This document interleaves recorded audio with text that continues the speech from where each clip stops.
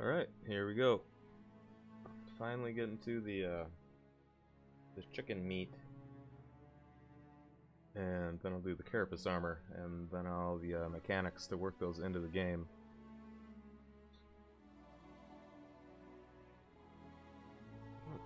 Camera's all messed up here. Give me a second. Yep.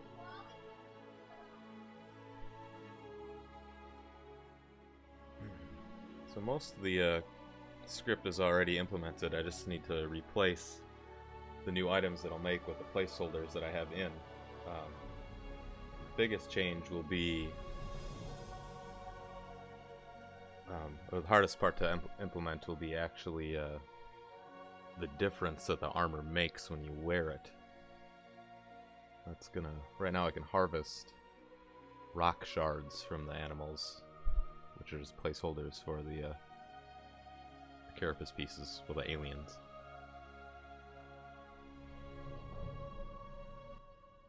But they don't do anything, so I have to implement the crafting, turning the carapace pieces into carapace armor.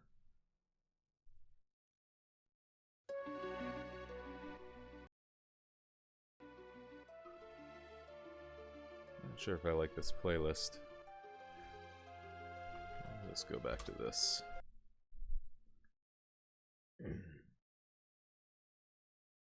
Okay. This is always a good playlist. Alright, here we go. I think I'm going to open up...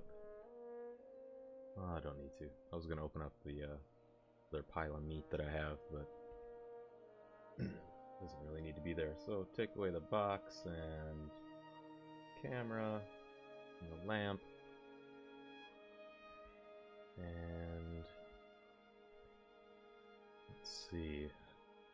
For the chicken meat, when you harvest it out of the chicken, I'm gonna have it just appear as a like a drumstick with a big breast beside it.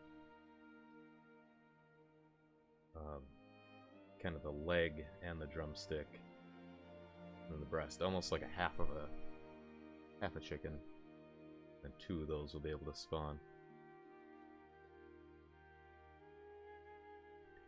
Alright, Shift A to bring add mesh up, and I'll start with the cylinder. I think a cylinder would be good to start this with, and I'll change this down to 12 vertices. That might not be enough. This could actually be higher poly, so I'll go 24 on that. And I'll rotate it. The X 90 is just R X 90. Enter. And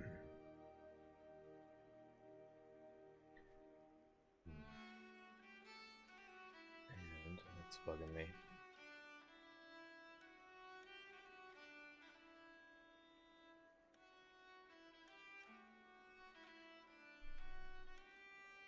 Okay.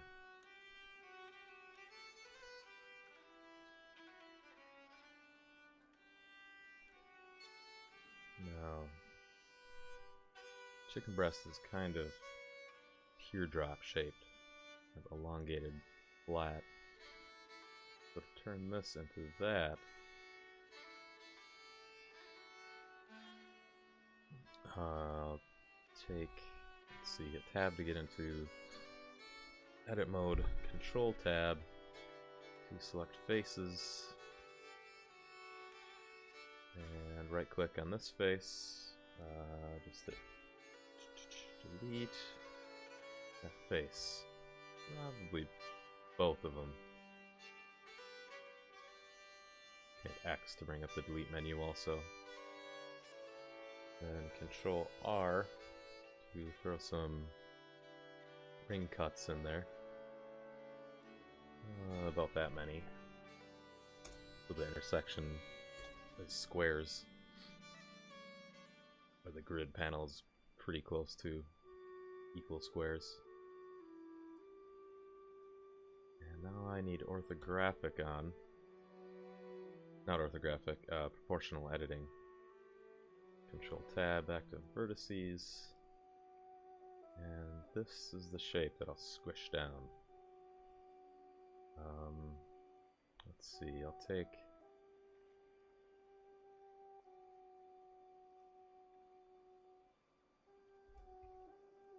probably this line. I'll pull that up. Now with the proportional editing on, it's going to pull up everything else with it a little bit. And when you scroll the mouse, see the area that it affects, how it's actually affecting it in real time.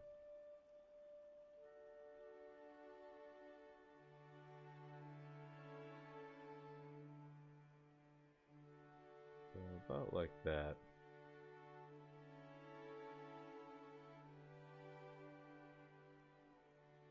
That's probably good. And then top also has to come down a bit.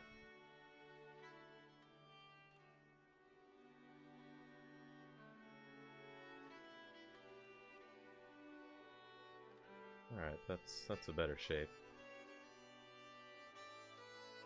Now I can take out some of those lines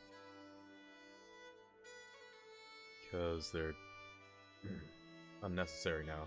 This can be basically one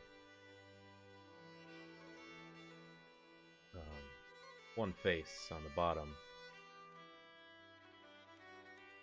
So in edge mode, held Alt, right click to select the whole line.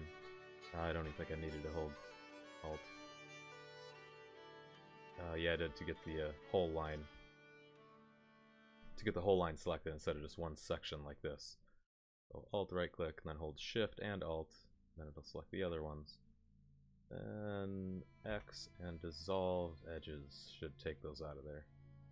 And it did not. Edges. There we go, I had faces. And just to clean it up even more, actually, because there's vertices there, if I take these lines out to make it just one face, that'll work. There we go. Now it's just one face, but it's an n-gon. It has more than 4 vertices. It has all these vertices along the side. So what Unreal is gonna do is it's gonna add lines in there. Because there can't actually be any n-gons in the end when it renders in Unreal. It'll turn it into triangles. Even a perfect square, it'll turn it into two triangles.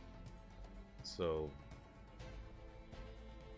you might as well leave that the way it is. I think that was the most efficient way to break it up. I'll just back up.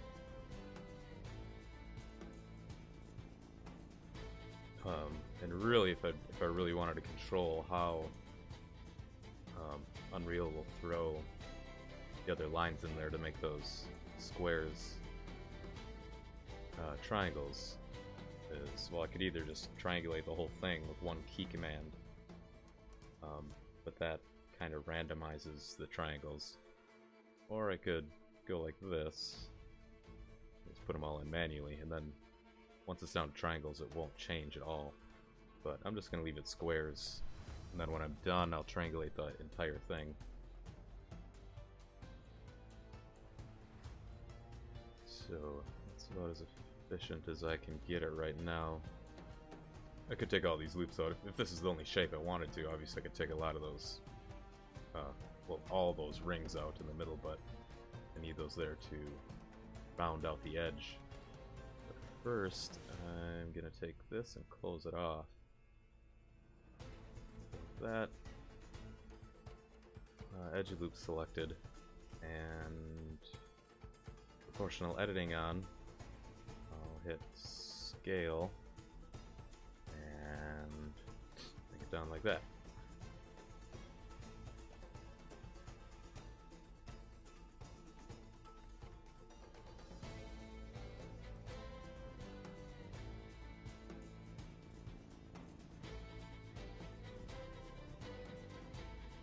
That's about right. But now I lost...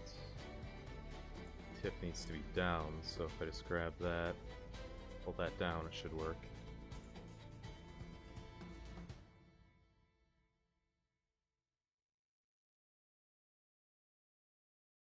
Yeah. Doing a couple stages, because now the tip is sticking up a little bit.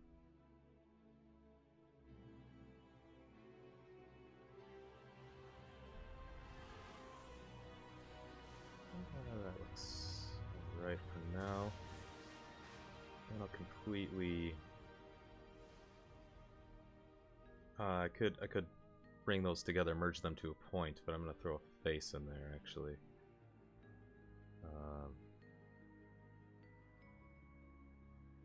Not before I merge some of these vertices, though.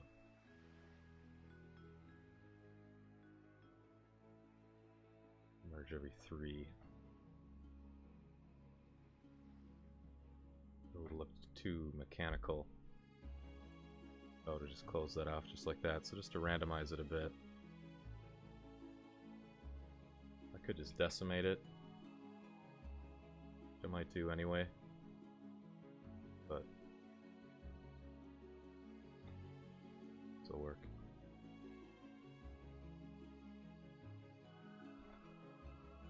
Alright, now take that edge loop, just hit F, close it off. That looks a little more natural.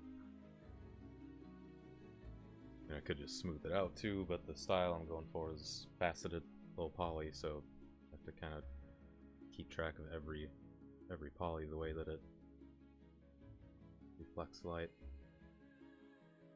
And I could bring some of these together also, but I might leave that to the decimator. Leave that like that, and then I'll close this end off.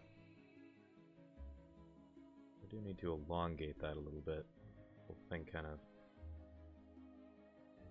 getting too short now. I think I'll just try to elongate it like this.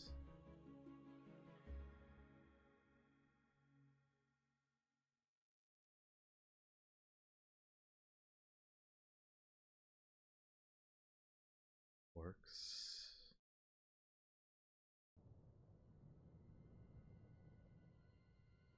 Gonna have to do this in stages too to get it to extend proportionally or evenly. That. Let's see. Rings wouldn't have to be there if I left it like that, but like that for now. I'm gonna throw a couple other rings in there. Control R, yeah. That and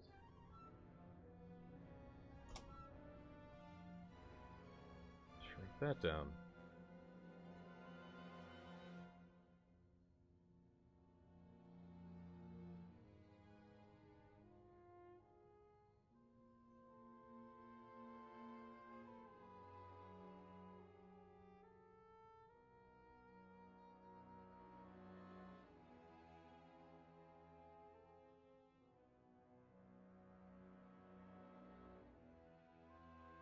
Quite right.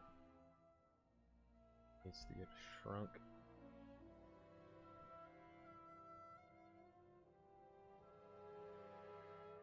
Double tap G to bring it out on the line so it stays on the line like that.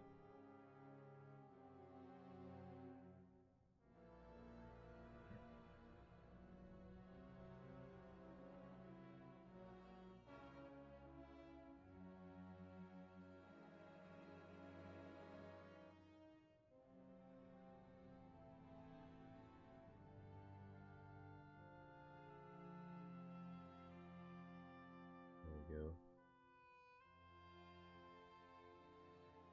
take form.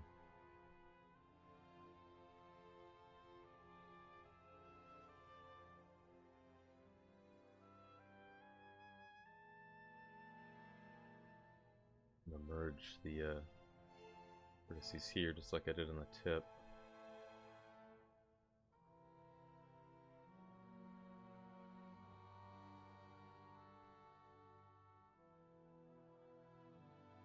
Oops.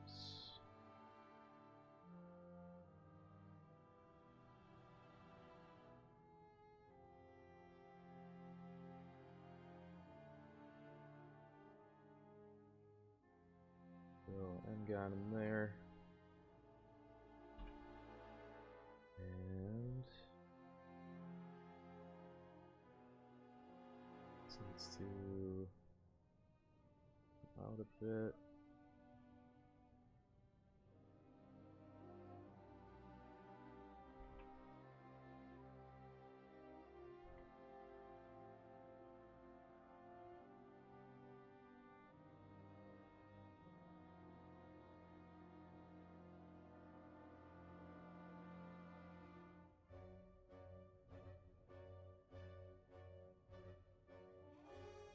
Alright.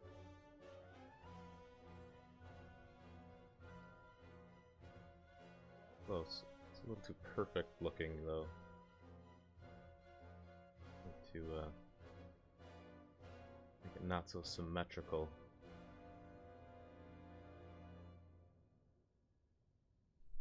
First, let's see what maybe what the decimator does to it.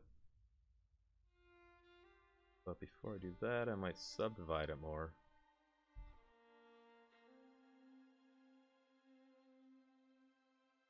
And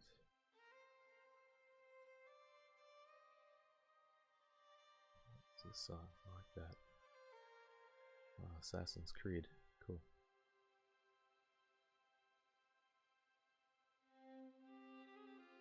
The random proportional editor and a couple spots around it. This is kind of the same way that I make mountains. Just a rough random texture. Set up just a tiny bit and sideways a tiny bit. Then it just breaks up the grid, which is super subtle. Looks a little disco ballish. But then once you've done that and put a decimation modifier on it, makes it way more random.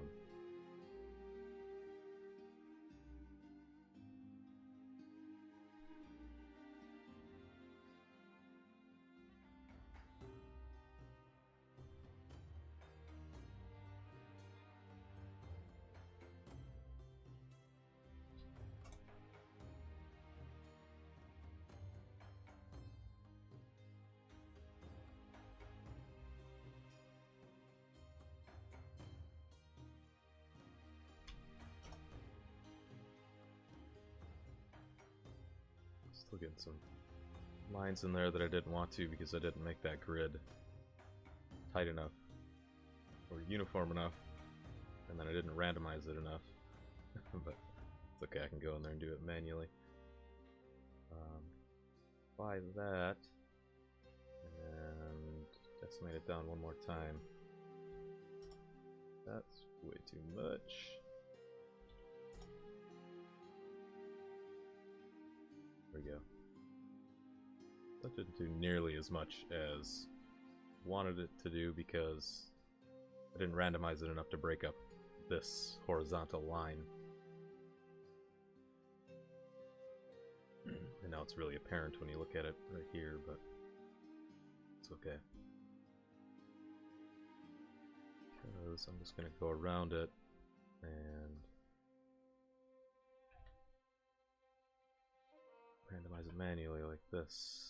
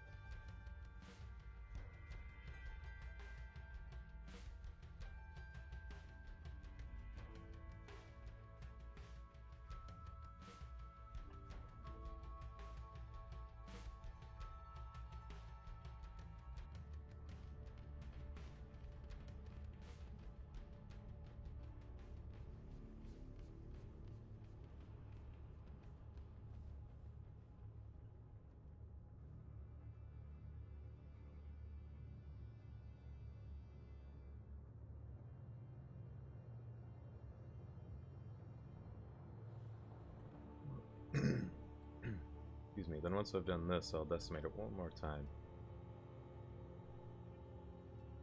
Keep tweaking it until I get a random mesh pattern that I really like.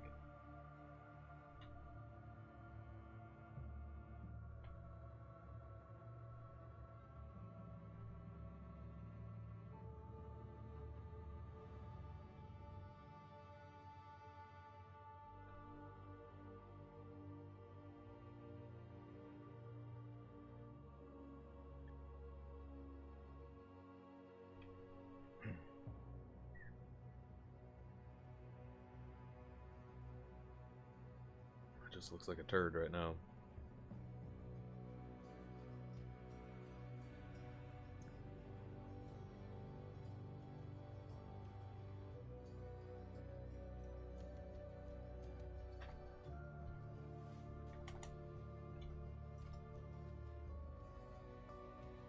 A little too much.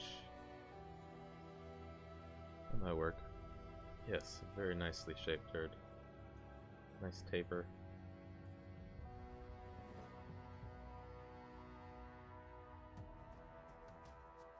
That kind of looks scary right there, though. Because I left an end gun.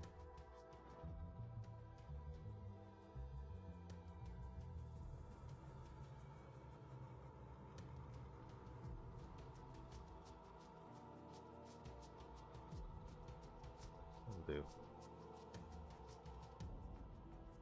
Didn't quite want that to be a point, but now that it's there, it actually looks fine.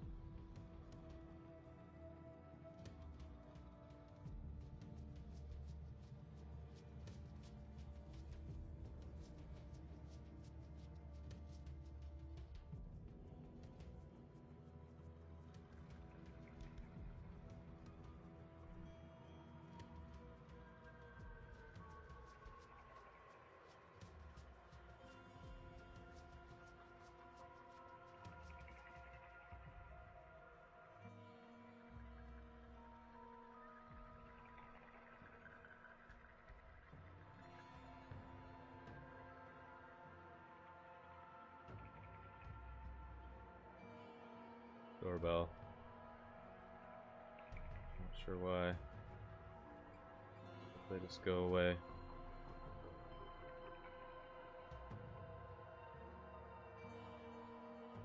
Alright, I gotta go check that.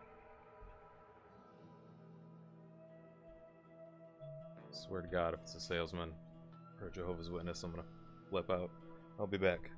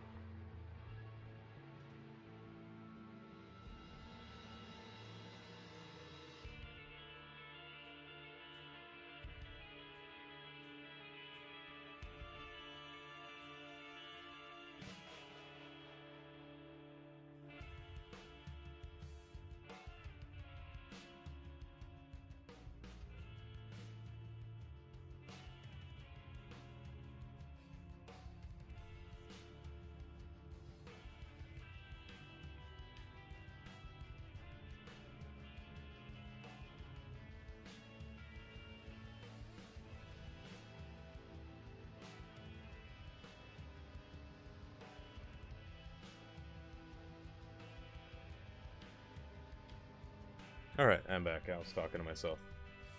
It was just my kids playing outside. They thought the door was locked because they're big old snow mittens. Couldn't open. Couldn't twist the handle. Alright. Now I want to shape this a little differently.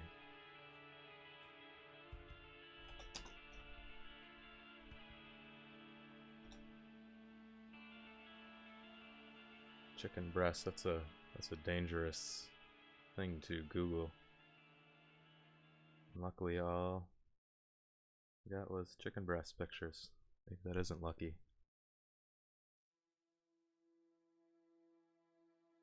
Alright.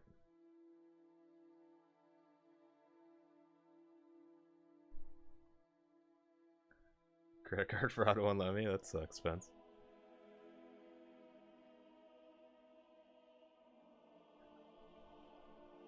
The credit card fraud sucks in the first place, though.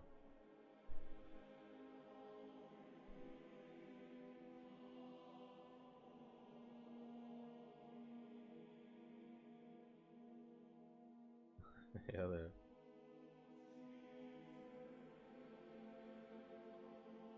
Alright. It's kind of teardrop shaped overall. They all have kind of a distinctive shape to them also.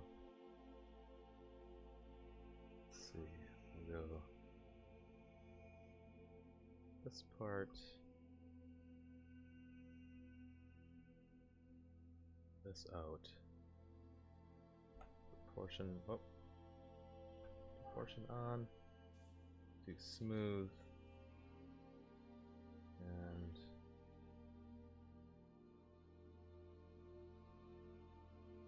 that.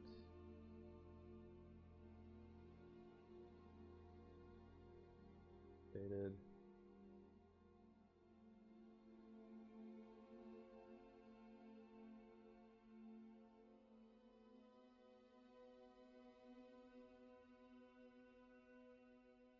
Pretty subtle, but will do. But this point needs to be not so pointy. Some extra lines in there.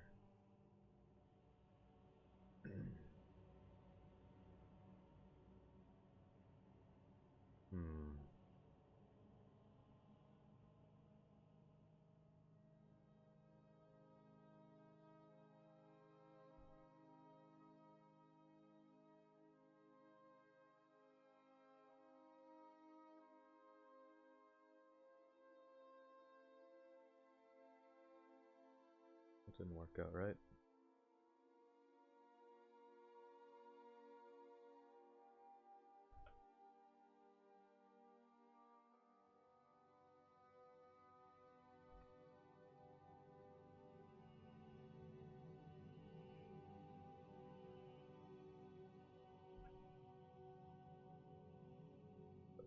All that just so I could pull this point in a tiny bit. Whoops.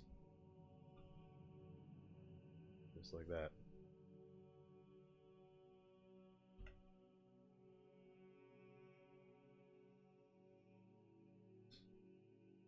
Clean up some of these extra lines that didn't need to be there.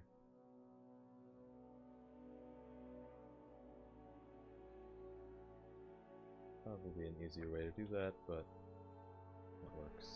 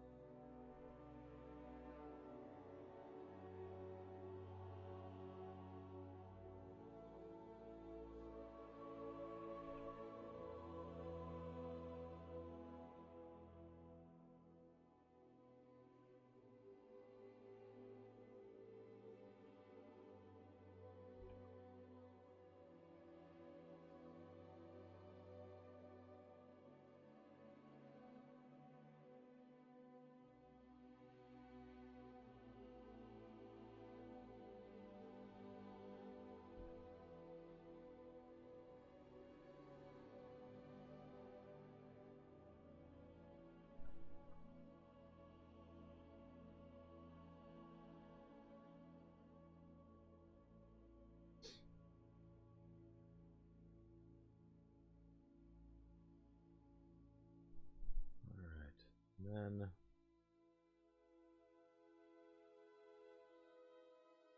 this tip I'm going to twist a little bit.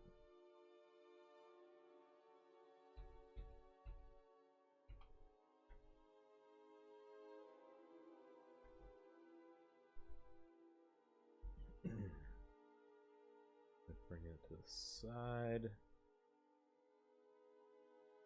rotating it like that.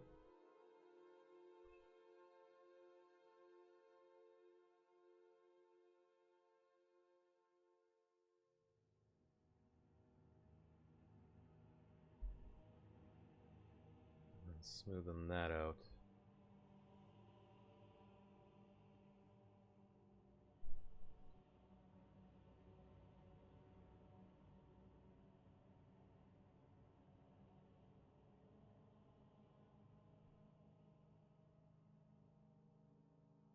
That bit.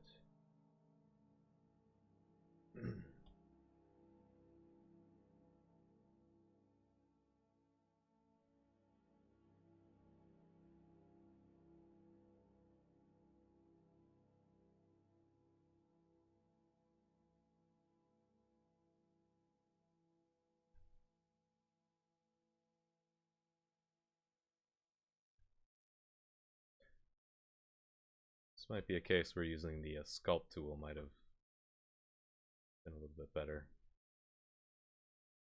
but so used to doing it this way. It's the style a little bit better. Okay, so that's looking a little more like a chunk of meat on a rock right now, but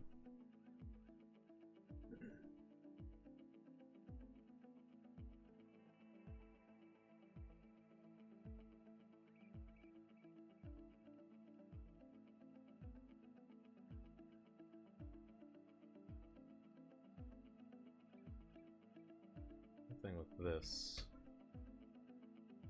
bring that to the side and twist a little bit.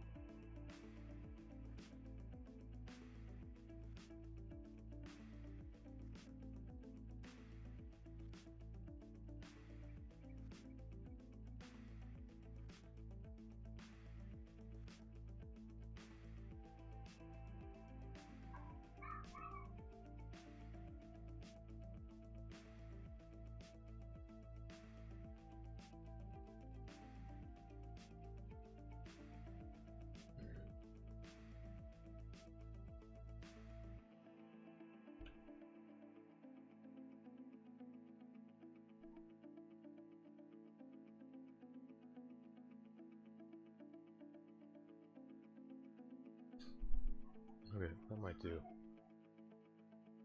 That might do.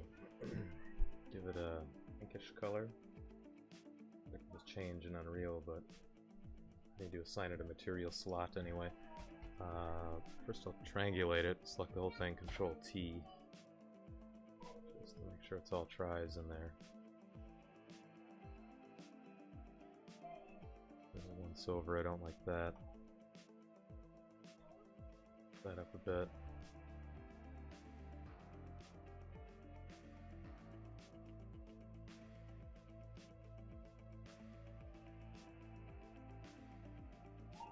Okay.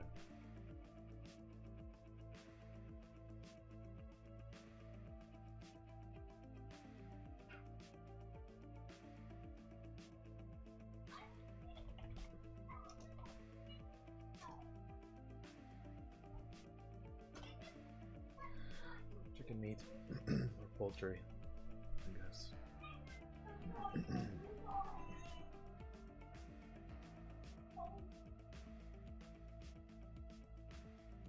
gonna lock up on me. Oh, no.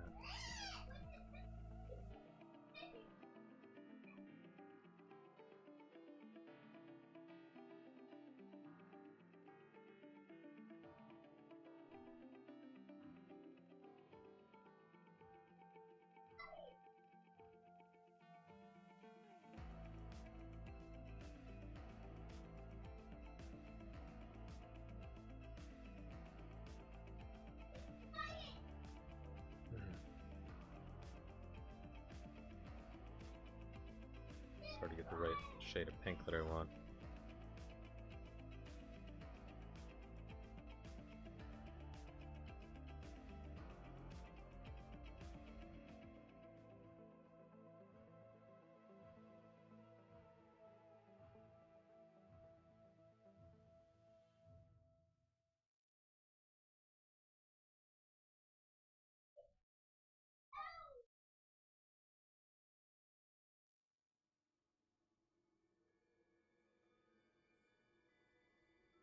That's just going to look like a pink rock. I'll have to figure out a way to make that look more fleshy. Alright, the drumstick next to it though, that's gonna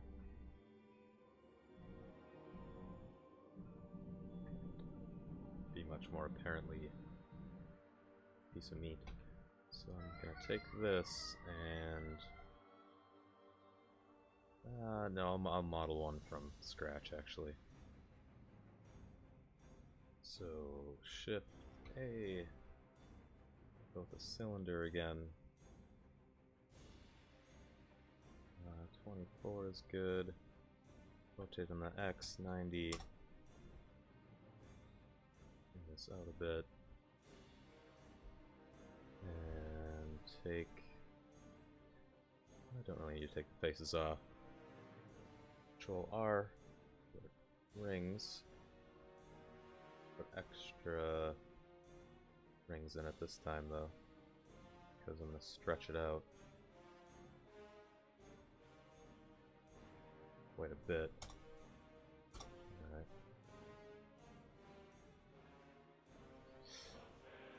And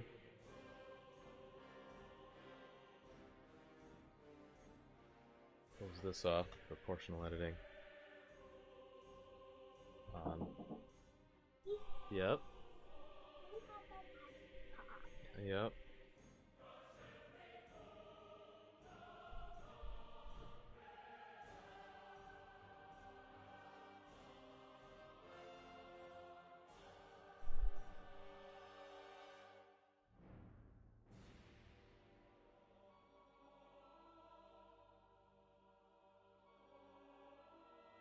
Will do.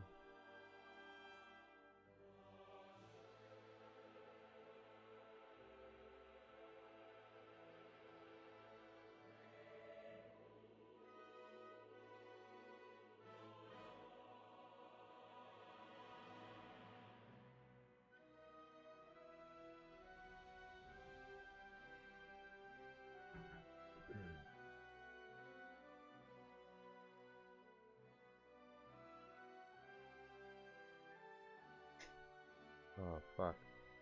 Getting basic commands, how do we get to orthographic? 5 on the numpad. So that's the end of the drumstick. Now I need to make the skinny part, the bone, so it'll taper down to the bone.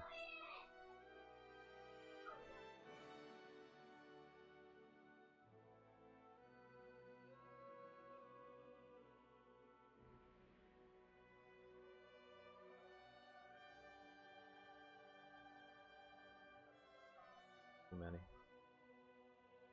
Shit.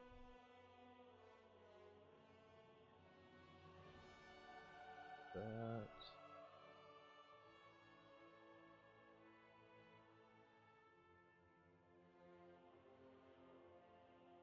Like that.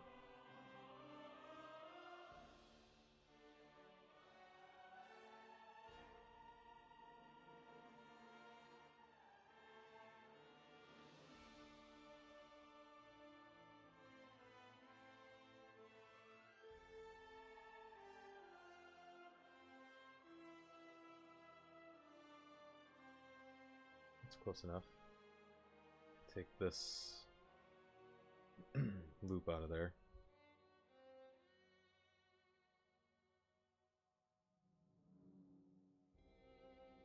And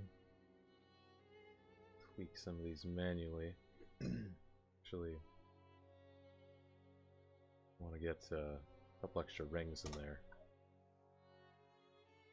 to keep that pattern pretty square. So I'm going to put this one back in. Just to keep the decimating more uniform instead of leaving lines all over the place.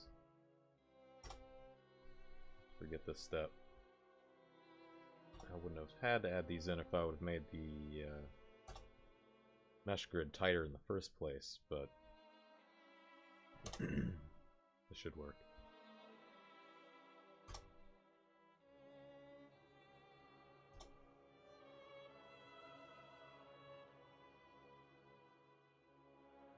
Turn proportions off so I can manually adjust the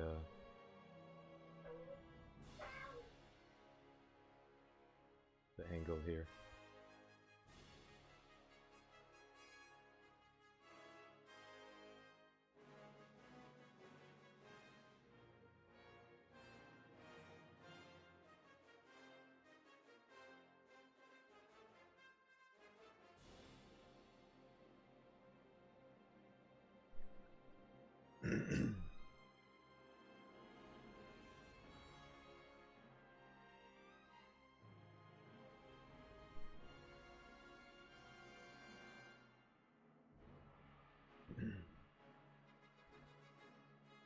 Oh hey, Cryptic, how's it going, man? Yeah, Doctor, I'll probably add more colors to it. And this is just the initial poly count to help the decimator. Cryptic, it's not going to have that many polys. It'll be more like that when it's done.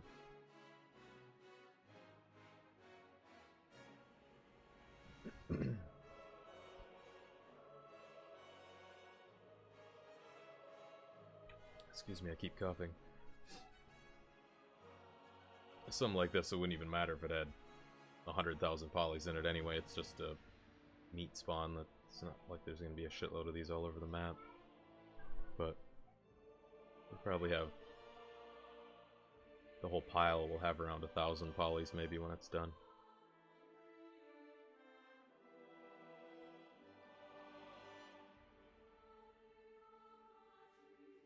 Okay. This out. Proportions on. B on the Y.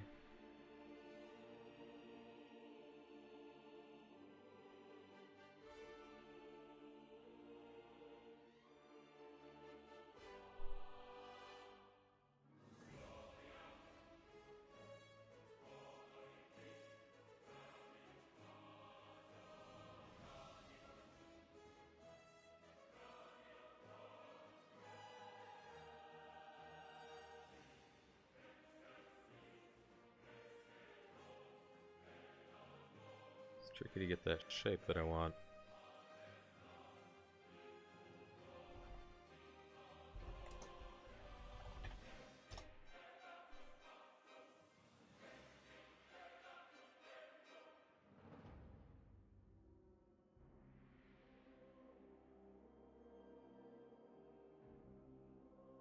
Yeah, that's pretty close. Looking at some references here. So I'll randomize, tweak a lot of the edge. It's not going to be so perfectly round, but I just want to get the main shape of it first.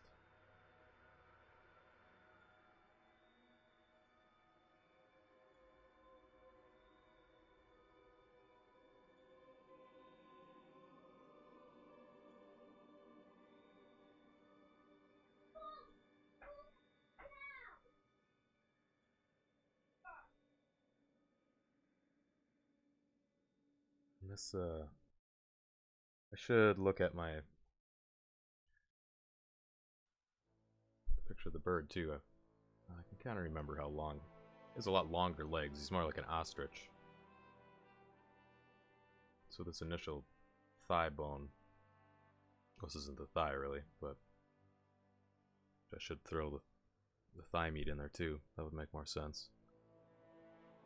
This bone's going to be a hell of a lot longer than a normal turkey drumstick. Save this quick.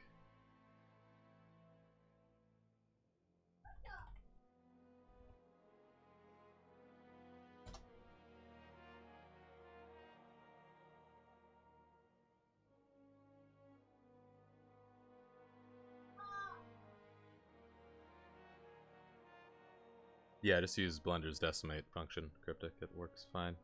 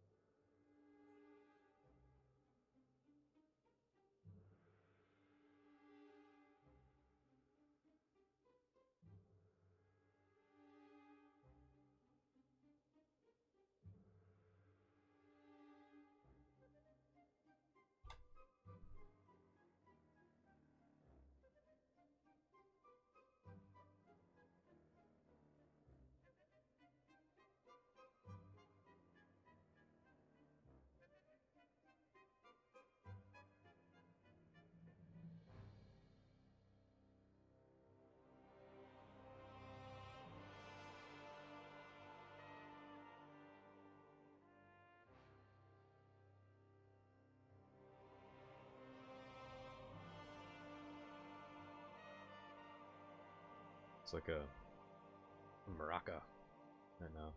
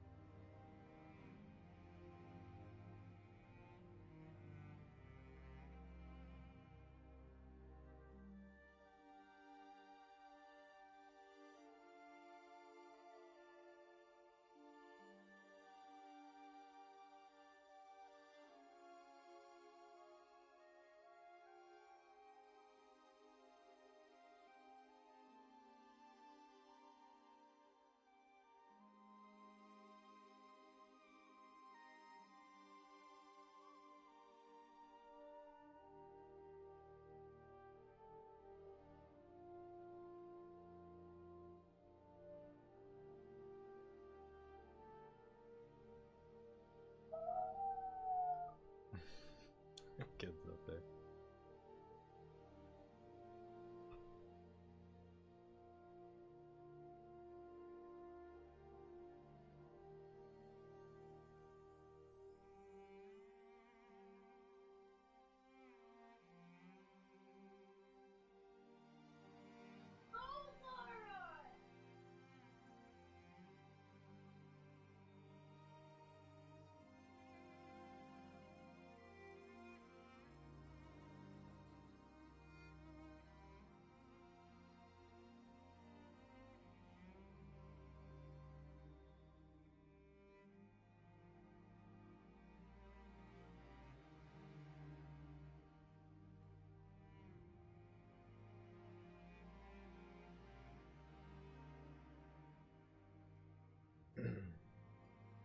You can kind of see what I was doing there, just making that look more like a bone end.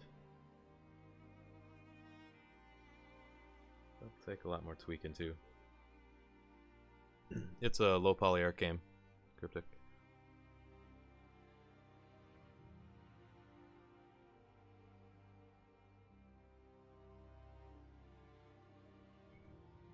It's technically pretty damn high poly, but the art style is lowish poly. Nothing is smoothed, everything is faceted.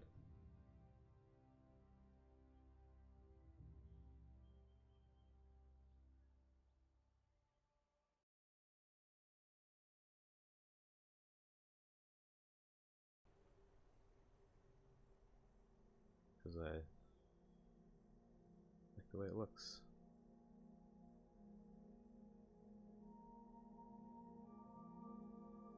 I'm doing this all myself too, so it saves a little bit of time.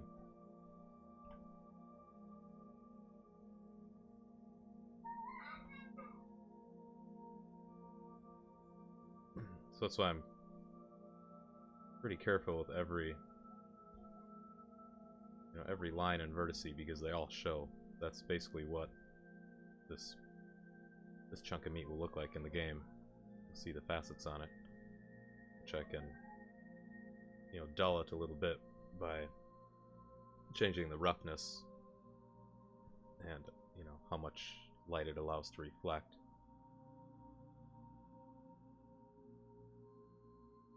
But it's hard to describe, you'd have to actually see it.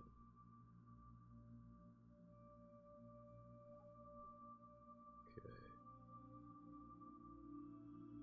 Now, well, maybe I should decimate this first.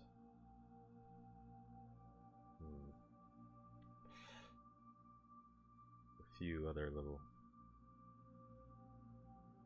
things on it. I think I might, leave the bone kind of bare right here. So, let's see if I go,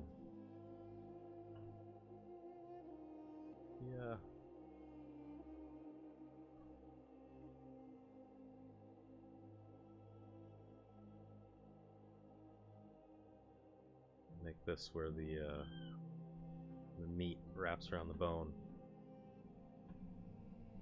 The bone sticks out of the meat.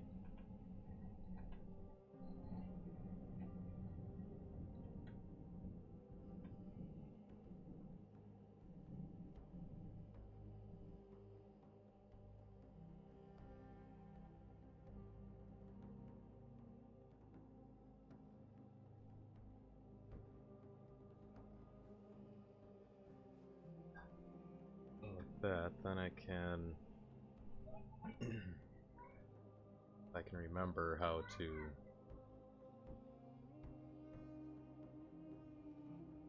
add this line in here,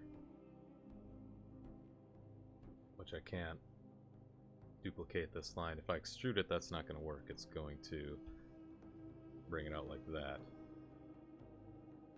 Don't want to extrude it. Duplicate that line. I can't recall how, so I might just do it a different way.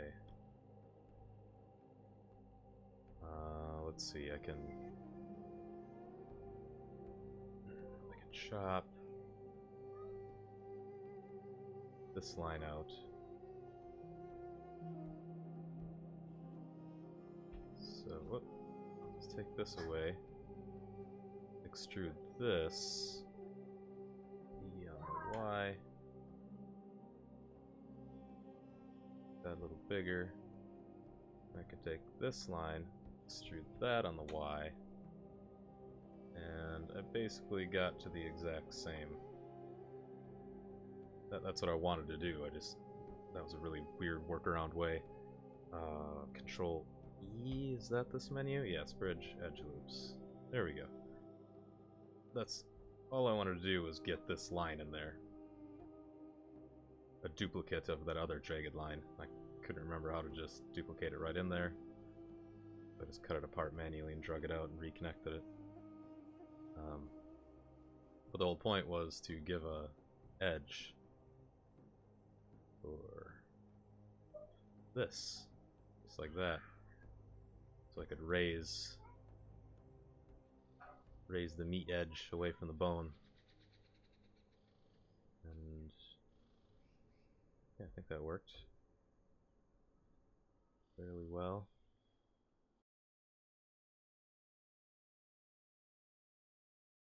A little more extreme. It's too much.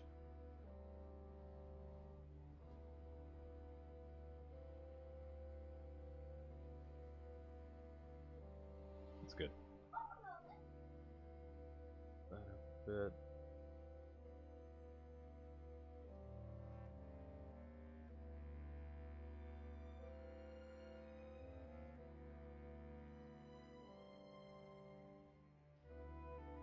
Maybe should have done that before I ran, or after I decimated, because that's going to completely ruin that part.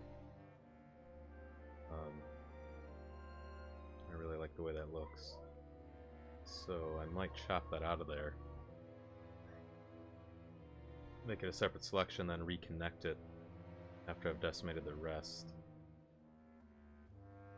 So in transparent view, select all that, because that's the part I like. Go to faces, and select it. I say parent, I mean parent, I'm going to separate my selection. There we go. Now that section is different, so I can just decimate the bone in the end, and then reconnect it with that, and then manually kind of randomize that.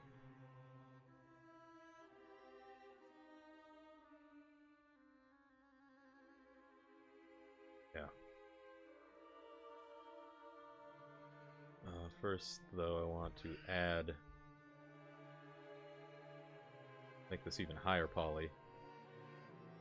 Shit.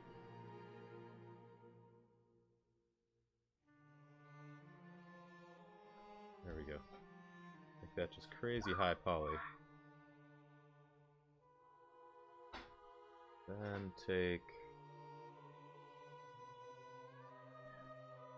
Cryptic's probably shitting his pants right now. Why the fuck would you make it that high poly? You'll see.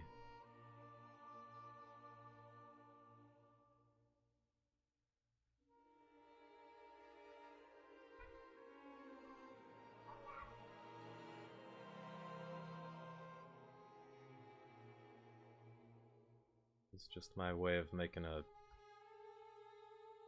random, kind of natural pattern on it. Just a few easy steps.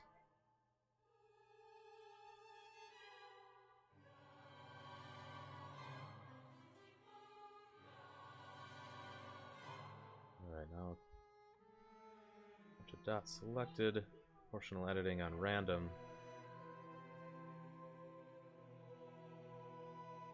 This to come out, and too far away, I've already screwed it up. Let's see if that'll actually work. Back into this view, and then crank it out that way a little bit, push it in that way. Okay, now it looks like a disco ball. That's the idea. Forgot about my N-gons right there, but now that it's all disco ballish, I will triangulate it. Control T. Now it's a ridiculous amount of polys.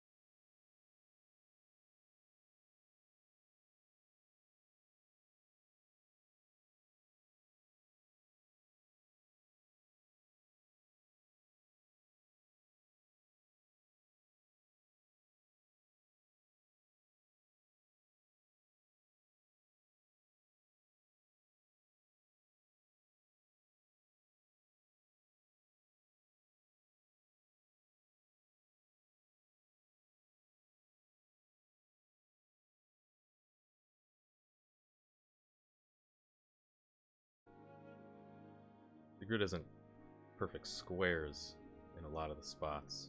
So when the decimation modifier hits, it usually picks the vertice closest to it. So now that they're kind of rectangles, it won't be as evenly randomized, because it'll always pick the vertice closest to it, which will end up making a line of a random web. Wish there was a way to subdivide just on one plane, like just subdivide Y or subdivide X. There might be a way to do that. And the other way would be to, if I went in individually and threw in a ring like this, might actually be what needs to be done.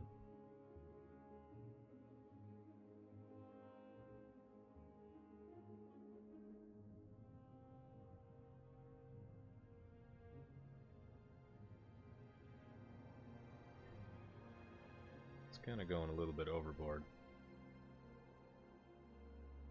This is supposed to be an easy way to get a random decimating pattern on it, but kind of screwed it up, so I'm ending up doing a bunch of stuff manually. And it's taking longer than it probably would have to just model it in the first place from scratch.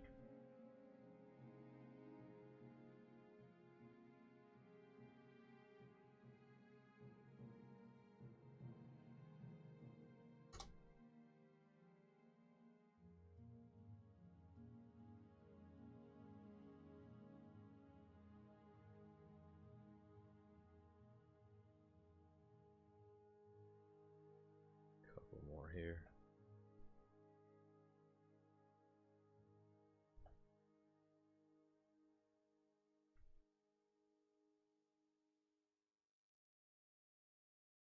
Alright. Now, random pattern on it here a little bit more severely, and then decimate it.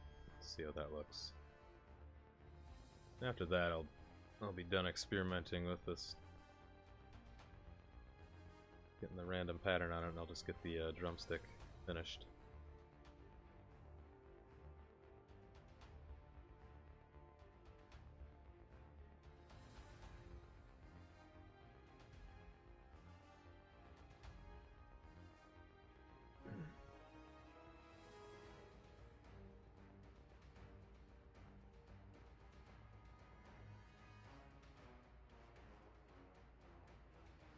Bloody hell, why isn't that working?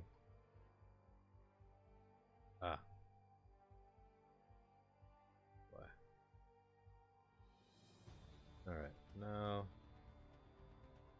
those ripples a little bit. There we go. That's what it needs.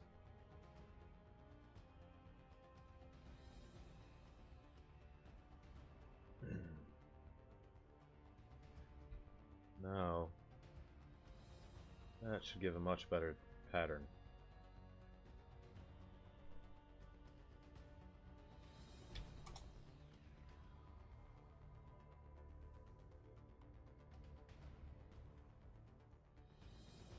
A little bit better. Quite. But I can manually tweak anything I don't like. Still needs quite a bit of decimating though.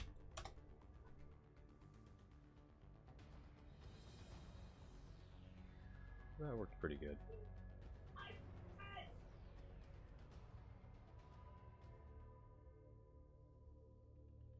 A little bit better. So that's the end result there that I wanted to get, was obviously not that extremely high poly mesh, but lower poly mesh with a really random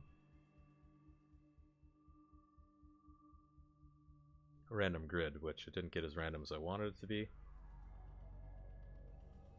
but it's always worked better every other time I've done that. Make it super high poly, then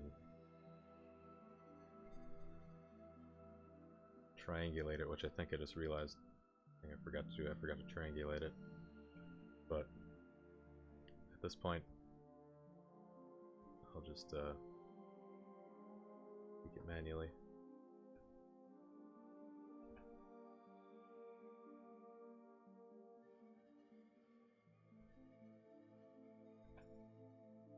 Automatically triangulates it when you decimate, but if you triangulate before you decimate, it usually ends up being a more random pattern. Because it'll follow the zigzag that the triangles make, as opposed to the line those blocks make.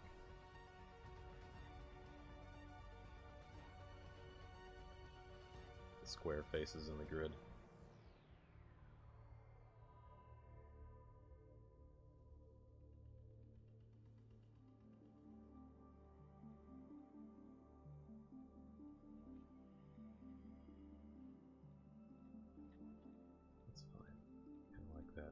Might actually decimate it one more time.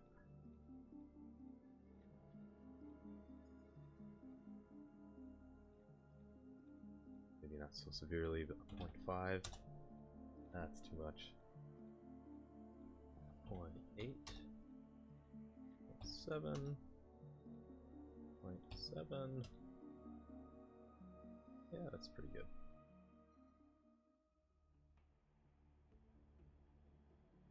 Okay, and then need to reparent, or not reparent it, but reconnect it to that, and zip that together.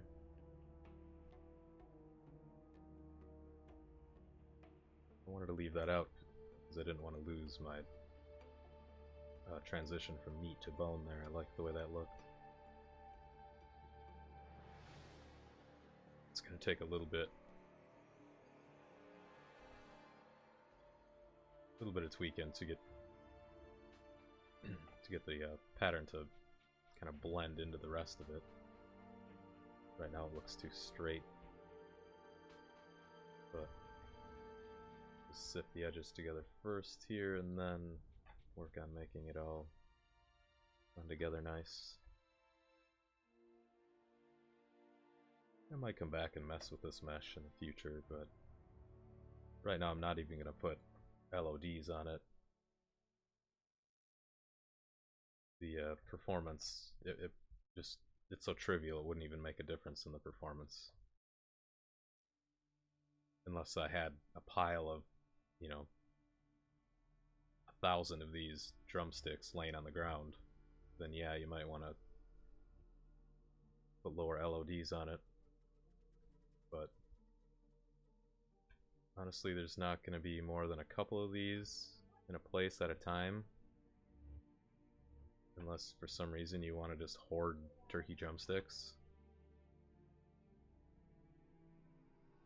But even then, if there's like 10 or 20 of these, they could be like, they really could be 100,000 polys each, and it wouldn't really make any difference.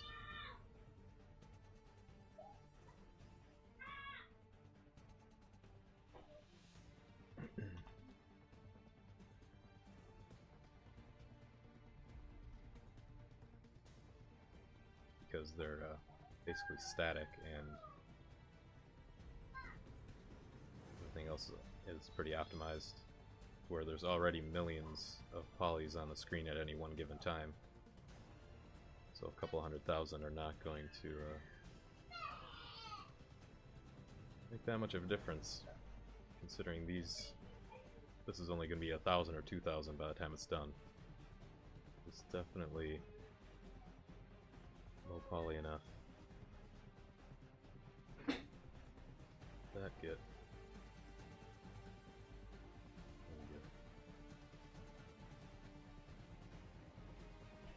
But that's a lot of what I've been doing the last few weeks. Recently started making some music for the game. But for a couple weeks before that, I was mainly focusing on optimization. Because the frame rate just started to be shit. More stuff that I added. But now I have the lighting and the LODs and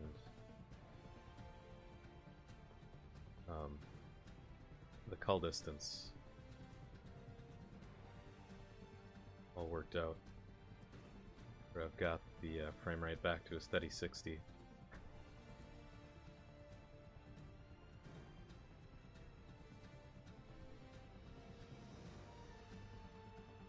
On this computer anyway, though. On my laptop, when I export a version to my laptop, which is like 5 years old, had a good graphics card in it, but it's 5 years old now. Then it doesn't work as well. I want to get it to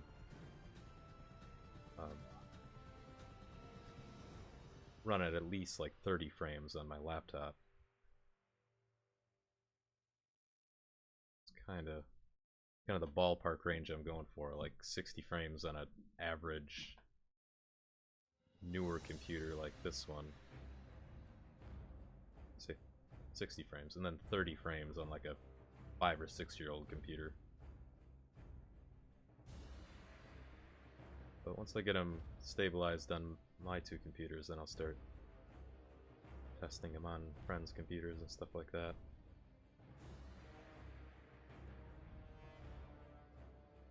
But it's going really good.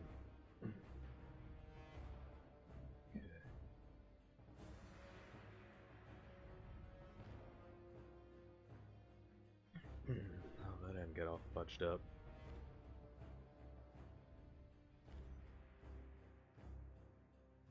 Forgot that you can't leave n-gons when you're decimating. It totally screws shit up like that.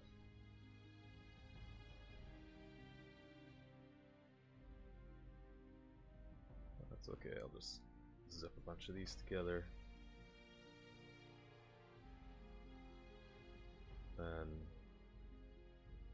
throw another n-gon in there and then triangulate that n-gon so it isn't an n-gon anymore.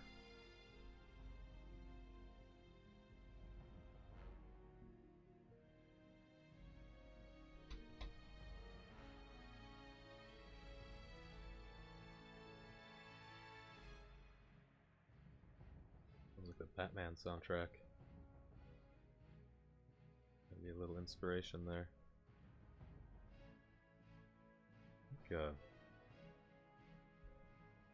Tim Burton, but who's the guy who always does his music? Pretty sure he did the old Batman soundtrack.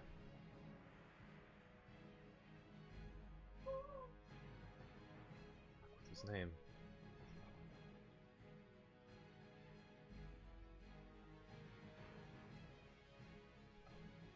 One of those things I don't think I've ever not been able to think of his name before.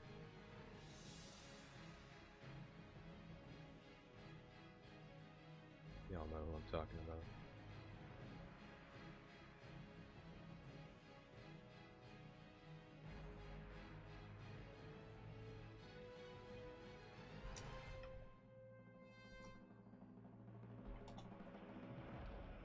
Danny Elfman. Didn't know about Danny Elfman until what, The Nightmare Before Christmas, I think. And I'd found out that he did the Batman soundtrack way back in the day.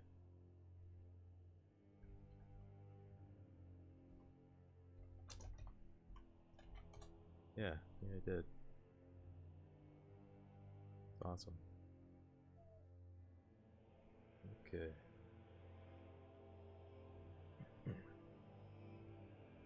That was one of the first albums I had, was the Batman soundtrack.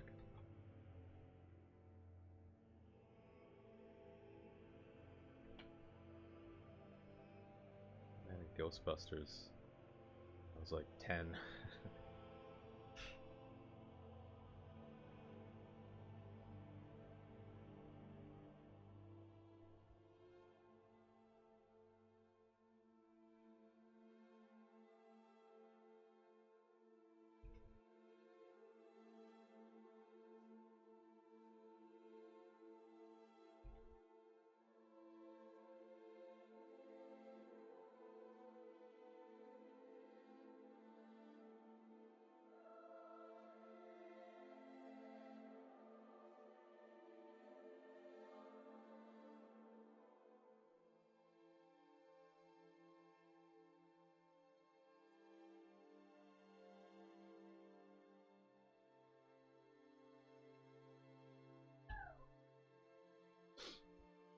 Okay, now triangulate that all.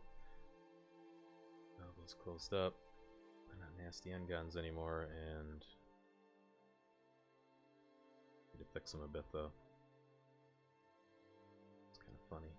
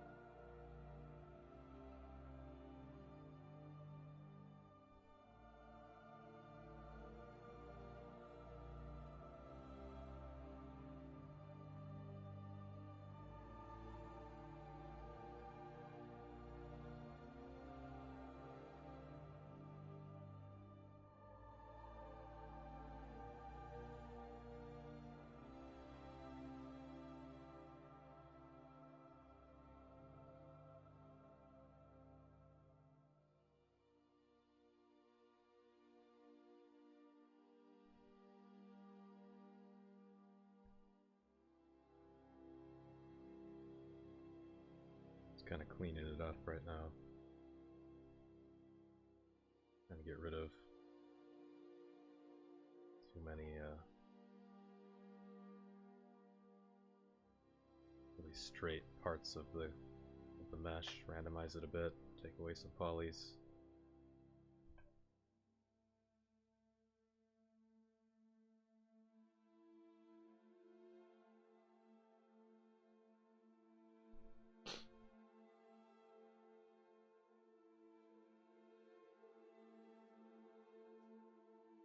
See, about that big is about as big as you'd ever see it on the screen.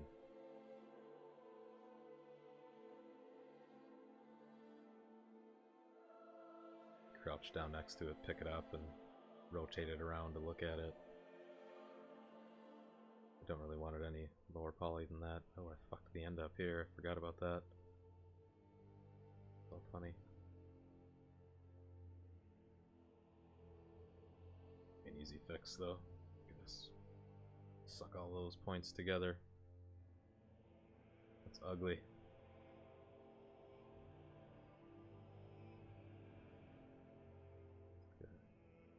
Deformed alien belly button.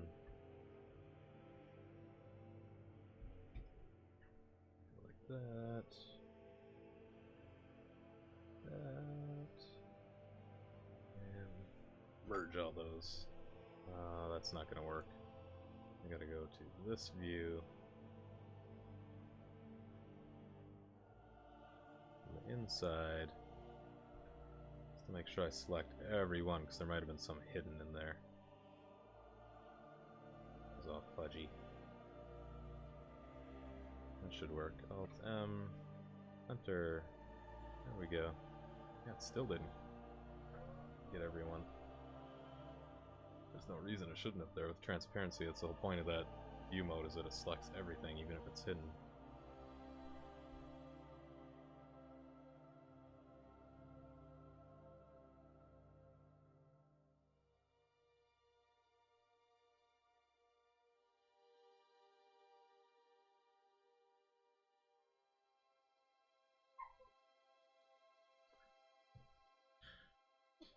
Oh, kids are so funny.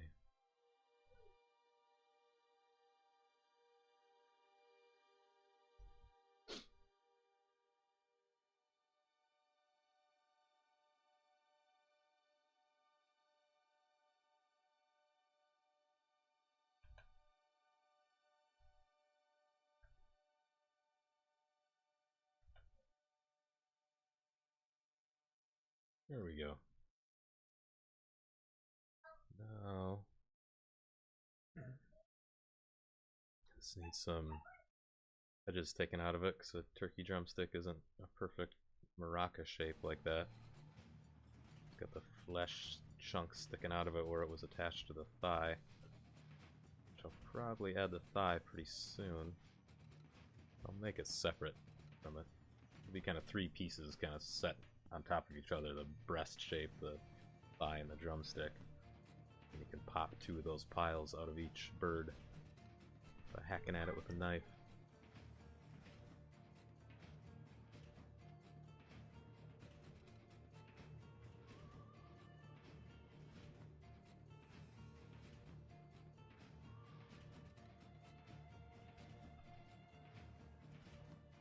Proportional back on to smooth so it kind of stretches it out like taffy. That. That's kind of where it would have connected the thigh.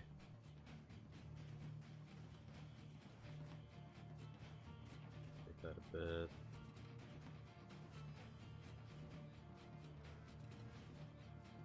That, and yeah, I think I might just leave it like that. Now, I'm just going to color the materials on it. Let's see. Merge it with this for now.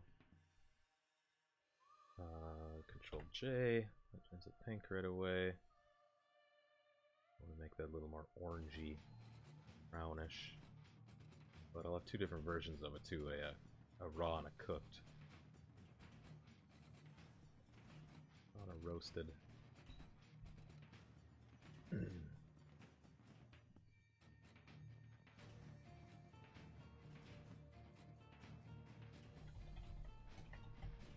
Oh, caps lock.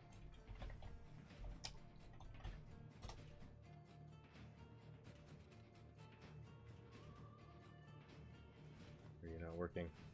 There we go. Yellowish. See how that looks. So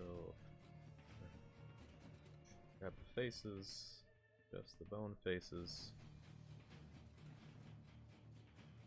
Oops.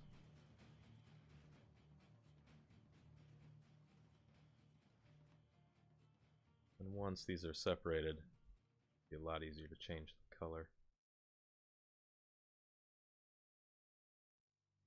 Material coloring is kind of a good way to separate a mesh into selectable sections without having to separate the mesh itself into separate selections.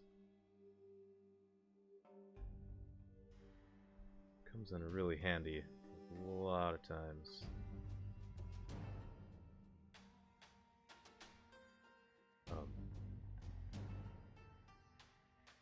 Because now it's all green. Kinda looks cool though. Now say I just want to affect the I just want to mess with the bone mesh. If I select everything, that's all one mesh. But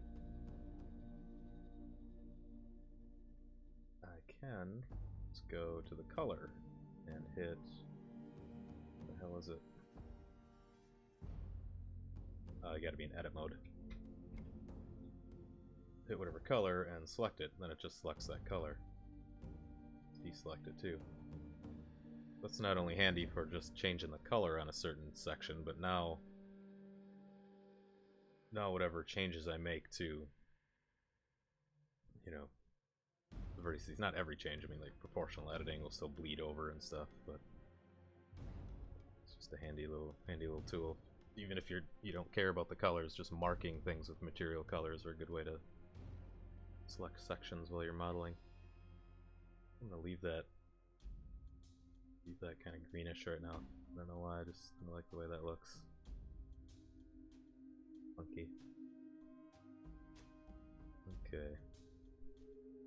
But this guy,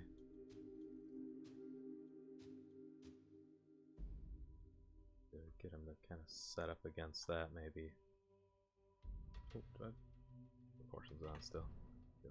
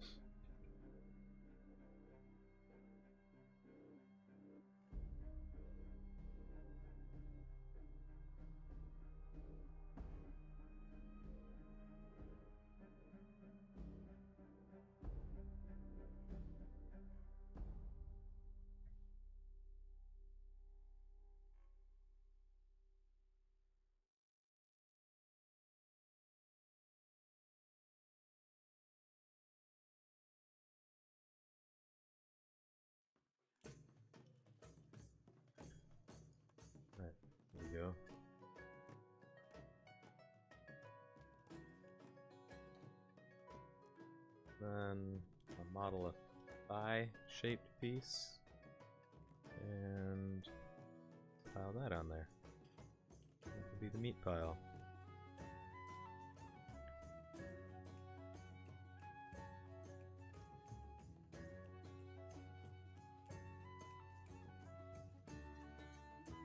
It's both chicken. It's meat and a club. No, it's just the meat. Fuck. Brain fart. How do you spell thigh? There you go. There's an E in there.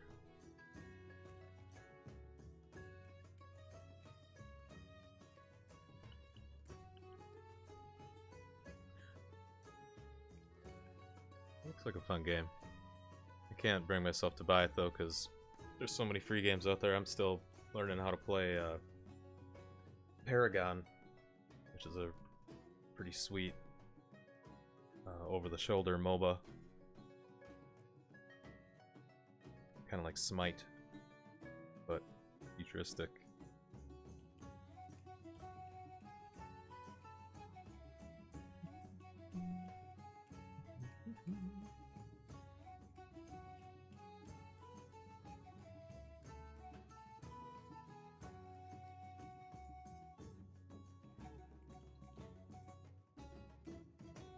Just looking at some pictures quick. There's so many random shapes coming off. All these different drumsticks to make the thigh.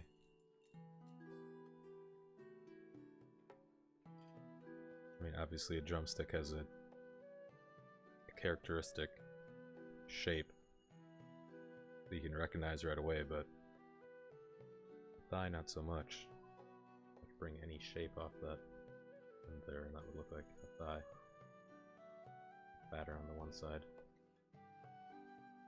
Could just leave it like that. I think what I'll do is take this, since it's already made. I'm lazy. Duplicate it out, and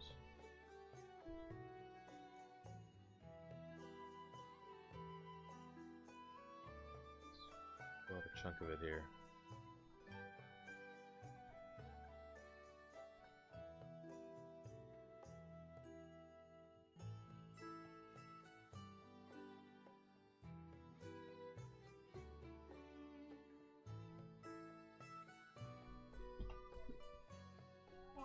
Mm-hmm. Love me and Chloe have homemade hot chocolate. Mm-hmm. You know how to make it? You're gonna make a mess. Can you? I don't believe you. I have faith, but also a realist. They're gonna make a freaking mess.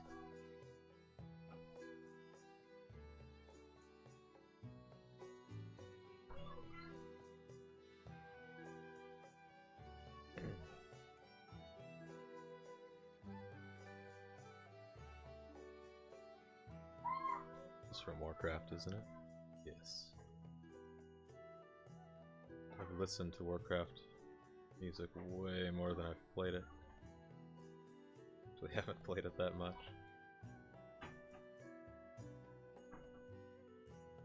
Can't get past the monotony of the starting levels.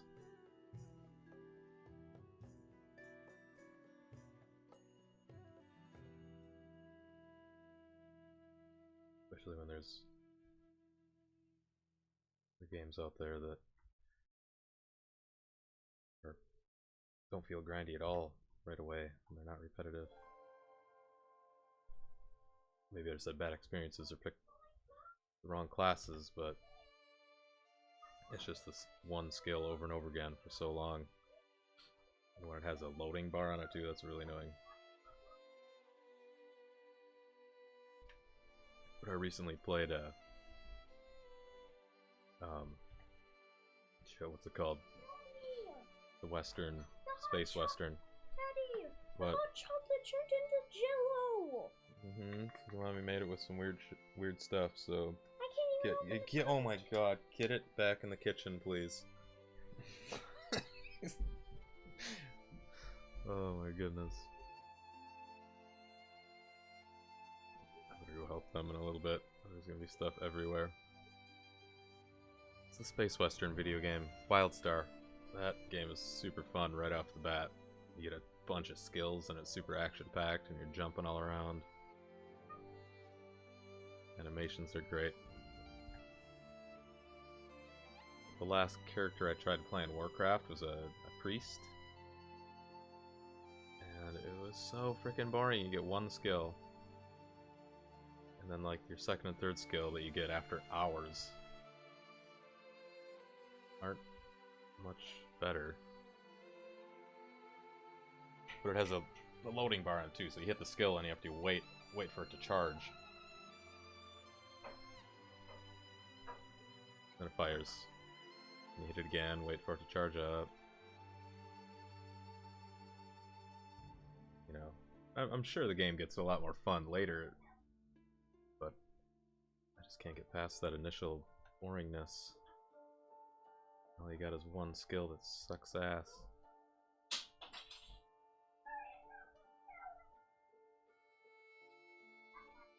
But I probably won't play that again. Maybe, I mean, who knows? Try it again in a year or something, but I think I'll be playing Wildstar whenever I have the RPG bug.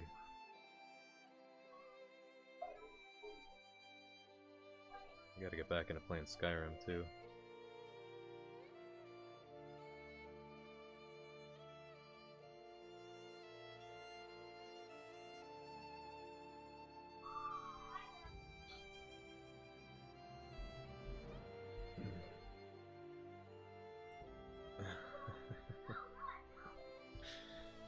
Yeah.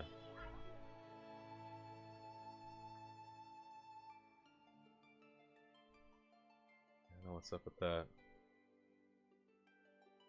It's like some weird sugar-free, non-dairy chocolate that my wife made with a bunch of some weird recipe she got. It has like, I don't know, probably literally has gelatin in it or something to make it thicker.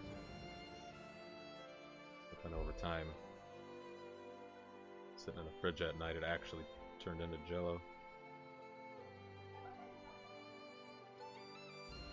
She either put actual gelatin in it or what's the other thing called? Collagen. She might have put collagen in it.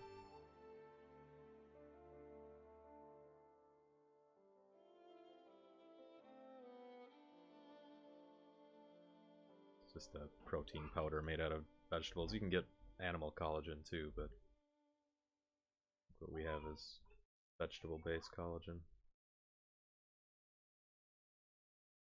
Protein powder you put in shit to make it have more protein in it, I guess. But it also thickens the crap out of stuff. You use it as a thickener, like in gravy. Like you guys give a shit.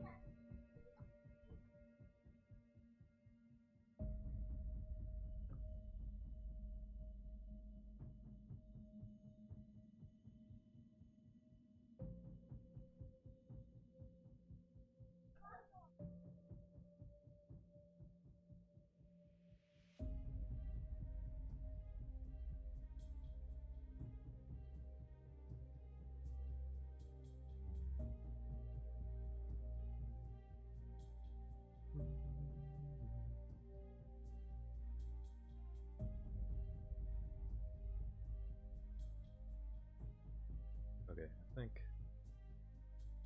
think that'll work. Should actually make the breast chunk bigger. Maybe, I don't know. Big boobs on that chicken. Not really. But... no, I guess a chicken breast and a thigh are about the same size, aren't they?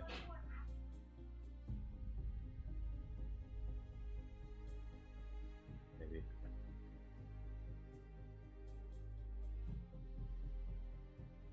Depends on the chicken.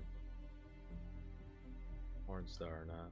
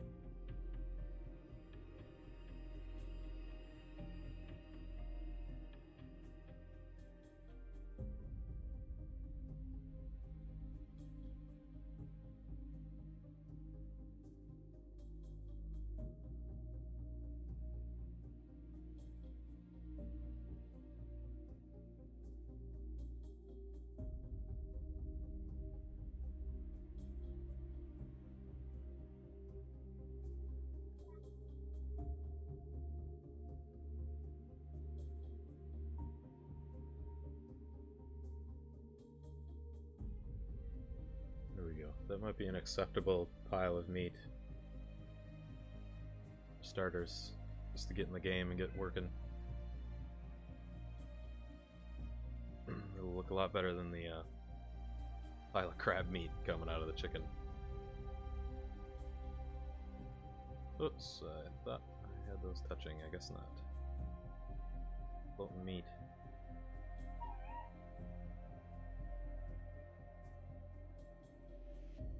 Go, I can clip a little bit. Not gonna hurt anything.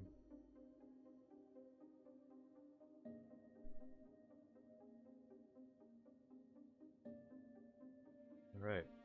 Two piles of those will come out. And that will kind of seem logical and much better than the crab meat. Let's save that. And not gonna worry about LODs on this right now. Oh hey Rotten Chompers, how's it going, man? Sorry I haven't been paying attention to chat. About 8 or 9 months I've been working on this. I'm gonna take a break, then I'm gonna come back and I'll fire it up and get the meat implemented into it right now in place of the placeholder. And play a little bit. But I'm forgetting to do something here. I know I'm forgetting something. UV maps. So let's take a minute or two. Get the UV maps done. And export it. Then I'll take a break while Unreal is loading. Just takes a minute or two to load, but there we go. Select all. Just go Smart UV project. Let's do, yeah, angle limit's fine. Give it a once over. Make sure nothing's overlapping, which doesn't matter because I'm not using static lighting, so I can have quite a bit of overlaps. That's not going to hurt anything. Unless I can visually see it, but if you have static lighting on in Unreal, you'll get an error when you build the lighting, even with a tiny overlap that you wouldn't even be able to see anyway. But if you're not using static lighting, just completely dynamic lighting, you don't get those overlap errors, and you only have to worry about if you visually see it. See a, you know, a visual bug, a glitch in the shadows or whatever. But no, those are perfectly fine. Not even certain if I need to make these UVs the way that I have the lighting set up.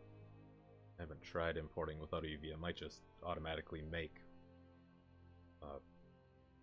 you know, what it needs to work, but you don't need two. If you just have one, Unreal will make the second one. But again, that's only for the static lighting. Okay. export EX. Just the mesh. And we'll put it into crafting items. Chicken meat raw. Okay. Now I'm gonna take a break just for a few minutes, and I'll be back.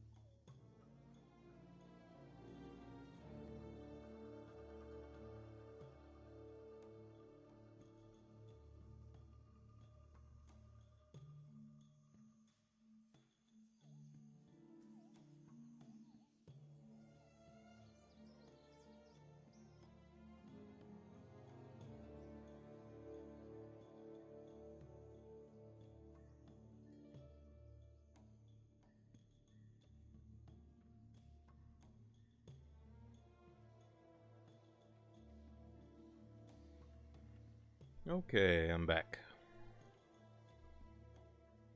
Oh,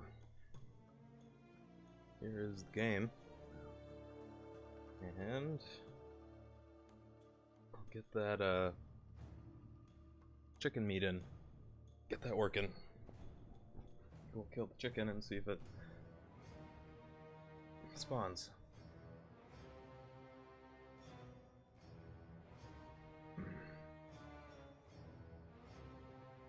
The first thing I'll do is duplicate this, the formican meat, which is like crab meat, and name it chicken meat. Shit, that's not the right one. Yeah, name that chicken meat. And then go to, where did it end up? There it is. Gotta change that, but need to duplicate the raw one. This different code. That's what I need, is the raw. Chicken meat raw. There we go. For some reason, when you rename stuff, it goes back to the main folder. You're not in the folder, you're just in the search browser. Chicken mat. Whatever. Change it to chicken meat when I go back to that and make the cooked stuff. I'll just leave the inventory image right now as the regular formican meat. But here, this is what I need to change. So,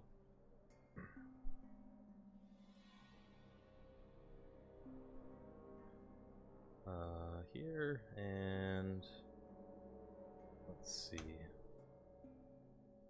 meat, what folder is that in? Game items. So, items right here, this is where I have the initial hash. I'll make a new folder,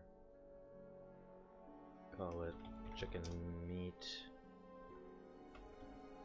and open that up, and let's see, import from the crafting items, chicken meat raw. And I want to import the materials. I think all the other settings are good. Import all. And I might be able to just use this. I won't have to go back into Blender. I can change the color of this one to make the cooked meat. So I'm going to duplicate this and call that just chicken meat. And change the color of this to a darker brown.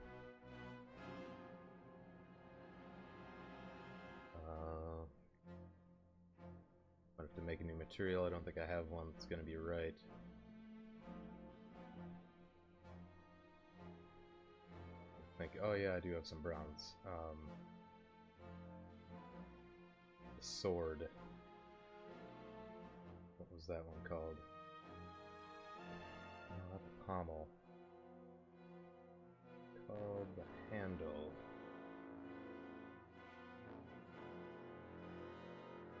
I think. I don't remember. I mean, I could easily just make a new one, but whatever. I'll go to content, pick sword, and see. Go sword. That's the brown color. I want to make the meat. A blade.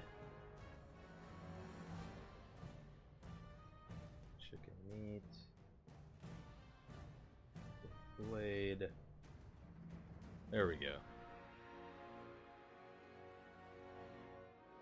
Now it's cooked. Although that's too brown, isn't it? So I'm gonna duplicate this. Open it up and change the color of it here to a more chickeny color.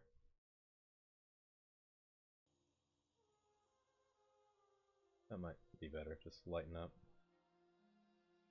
up a bit. Okay. Change the name of it from Blade 2 to Chicken Roasted.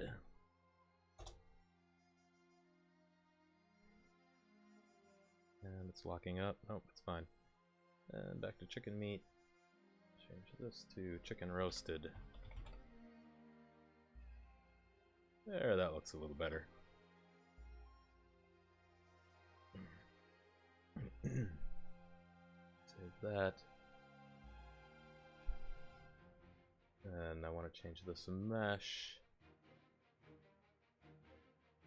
That's the original pile of crab meat. Change this to chicken meat raw. It's ginormous. So I'll need to scale that down a bit, center it.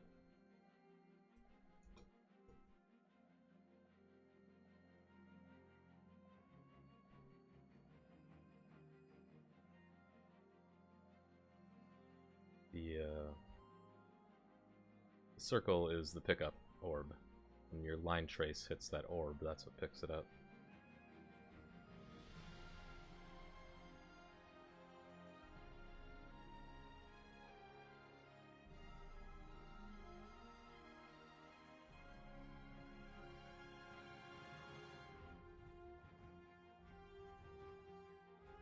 I have to lower that a bit.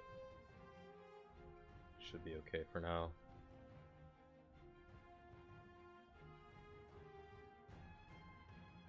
Okay, the event graph, make sure that's all the same, or what I want it to be.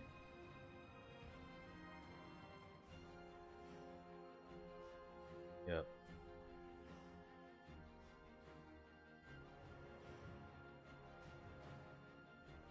So this box isn't hooked up. I changed the way the pickup script works, so that's not hooked up. Pickup script actually starts here. So I could delete a bunch of the stuff to clean it up, but I'm leaving it there just in case I want to change stuff. On the event begin play, all it needs to do is set it so it can be an inventory item and link this blueprint to my character. That's what it does here. This is the inventory linking.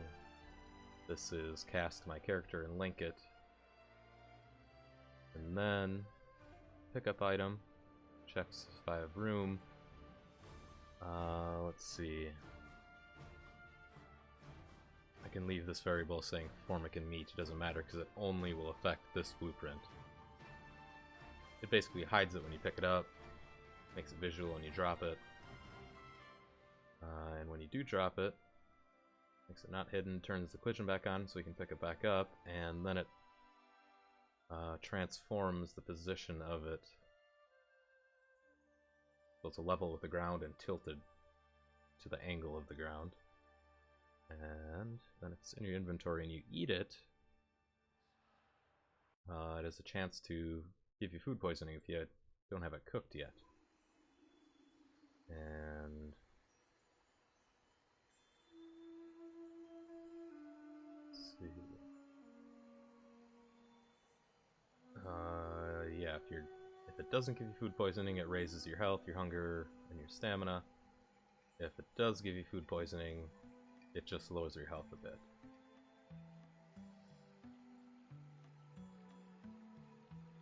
And then if you try to eat another one, it will poison you no matter what, if you're already food poisoned.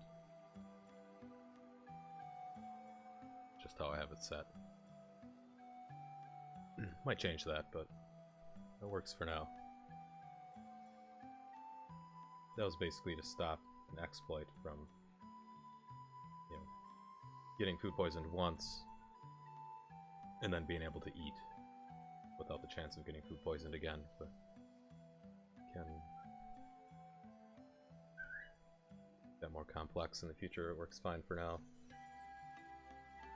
Now I need to go to the chicken. Oh, wait a second here. Chicken. What? Fuck.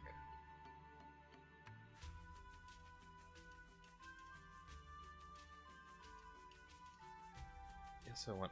Why?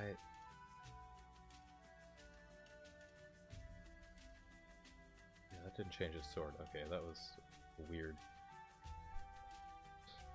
Weird warning there, but it's fine.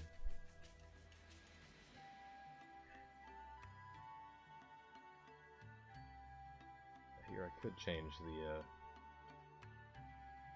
names. This doesn't really matter, but it'll just be a little bit easier. Keep track. Alright, now I need to open up the actual chicken itself. And make it so he drops that meat instead of the Formican meat. Space chicken blueprint. Here's what he looks like. Kind of a peacock anteater type thing. And in the event graph, how the scripting is. When he's dead, you have to manually hack at him with a knife. And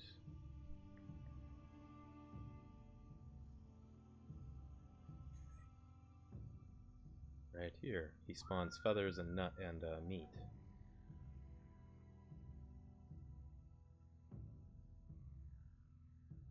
Let's see. Yep, I just need to change this to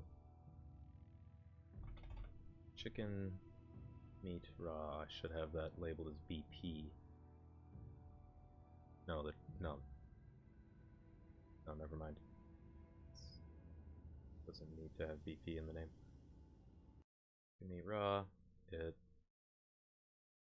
gets my location, sets it on the ground in front of me, then it snaps it to the angle of the ground that is different than where I'm standing if I'm on like an incline or bumpy ground, and then it angles it towards whatever ground it lands on. And yeah, and then the feather too, but it sets the feather a little bit to the side so they don't clip into each other. Alright, that should work, so I'll go kill the guy and see if the right meat pops out. And then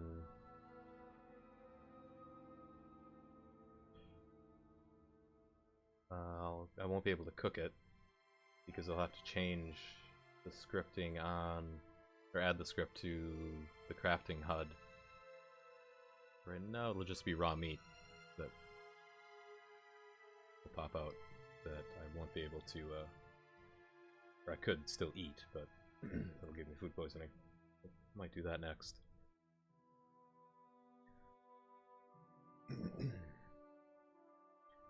Game's just loading right now. Pause it quick and I'll make the screen a little bigger.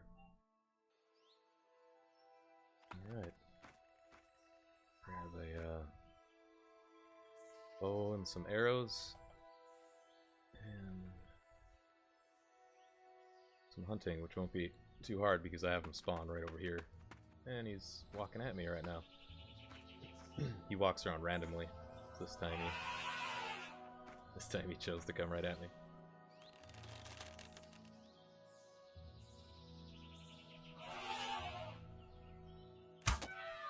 He dead.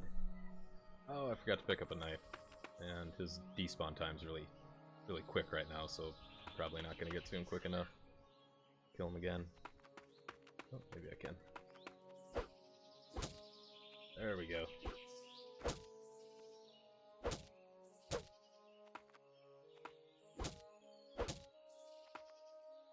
reminds me I gotta set this so you only get 2 pieces of meat out of them. You can keep hitting them, but the most that will pop out right now is 4. But it should be 2. 2 meat, 4 feathers. We'll set it to for now. There we go. And there's the 4 feathers. And it looks like the wrong type of meat. Just switch that. So as of now, that's working. And if I eat this, it's just gonna act like the regular raw meat, and it gave me food poisoning. And to get rid of that, if you eat one of these plants, that gets rid of the food poisoning. Alright. That's working good. I have my earphones in the wrong ear. I could tell when I drew my bow back.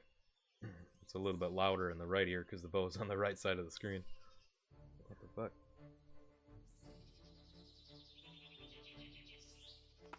Right, just for fun.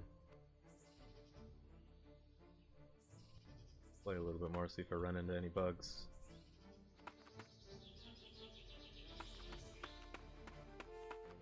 Get the trap set.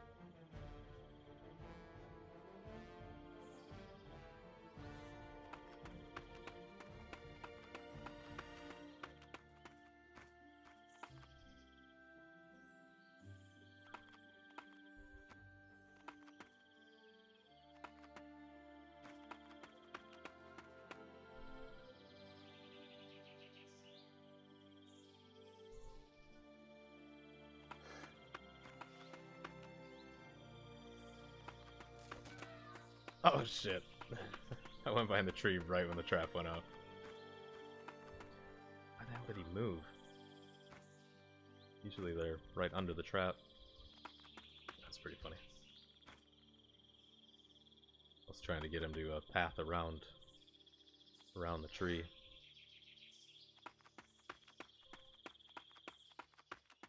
You can't just put this in your inventory, but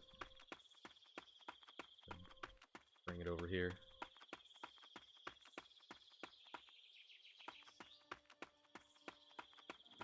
Where the hell? Whoops, wrong button. What's that clicker? There he is. There you bastard. Quit pumping that rock. Oh, I missed him. There we go. Shit, where'd my trap go? Oh, it's not turned right. No, shit. Nah, it'll still get him. Oh, he got wrecked. In the butt.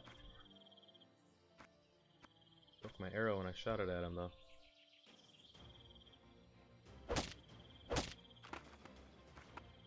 Give me your meat. There we go. Big old pile of crab meat.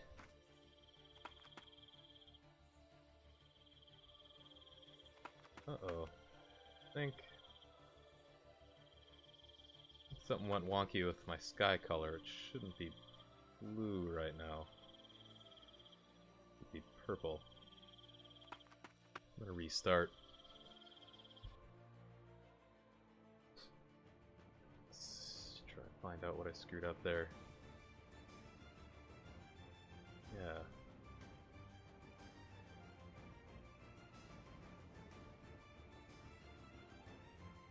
No, that's about right.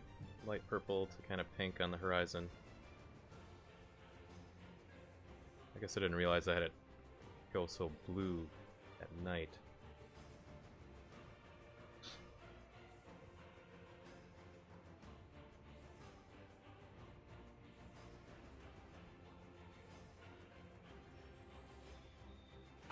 Yeah, that's right. Purplish. purplish, pinkish during the day. And it's kind of blue. But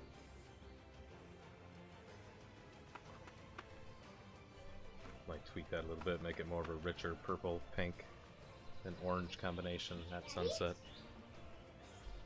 Uh-huh. We go outside. Yep. Or recording. Yeah, put all your snow stuff on.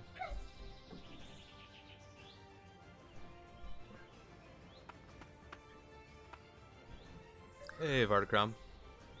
Possibly. You know, I'm still working on the colors. I've changed the colors a lot.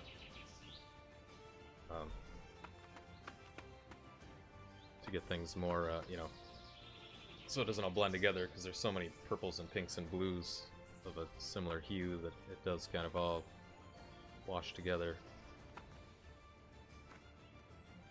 But yeah, I'm still working on that. I probably won't have particle effects.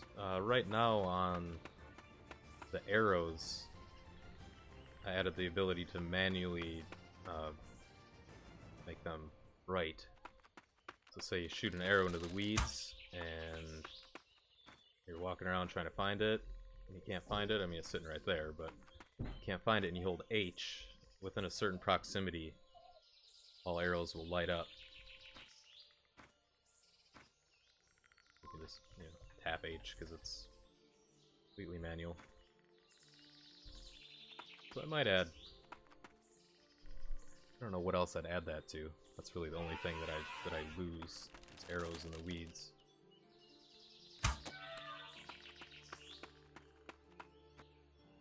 But even when they're stuck in the body, you can light them up too.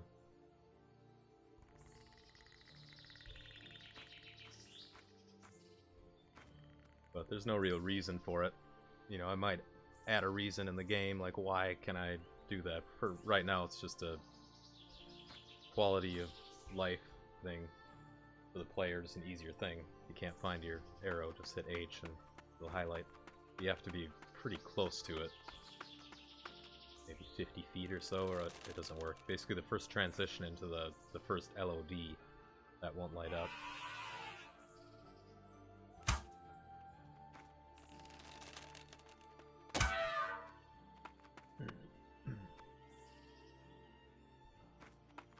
So that one arrow, it hit him, but it deflected off him, and I don't know where it went. There it went. So yeah, times like that. This makes it easier to find your arrows.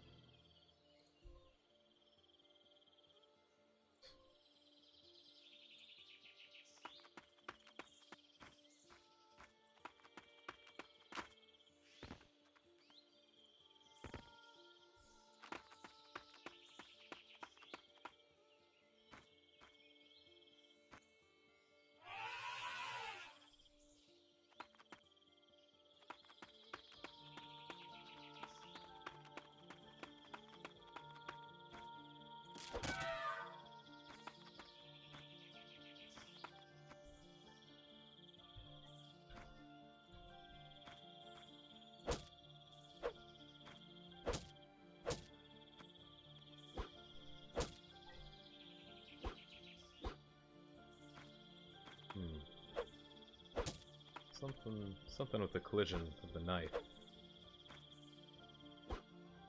isn't working right. Should be colliding on every hit, but it's not.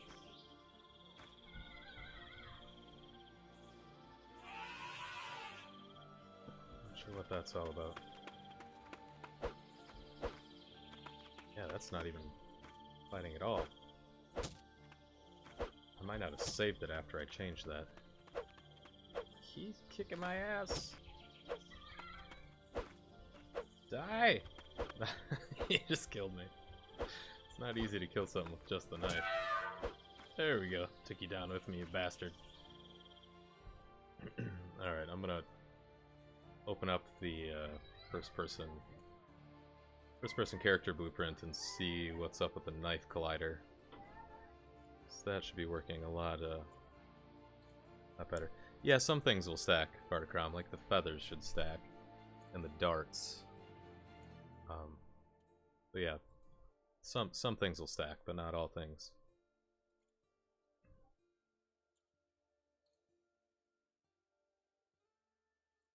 Shit, what was I looking for? Oh, first person character. Oh, that's the wrong one. It's the first person camera on the main menu screen. Here we go. Okay. Report. Well, those should all...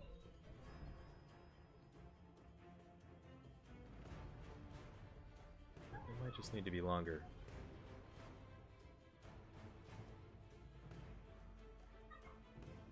I'm gonna turn on my visual cube so I can see what's up with that.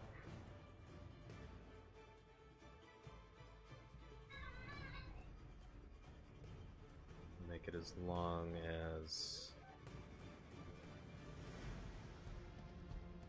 collision cube. Close enough. So that's just a way for me to test where my collision cubes are actually going when I'm swinging my weapon. Hey, thanks, Varticron.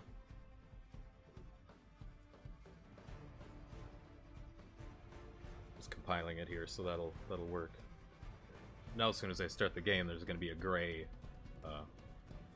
bar sticking out in front of me, which just represents the collision of the knife, so I can see where that collision box is actually swinging when I swing my knife.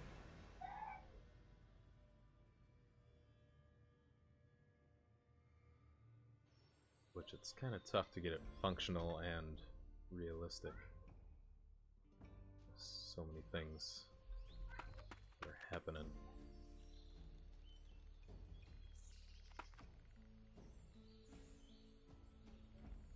Alright, the knife is there, but it's inside that cube.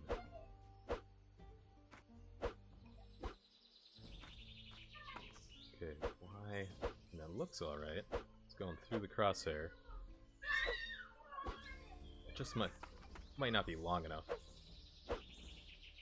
It clips in, like, right where the crosshair is, basically.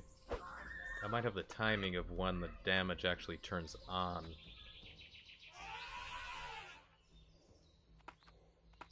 It only does damage like in the middle of the swing and at the end of the poke, if that makes any sense.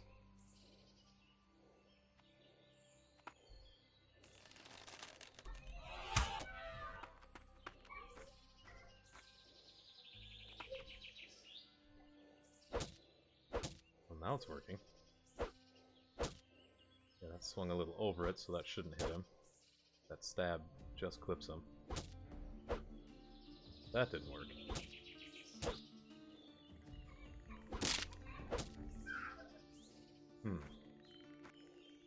I think I have the timing off on when the collider starts. Hey, Eternal, how's it going? So, but before I do that, I keep forgetting to change that I should only be able to get 2 chunks of meat off the chicken. Change that. Can't remember how I implemented that. Let's see. Meat harvested. 1. So the way I have it right now, I can only have the limit of the feathers and the meat harvested be the same. So if I want to be able to harvest more feathers than meat, I'd have to add 2 different variables in there, but right now I'll just set it to 2. So right now I can only get 2 feathers and 2 chunks of meat. But that's better than 4, because a chicken doesn't have 4 drumsticks.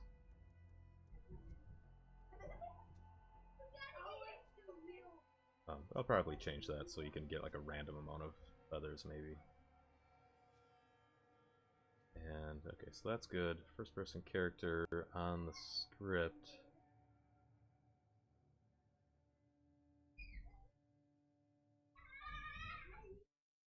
Yeah, it could be the collision boxes on the bird too, Vardacrom. You're probably right, because I got those all kind of screwy.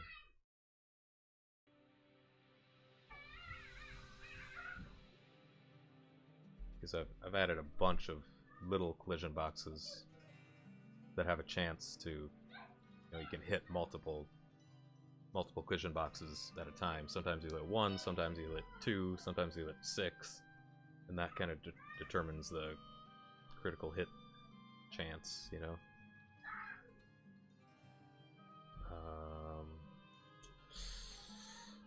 But the knife swing, this is going to be tough to check unless I go to the animation.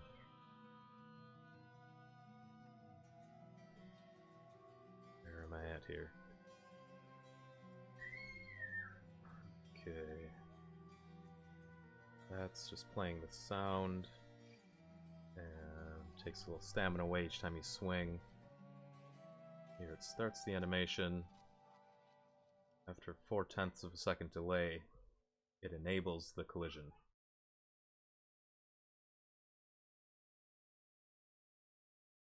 And then 2/10 it disables the collision.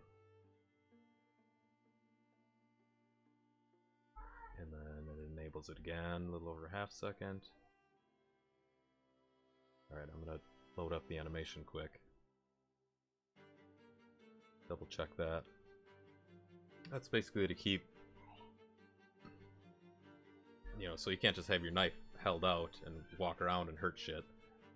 And say in between the first swing and then when you come back before you stab, if that collision's still on, when the knife is back and say another enemy runs into you, it shouldn't hurt them until the stab goes out, and then it turns on like right before the stab hits its max distance, and then it turns off a little bit after you start to pull back. And that was working really good up until now, but I think you're right, it probably has something to do with the collision capsules on the actual chicken himself. But I'm gonna just look at the timing of the knife animation first.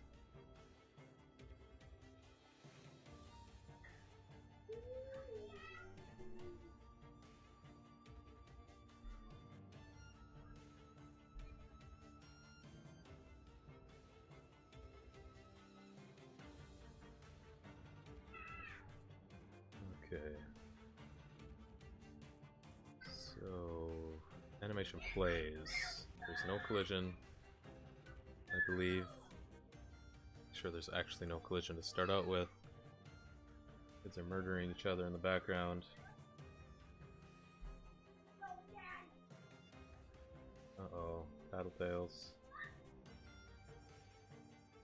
Alright, no collision to start. Collision is enabled on the knife box, which is the right one. Okay.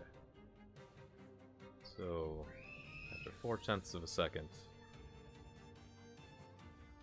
it turns on. Turns on right there. Yep. So it is horsing around and he will never get my boots on. Just go have her help you put her boots on, okay?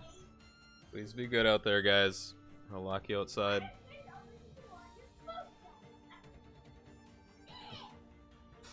Alright, turns on at 0.4. 0.2 seconds later, it turns off. Oh my god, that gets... So 0.6 it turns off.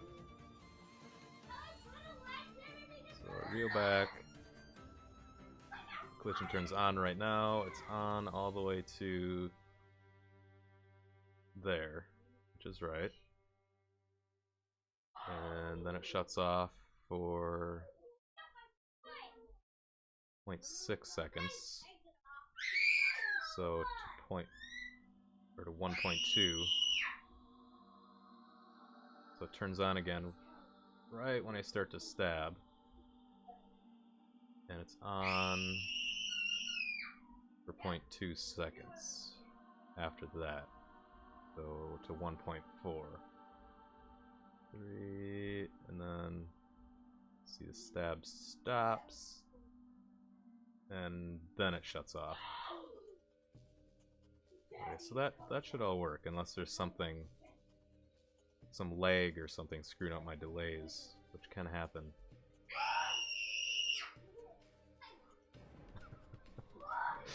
Yeah, they just, you know, you just gotta let them duke it out most of the time. They'll learn. Alright, my chicken capsules. Easiest way to see them is to go into wireframe mode.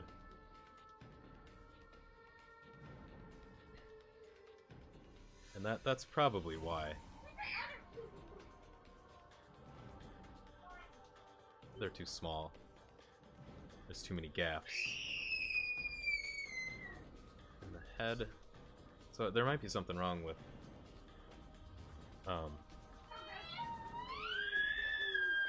the initial like give damage and take damage script too, not the actual capsules turning on and off, but the communication between the capsules. So I'll check that out too, but probably enlarge these a bit. They don't need to be so small. Shit.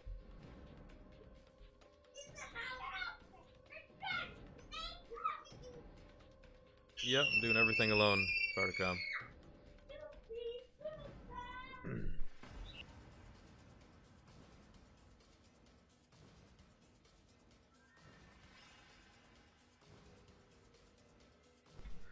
Alright. At least they're not fighting anymore, but they're screaming like idiots.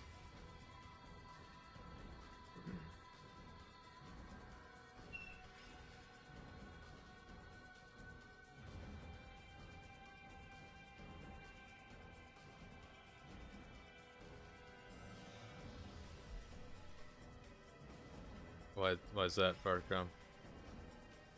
So I'm doing this alone, or because I have kids? Because having kids is more daunting than trying to make a video game. Some little bastards will drive you nuts.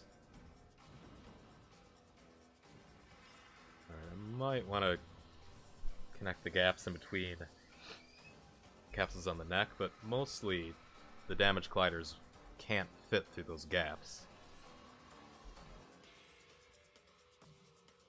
You know,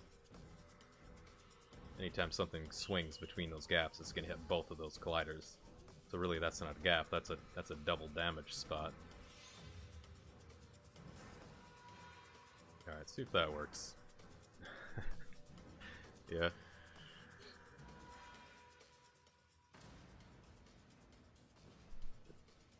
Yeah, sometimes it would be nice to have help, but it's kind of nice to be able to work on anything at any time I want to, and not have to wait for somebody else. You know what I mean?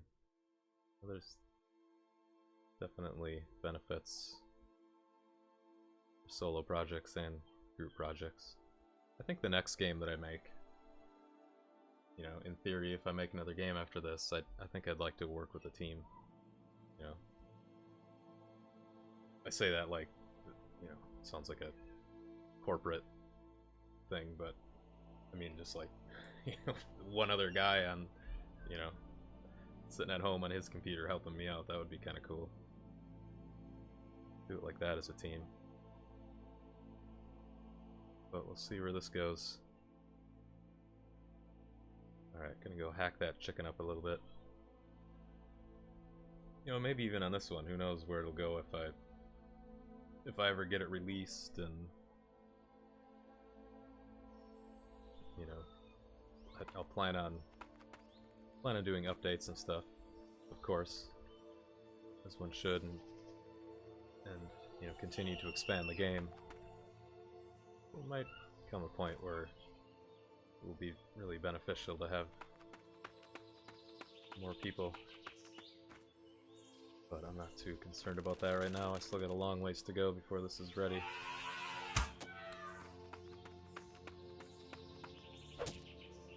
Alright. Yeah, I think that was the deal. Those damage colliders are just too tiny. That's working much better. Now it's actually hitting every time I swing. Actually Yeah, like that. The knife kind of swings over it. But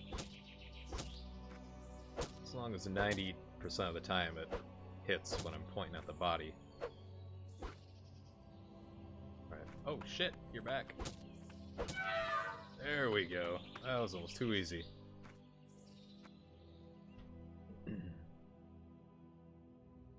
Okay, I think that's working good for now. So I'm going to turn that visual cube off and test it again to see how it looks with the knife. Because that's the other thing. I can't just look at the crosshair. I gotta look at where the mesh of the knife is actually swinging. Like the hatchet swings really low, way under the crosshair, so that's where it does damage. But once you swung it a couple times, you'd know that you kind of have to point up a little bit if you're attacking something. The hatchet. But the hatchet is primarily just for harvesting wood. And as a last resort, if you have to, you can do damage with it.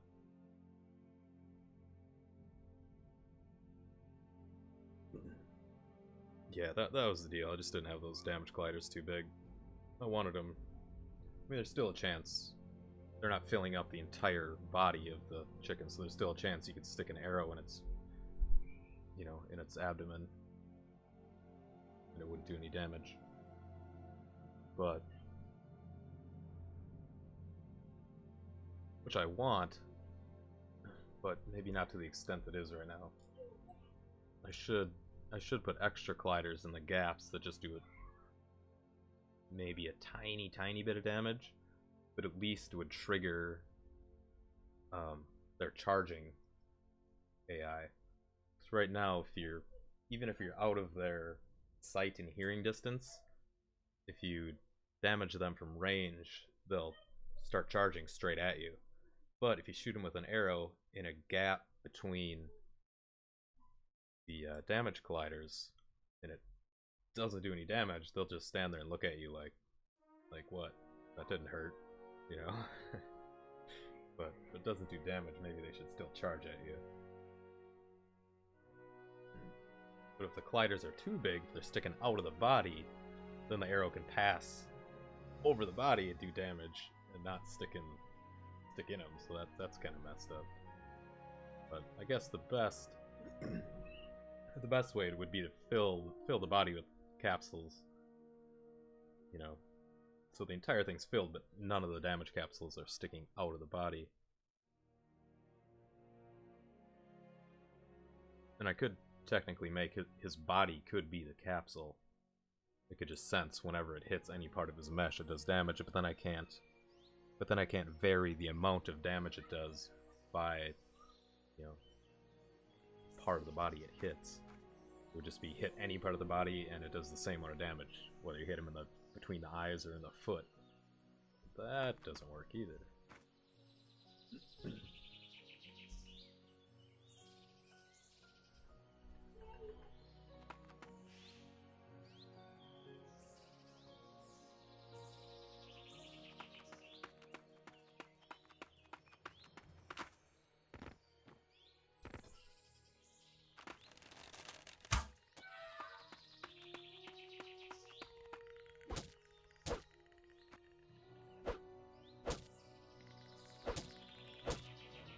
I swing a little high. I mean, it doesn't even look like I'm close enough to hit him. Maybe I'll lower his collision capsule so I can actually walk closer to him than this. Looks like he's got two ball sacks hanging out.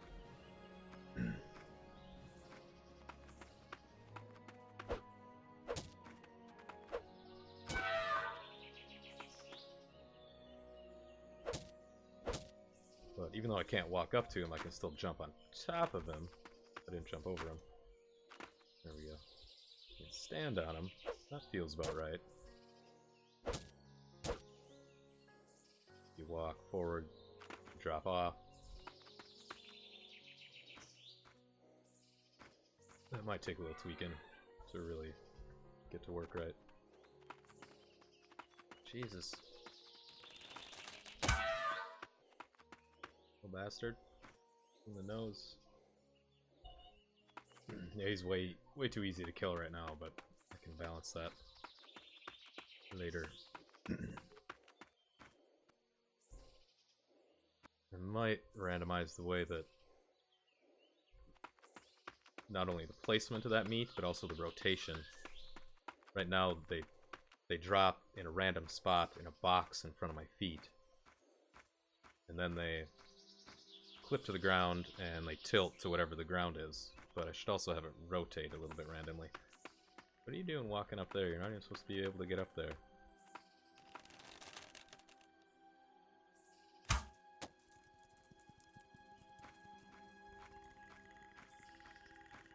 They can't get over the rocks right now. I might add the ability for them to jump. But one step at a time, I gotta work it out so it all works right. Thought I had it so they couldn't go on the mountain texture. I guess not.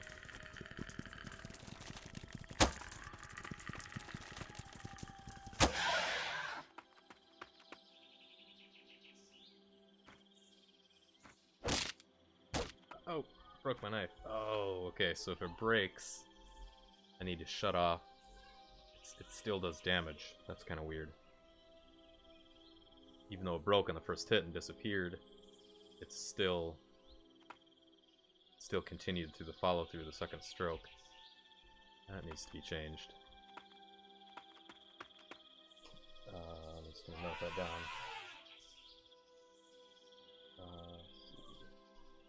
Turn off, follow through. When broken.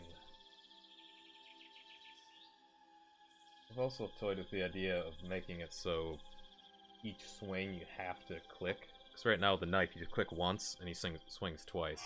The sword you click once and he does all three of the swings. I might change it to say hit once, he just swings once. If you wait a second, hit left click, he'll swing once and it'll be the same swing. But if you click twice within a certain amount of time, then he'll do the different swing, and same thing with the three swings. So all three swings are different. The last sword swing is like a axe chop. Demonstrated here. That would just be a little bit tricky to get that in. Those three. That all happens with one click. But I could get it. Yeah, we'll see. I might do that. That would probably be better.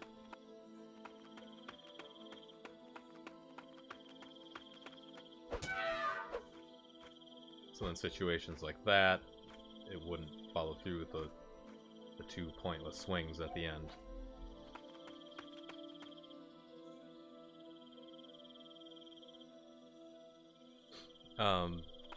Not right now, Varticram. Right now it's just depending on how many capsules it hits. So if I hit one capsule, it does a certain amount of damage. If I hit two, it does twice the amount of damage.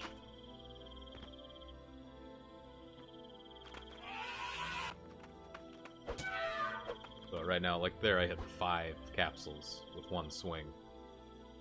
You can see up in the corner of the printout that I have, it takes 20 damage off each time. But that one hit was 100 damage because I hit 5 capsules.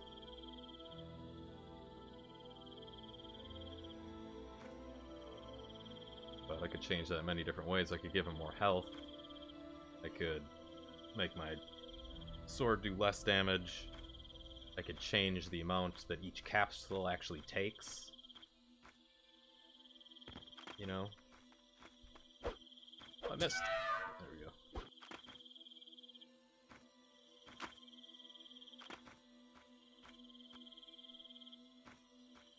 Yeah, I kind of wanted to do that more than just throwing a random, you know, RNG on there per capsule. But I'm still working on it. It's not perfect. Getting cold because it's nighttime. What do I need here?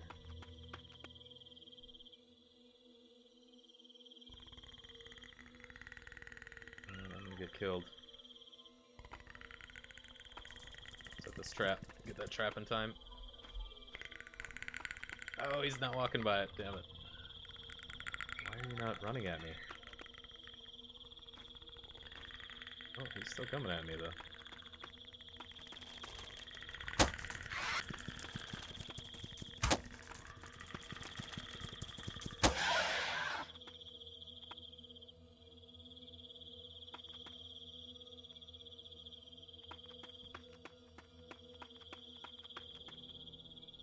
Okay, what was I doing? Trying not to freeze.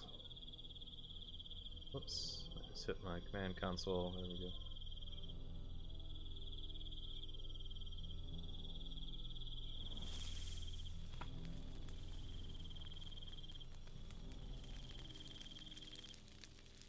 Cook this meat. Ooh, oh, that's the chicken meat. That's right, only one is cooking, so I only had one Formican meat in the inventory. The other is not right. I still have to make the icon for that.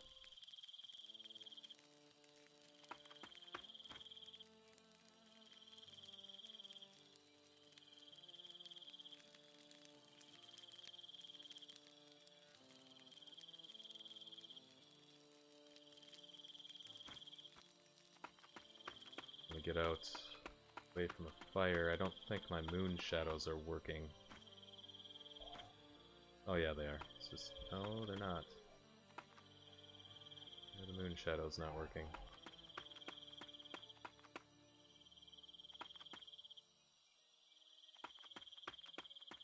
Let's not have them... they're not turning on as soon as they should. It's all handmade. Yeah, oh, okay, there are moon shadows. They were just really tough to see until now. I think it's because I made the ground so much darker. Yeah, you can see the moon shadows clearly on that rock there. Can't ya? Depends on how bright your monitor is. It's pretty damn dark right now. Might need to turn up the low limit of the ambient light. It's so freaking dark. But I have light.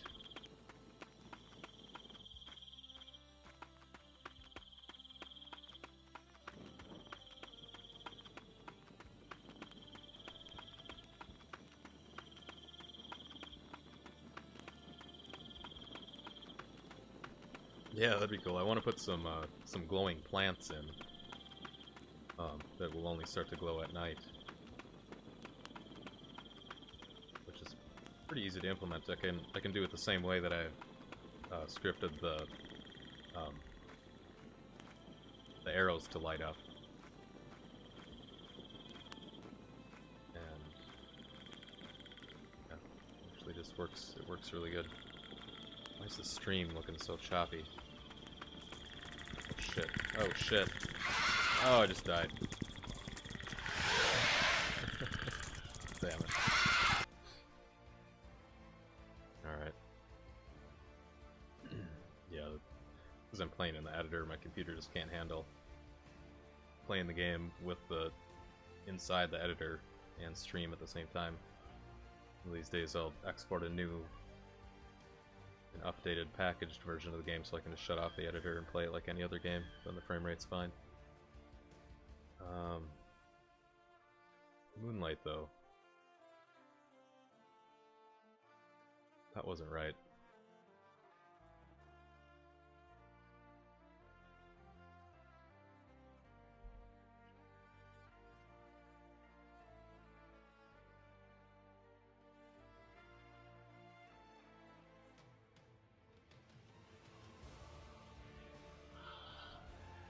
$1,800 the moonlight starts to go up. Starts to get dark at 1650. Right? Yeah. So then the sun slowly gets dimmer, and when the sun shuts off,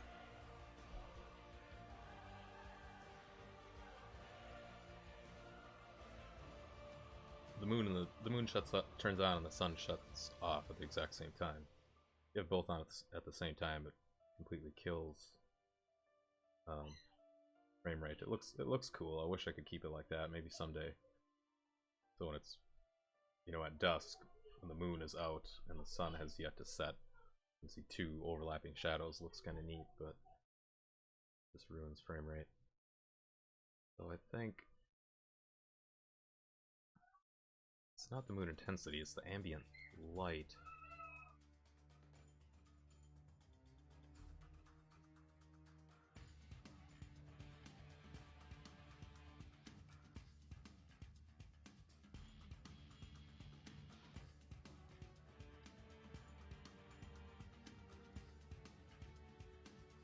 Ambient light at 0.04 minimum. I don't know why.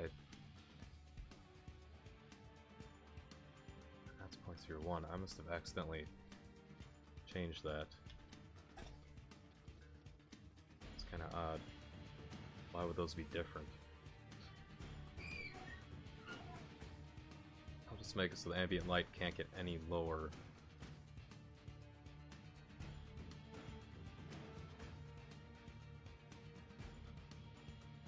Than 1 right now. That might not look right though.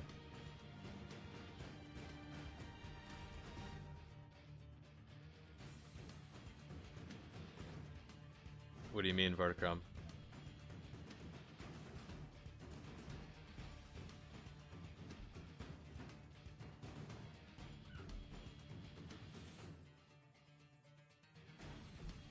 You don't think the ground should be so smooth?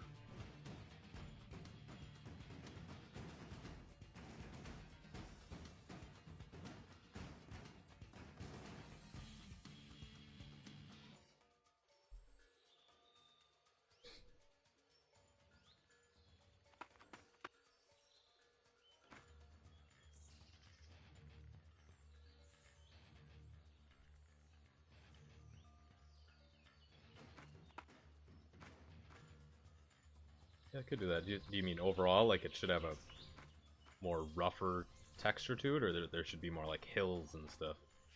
And mounds. What kind of scale are you talking about?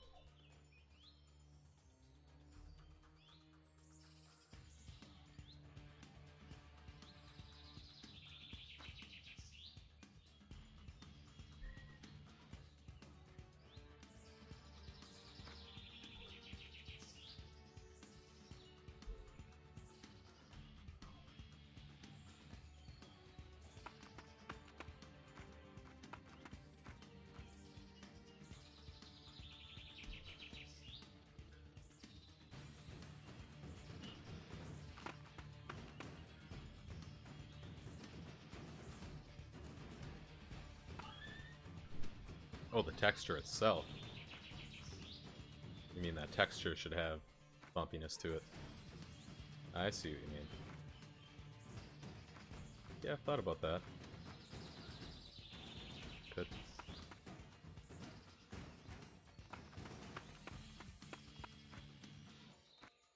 So it looks like it more matches the style of like the grass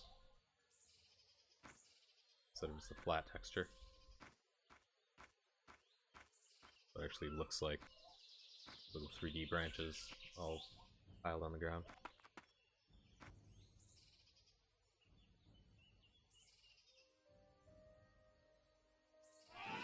Whoops. There, see, that hit him and he was just like, I don't give a fuck, because it didn't do any damage. There we go.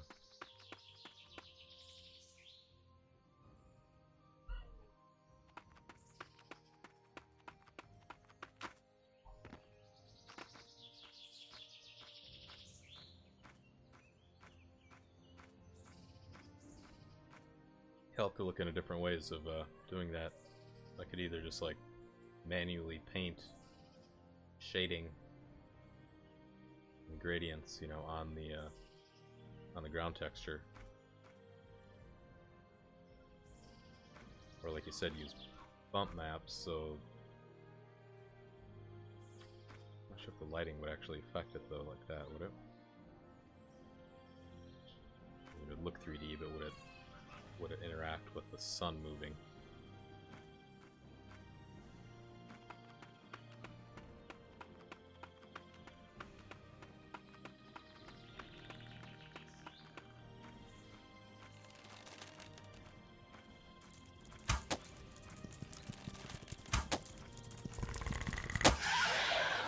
Got me good.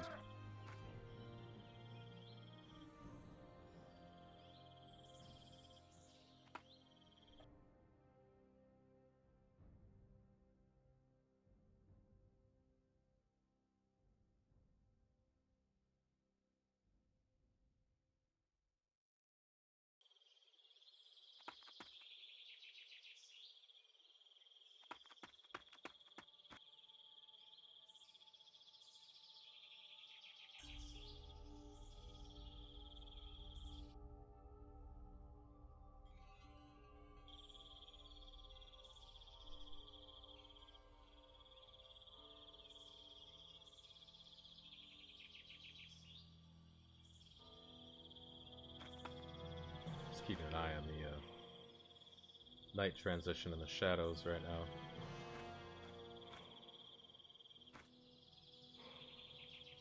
Something off.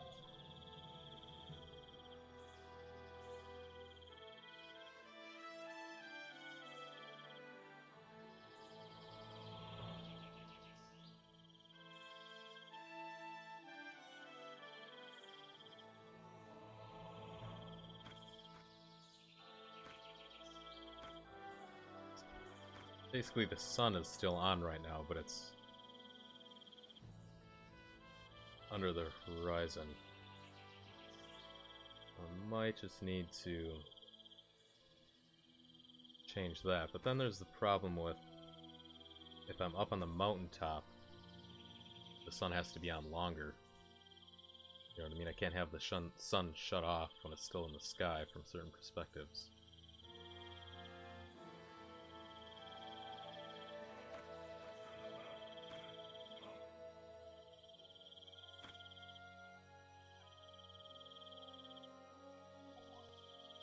About when the stars come out, that's when shadow should show up.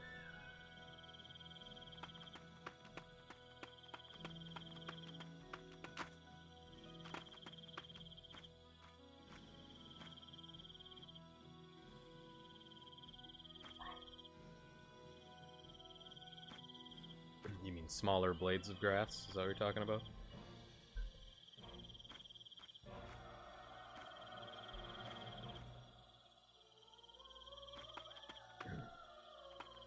I'm gonna add a texture to the trees also. Things aren't just gonna be flat like that, everything's gonna have a texture to it. You know, some things will just be simple gradients like those. Fuck. Oh Jesus, what the? Like the grass here, the pink to green. And then some things will have a more choppy painted type gradient.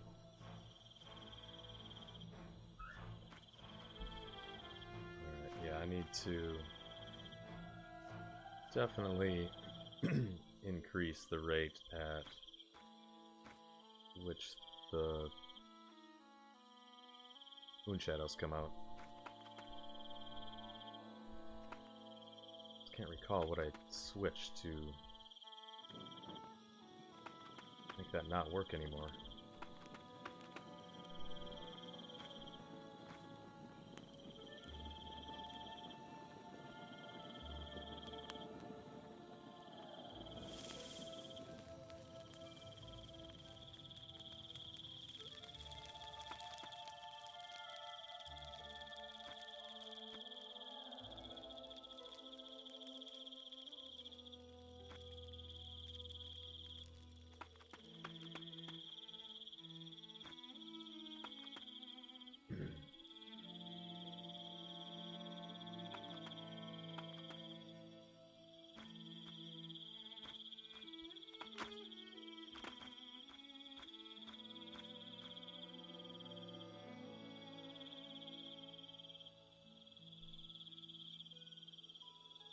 It might be...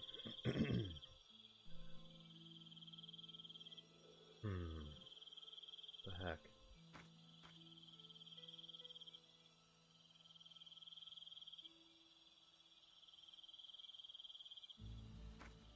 Yeah, it's the ceiling of the ambient light itself.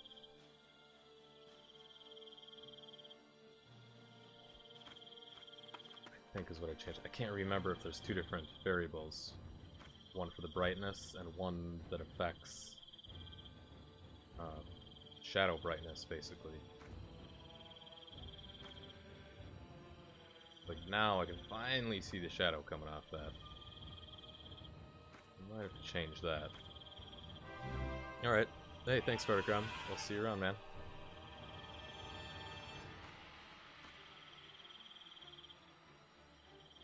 Oh, looks like the shadow's completely gone. What the fuck?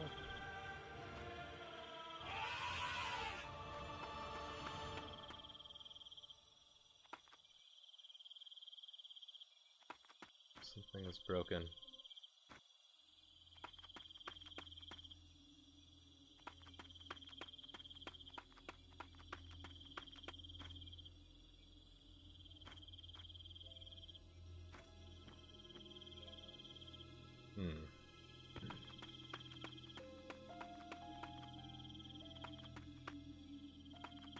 Alright.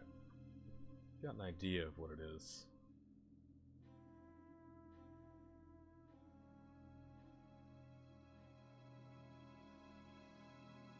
I believe it's this intensity right here.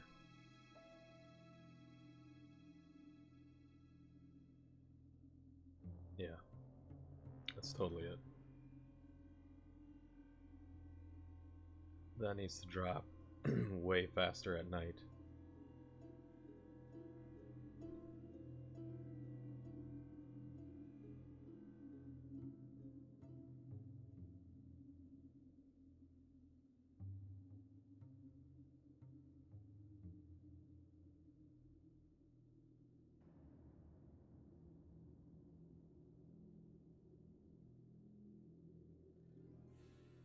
Might be something else I'm not thinking of, though. Ambient light decrease nightfall. I'll throw this up to like 1. No. Yeah, that'll be 5 times as fast. And it's gonna drop down to at least 0.2. I might have to throw 2 different stages in there so it gets it gets darker faster, but the last few stages of dark to extremely dark happen slower.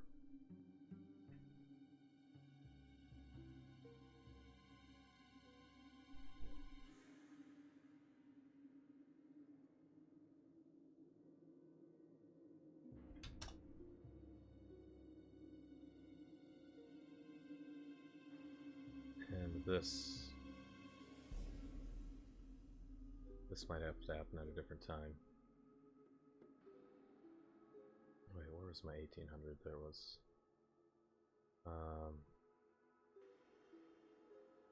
that I can't change unless I put another branch. No, I just can't do it. That's tricky. I'm running into the whole having the sun and the moon on at the same time issue. It just can't happen. I want the sun to turn, the moon to turn on earlier when I'm on low ground. But to do that, I have to have the sun turn off earlier also. But if I do that and get it look right on the ground, it's going to look stupid on from the mountaintop because the sun's still going to be in the sky. Because the higher you are, the later in the day the sun sets. As a perspective. And that's just going to look funny. If the sun is in the sky, but it's not casting any light. Alright, we'll just see how this looks.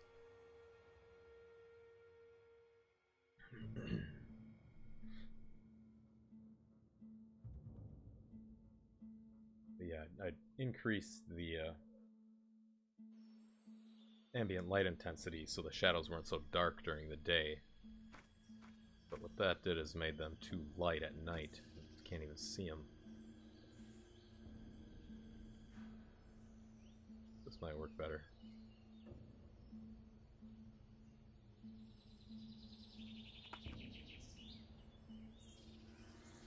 I should test, whoops. Test the tree chopping. Make sure that's all working. I'll wait for the night.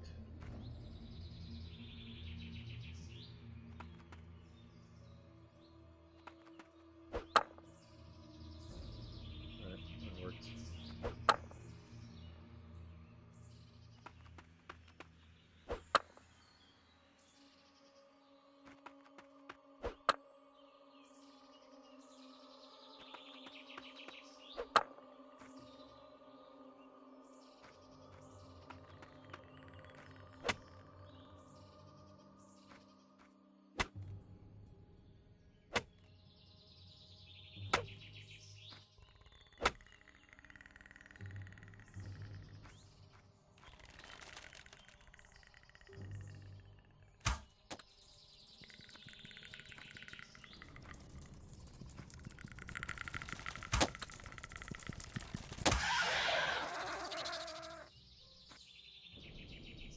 Got you.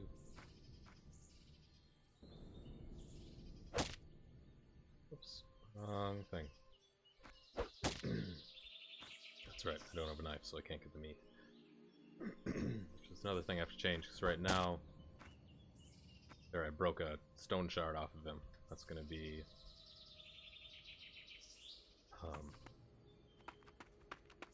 carapace armor.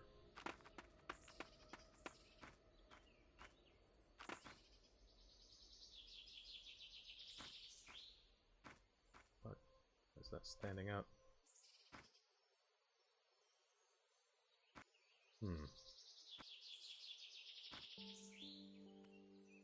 It's kind of weird. It's because it's detecting that tree, so it's lining up against the tree.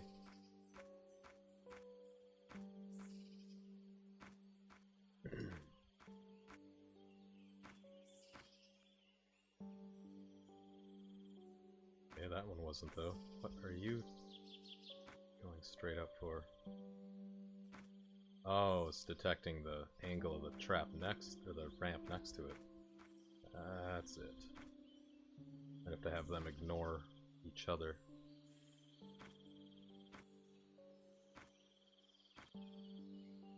That's a little funky.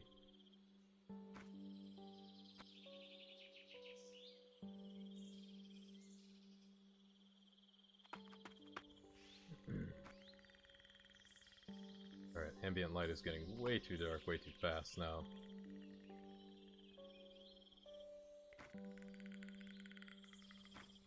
Maybe.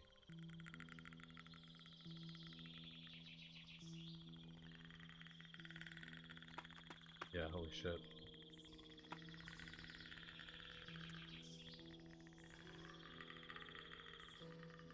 It's gonna be pitch black in a second.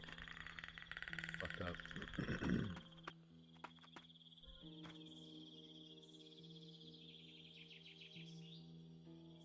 Okay, definitely something I have to change there.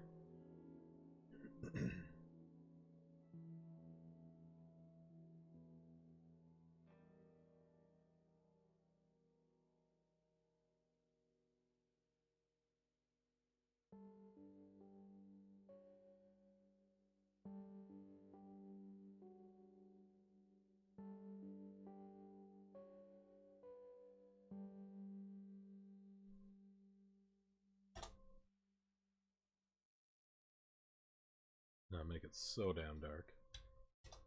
There. That increased, or slowed down the rate that it gets dark, and increased the maximum darkness.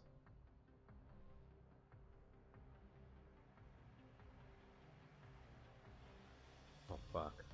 I must have switched something else here. Why? I thought that was 1. When I switched to 1.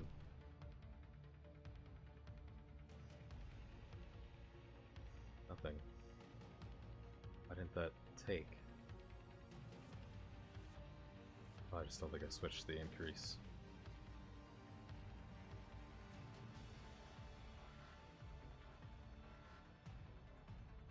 I'm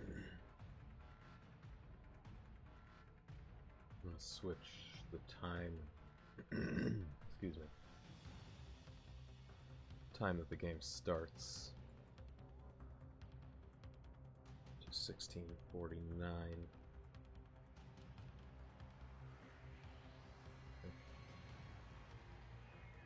Actually, it might be at 16:49 right now.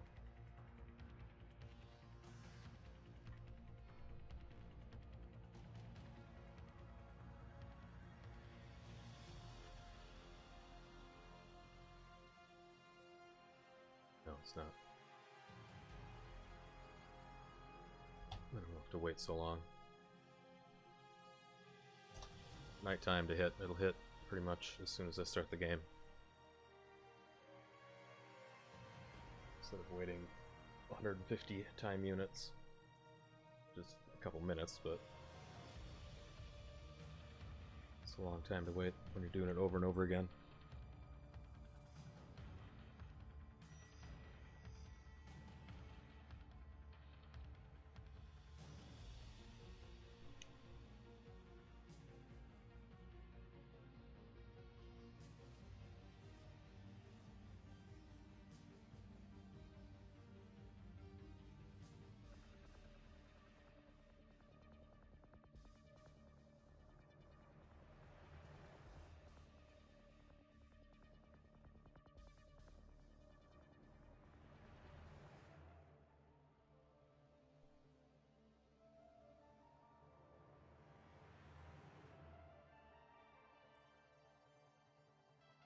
Some notes down.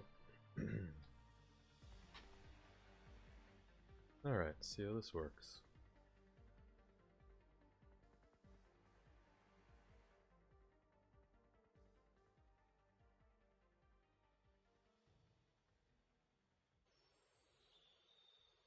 Alright, instantly transitioning into nighttime.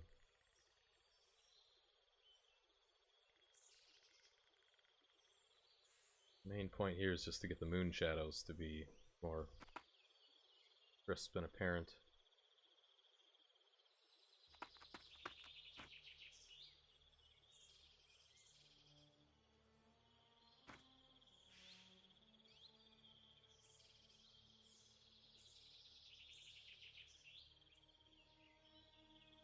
Which I think, the other thing I'm thinking about is the moon. Moon light needs to increase faster.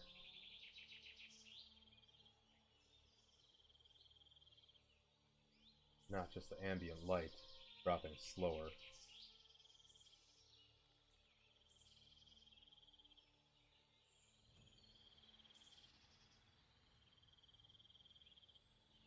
That will also make the shadows show up better.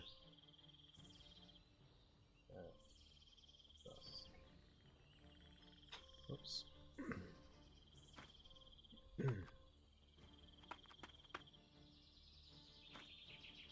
Yeah, that's... I'm not even gonna wait, because I know that's one of the things. I don't know why I forgot to do that. One of the reasons that's changed is I changed the way the day cycle ticks.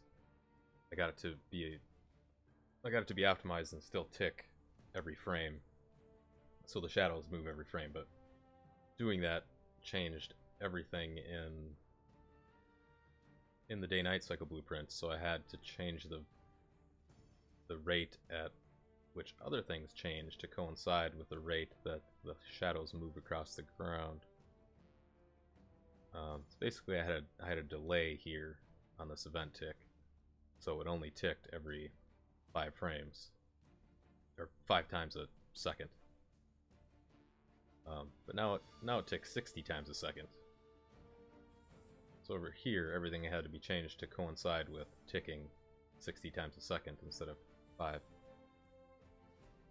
And I think I forgot to change a few things, like the moon intensity increase at night should be sun intensity decrease 0.6. Let's go to point 1. See what that does. That's gonna be pretty fast though, because that's gonna tick. Shit. It's gonna put it up instantly. In a second, that would go up to 6 points. And it's only supposed to go up to 0.15. That doesn't make any sense if that's not working in the first place. I got something else screwed up. Sun intensity. Sun intensity is 8 max.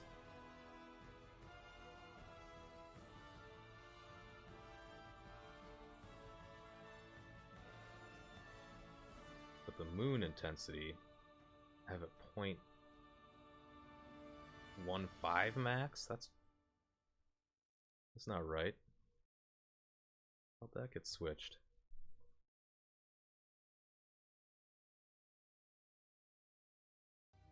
Huh. Alright. That's a little screwy.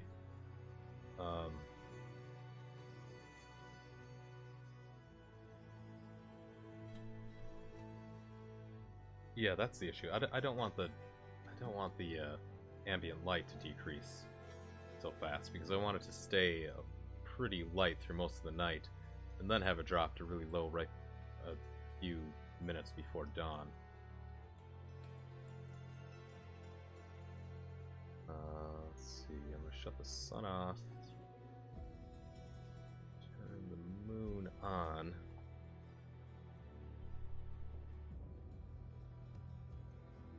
In the editor here to give a better idea.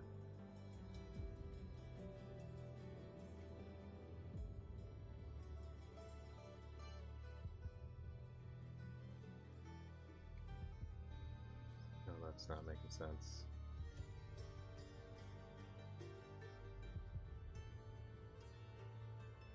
Yeah. The intensity, why did that get dropped to 0.15? Max intensity.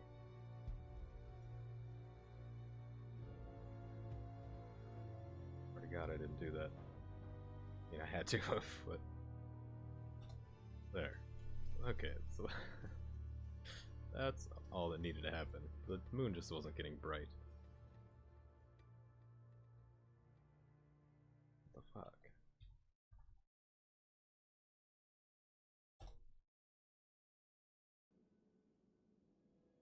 Alright, that'll look good at night, because there's the whole color palette changes to more blues, and then the sky is dark, and the ambient light is a little bit darker, so that's gonna look a lot better.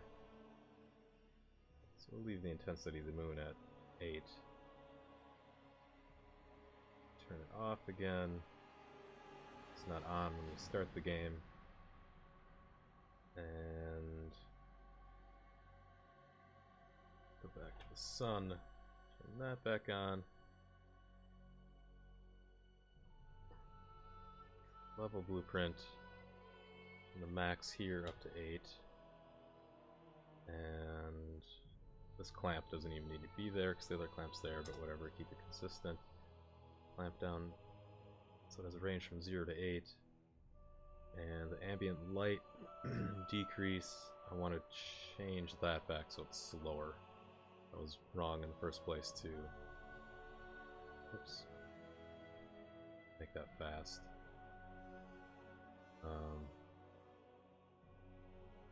Shit. 03. Daytime. I had already slowed that down, so that's not going to make that much of a difference. This should look much better. I hope that didn't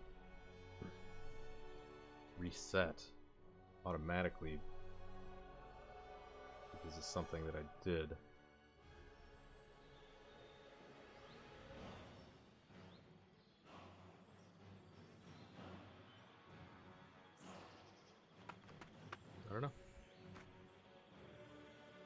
Kill some stuff.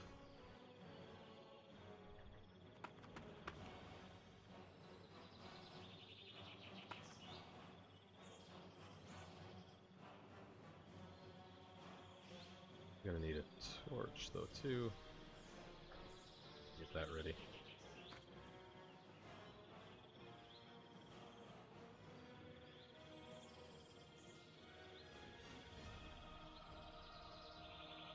What? Oh. There we go.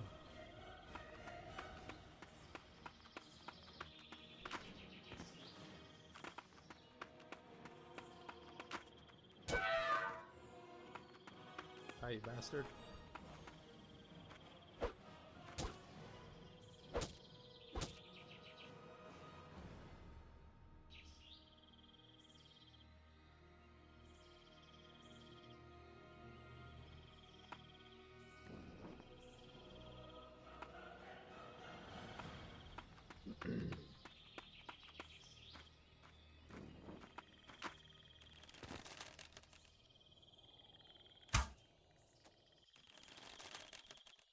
I think I hit him in the tail.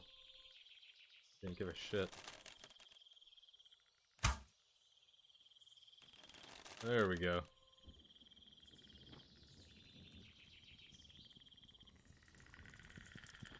Oh, I think I still have the torch sound on.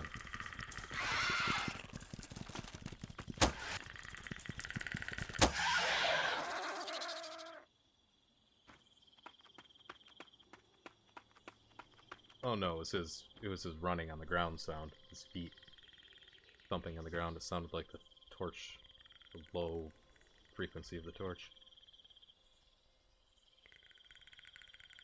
Yeah. This should look right. This is just what I'm gonna have to have until I can figure out a way to optimize the moonlight and the sun on at the same time. It's gonna be a time when there's just no shadows at all. When the sun is set, even though the moon's out, before the stars come out.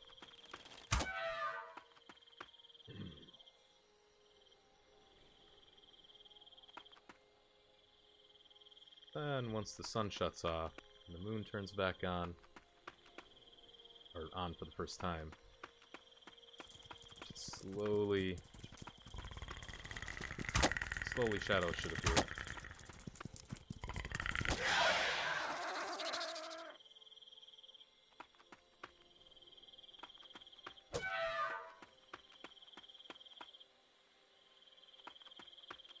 But, okay, there we go. Oh shit, I didn't see the transition. Did they just like blip on super fast? Or was it slow? It should have been slow. I guess I can check. Check the code. There we go. Now there's moon shadows. Much better.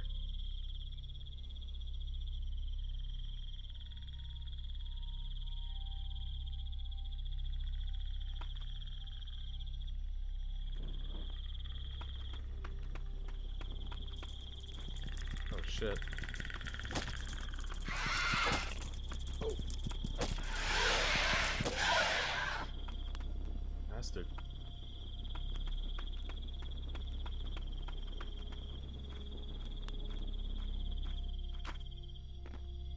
There we go. Much better. Like actually she stiff.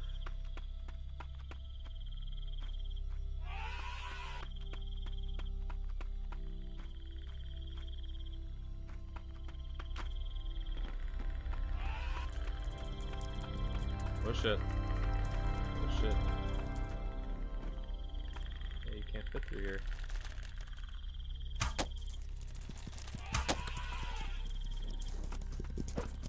Oh, he just killed me. That's funny.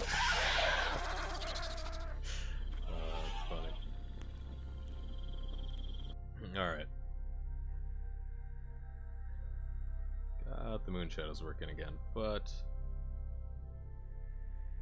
ambient light decrease. That's what will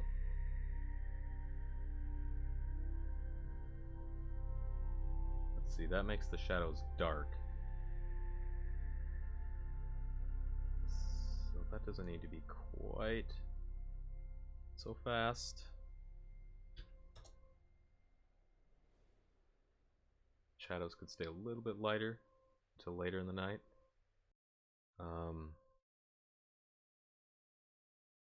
But the gradual turning on of the moon needs to go from 0 to 8. And I think it might have just started off at 8. So it doesn't start increasing with the tick until 1800 hours. And that's right when the sun and the moon turns on. So that's all working right, but the default value of what the moon is when it turns on, I need to make sure that's right. Fuck, time of day, what the fuck is my moon intensity value? Wait, does it not have it there? Sun intensity, really? How have I not added that yet?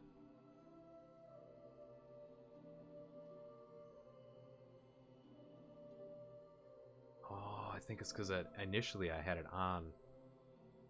It was just always on.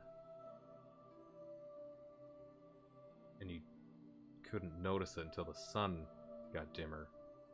And then I realized that was causing a huge frame rate hit. Ah, that's stupid. It took me that long to realize that.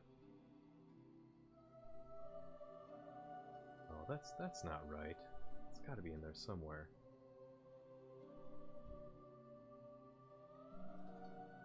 No, I don't think I added that yet. Oh yeah, here it is. Moon intensity. Of course I added it. It's on the first person character. That's where it grabs the variable from. That's just where I have it saved right now. So as soon as the game starts, it checks the first person character blueprint and checks to see what the moon value is, how bright the moon should be. And that changes depending on when you save the game. If you save it at night, then obviously the moon intensity is going to be bright. Yes, it should be 0 here. During the day, it should be 0. It's defaulted to 0 because that's just what it has to be, because it saves it whatever it's at when you're playing. So event begin play, it gets the moon intensity from the first person character and it sets it there, and then it also sets the value in this blueprint, which is just there by itself, and that changes as the day goes on. So in the event tick, it's getting it. Yep, and I just forgot to add it here. So unless I put it somewhere else.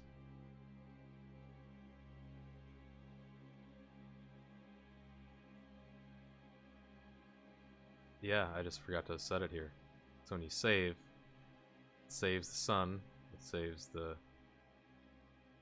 ambient light, it saves the time of day, it saves the fog intensity, and it saves the volume of the jungle, the ambient sounds. And I just forgot to add the moon in there. So here I need to set moon intensity. That just doesn't make sense. I got a feeling that I have that somewhere else. I don't know why though, because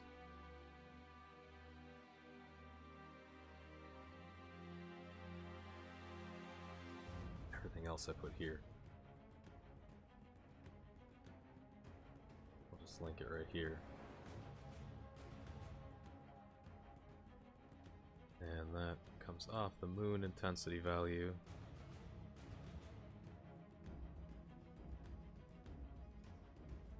And the target, yeah, okay. Just gotta go through this in my head again. The game starts, it sets the moon at whatever first-person character says it should be. And 0, because it's a new game, starts during the day. And every tick, it updates that. Takes the moon intensity value of this blueprint, updates it on the first-person blueprint, and that just remains 0 until nighttime. The moon turns on at 1800. The intensity will be 0, and it gradually goes up at 400ths each tick from 0 to 8. And as it's doing that, every single tick, it sets the moon intensity value,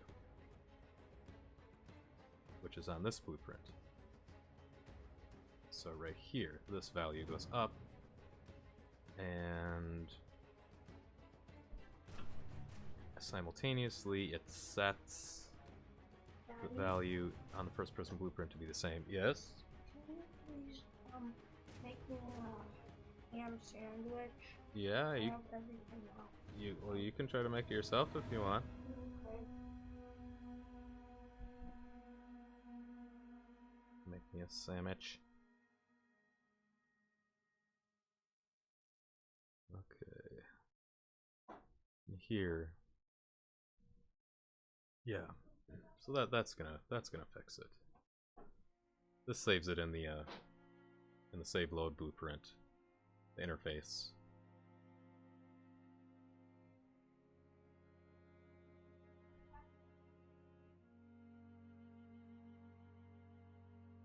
Yeah. So if I load a game, the game starts. First person blueprint checks the save interface, checks what intensity the moon was at, and say it's at 2 intensity, then it saves it on the first person blueprint, and then in turn the day-night cycle blueprint says, okay, Daddy? what intensity did the Daddy? save game? Daddy. Yes? Some pickle. Okay, go eat some pickles then. Eat them. Have Corby open them. Mommy, So the day-night cycle says what intensity is the moon? Ask the first person blueprint. First person says, well, let me check the save interface. The save interface says it's 2. So then the first person blueprint tells the day-night cycle, okay, it's supposed to be 2. That is the way the logic works. And I think it's all linked. It's all linked, right? That should do.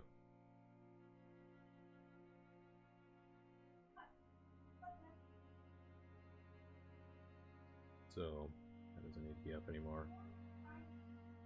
Or the chicken. Sword. That makes me hungry. Gotta go eat something.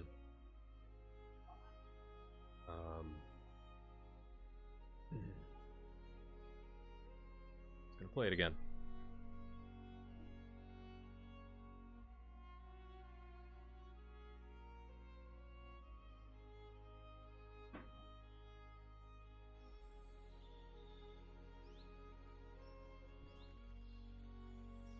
Keep a better eye on the transition, the sunlight when it shuts off, and the moonlight when it turns on.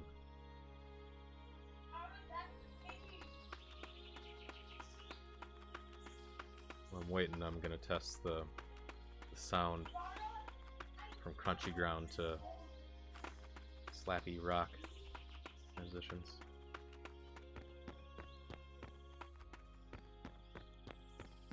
It's all working.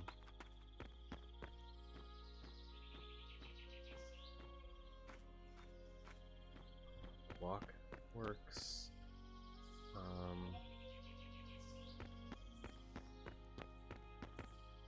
jump and swing. You don't lose stamina that fast when you're just running, which is what I like, but you lose it real fast when you're hopping around swinging.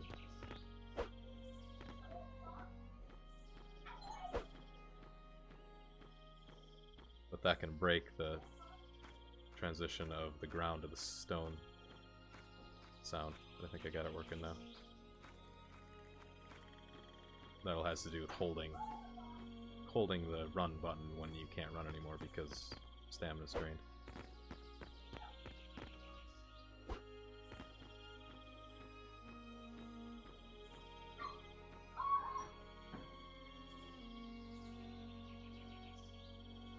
Yep, that's fine.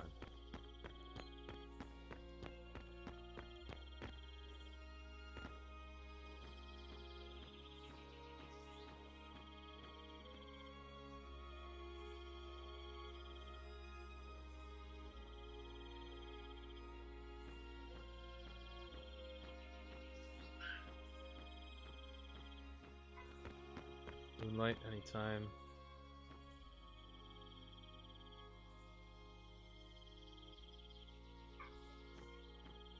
Come on, Moonlight.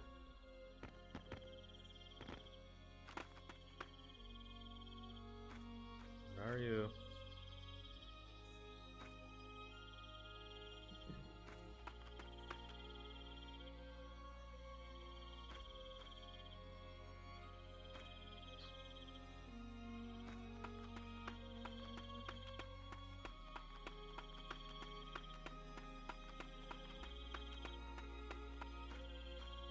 Oh, there it is. It's just not as apparent on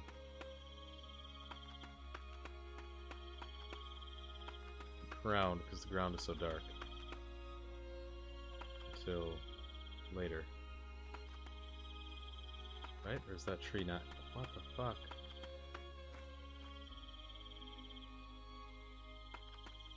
You're not casting a shadow tree? Oh yeah, you are.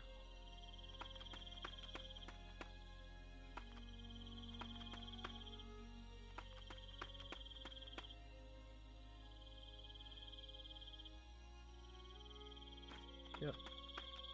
Okay, it is gradual now. It's just not as noticeable as when the ground was super light color. It used to be kind of pink like that, like the rocks.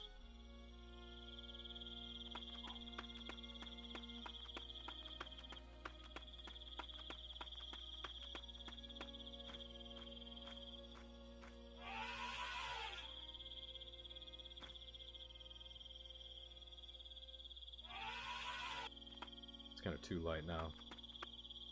Like I cranked up the ambient light too fast.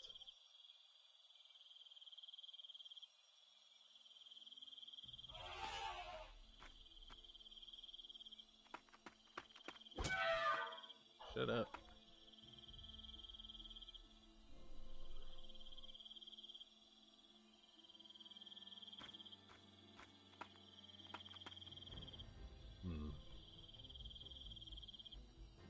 Yep.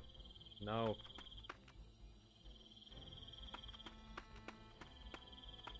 It's gonna be tricky to get the shadows. The shadows to be more distinct, but it not to look so bright, because it looks, to me, it looks way more bright than it should right now. It's dark. The sky is totally black, just stars. But because I have that moonlight cranked so high, it might be okay.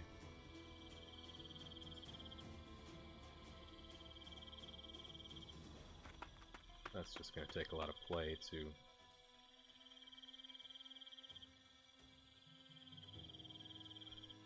figure out the best combination. But right now I don't even need a torch. Kind of totally defeats the purpose of the torch.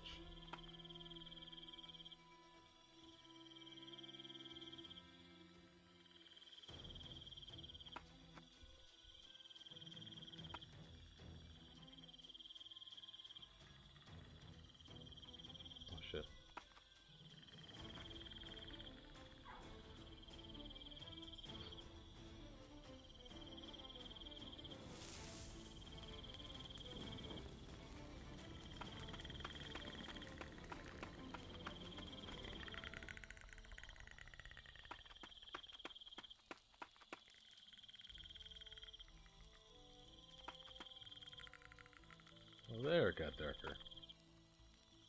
Okay, yeah, and that was the ambient light. That wasn't the sun intensity.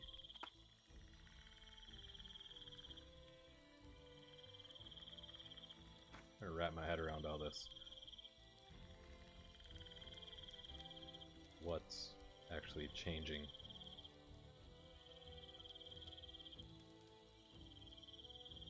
Yeah, that's what I need to do, is just turn... I could just leave it like that, too. Probably increase the rate at which the ambient light decreases at night, so it gets to this point quicker. That's good, because now I got a bright moon casting, shining pretty bright, casting dark shadows, but it's still definitely dark enough where a torch is necessary, especially going inside a place like this. And if you're under the forest canopy with a lot of cover, then it's pretty dark. They break out into the moonlight.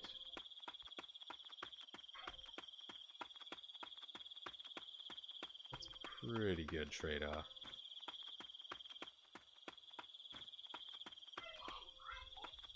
Moon might be a tad bit bright.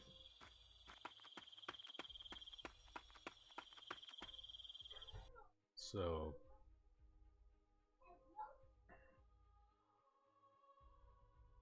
let's see. Moon.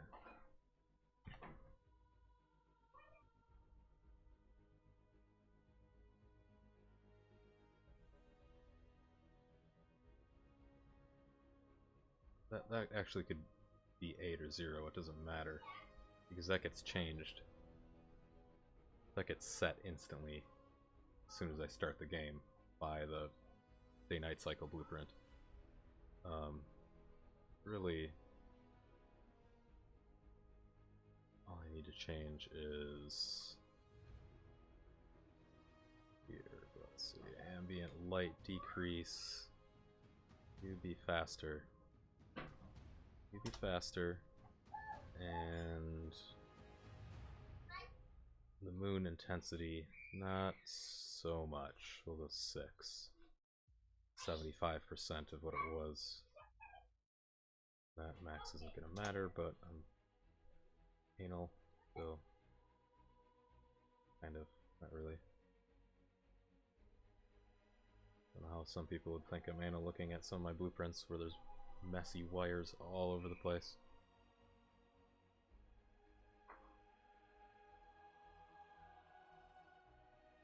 Okay, that should work. So one other thing I was going to change though. Hey, Max Guy, thank you very much. Here, this wiry mess. What was I going to change? Fuck, I can't remember. Oh, the crouch. I need to make a new sound effect for that though. Right now, I could just shut it off. There's no sound effect when you're crouching. Did I already do that? Fuck, I thought I did. Yeah, it turns the volume off on the run, walk, the run, and the walk and run on stone. Why isn't that working?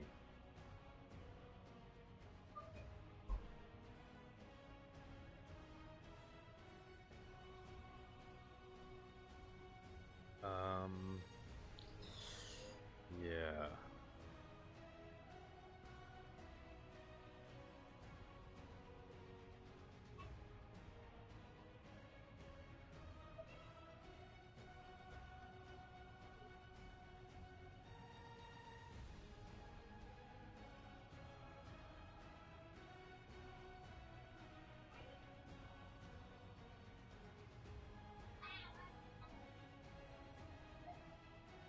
There must be an event tick that is overriding, even though hitting C to crouch shuts off the walk and run sound.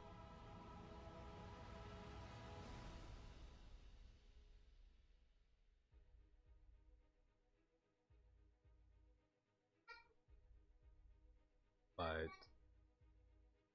multiplying the volume by 0, there's got to be an event tick somewhere else.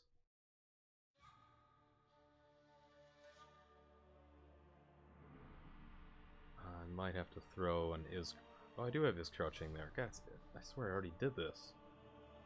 So when you're crouching by holding C, walking forward with W, crouch walk, and then hitting sprint, obviously nothing should happen.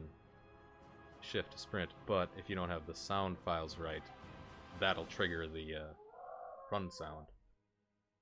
But I think I have that fixed already. So on the event ticks, there are some constant line traces right here that determines what type of ground you're on. So you know, if you're doing nothing but hitting W and you're just walking along, and you cross from grass to stone, your footprint sounds, the step sounds change. So there has to be a constant line trace tick on the ground to see what type of ground you're on. It doesn't have to be that way. It could be a collision capsule, but that's just the way I have it set right now. I have a sensor that's always ticking the ground. See what I'm standing on. Seems to work the best right now, rather than putting collision capsules over everything. That would be kind of crazy. There might be other ways to do it, but... So anyway, it's ticking what type of ground. If it's... let's see, stone, it goes up to here. If it's regular grass, it goes down. If that's not...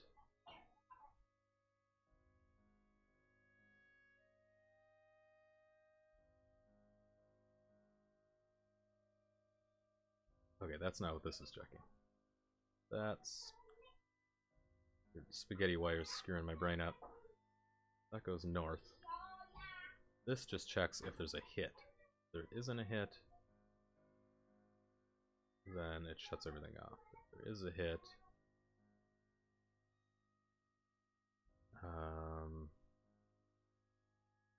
this does the automatic change from rock to stone. It says if there is a hit, am I pressing WASD? Am I running? Can I run? This is where I gotta throw crouch in, I believe. Basically, have a branch. If I'm crouching, don't do shit. On the ground to stone transition. But that's only a do once though. So that shouldn't matter. That's not always ticking.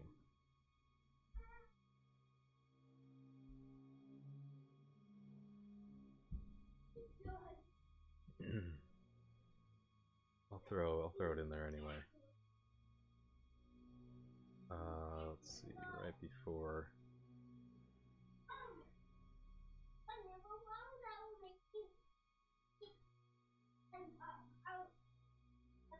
So it could be right there.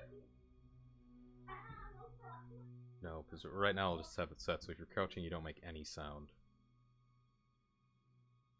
So I'll throw two is crouching branches.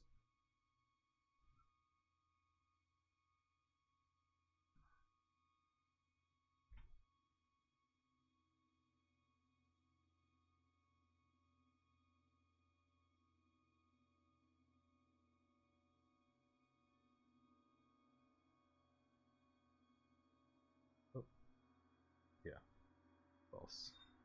True, nothing will happen.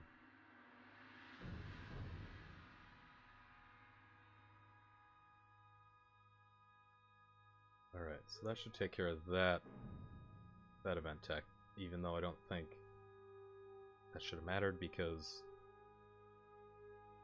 this functions as a do once right here. It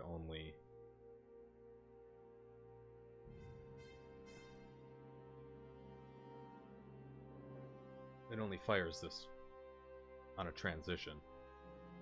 This line right here is always firing and it's always checking this branch. This branch is always checking, but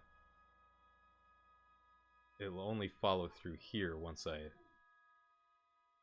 once the ground I'm walking on changes from grass to stone. Well, that shouldn't really matter. This crouch isn't going to hurt anything.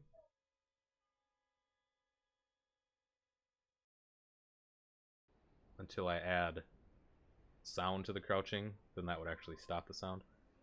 Really, I should take that out of there. That's going to break stuff in the future. But I kind of need to debug why the hell crouching right now doesn't stop the sound when it's supposed to.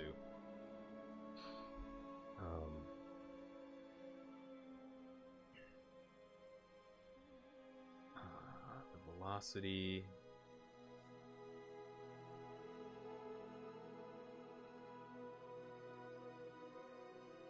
Oh, that might be it. There's always a velocity check.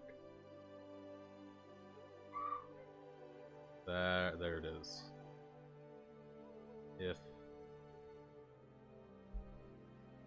If I'm going over a certain speed, it turns the volume multiplier on the walking and running. If I drop below a certain speed, it drops the volume. So if you're holding W and you walk into a wall and you're physically stopped, even though you're still holding the walk button, the sound will stop. So that's adversely affecting the crouching, because when I crouching puts the volume multiplier down, but the velocity check puts it back up instantly. The next tick, next frame.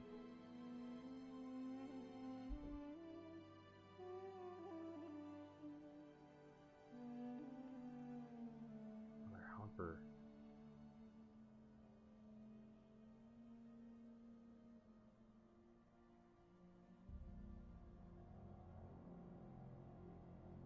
So here, velocity. Is it equal to 0, give or take 10 units? If that's true, shut the volume off. If it's false, which means I'm going faster than 0, check the next. Is it not equal to 0? True. Why in God's name did I put 2 velocity check branches there? I must have done it for a good reason.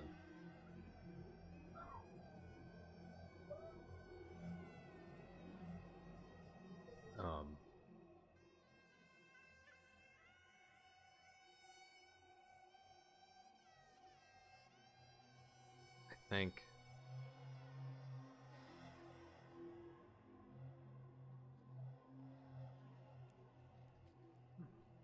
think to start running, like say you walk into a wall holding W, all you're doing is holding W to walk forward. You run into a wall that physically stops you. You're still holding W, so it still wants to play the walk sound, but it shouldn't, because you're actually stopped. So the velocity check stops the sound, but you've never taken your hand off W, you just move your mouse, and you start walking away from the wall again. Velocity check turns the walk sound back on. Which should be fine with just this one tick. This one velocity check, checking if it's equal to 0. There's something I'm not grasping why. I mean, I had to put this second one in there for a good reason. But either way, what this is doing is when I crouch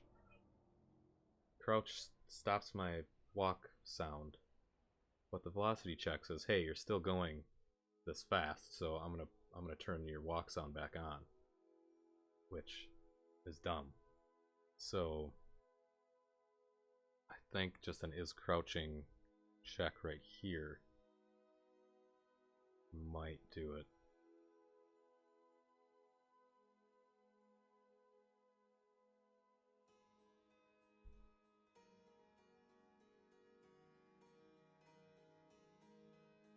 And just to keep...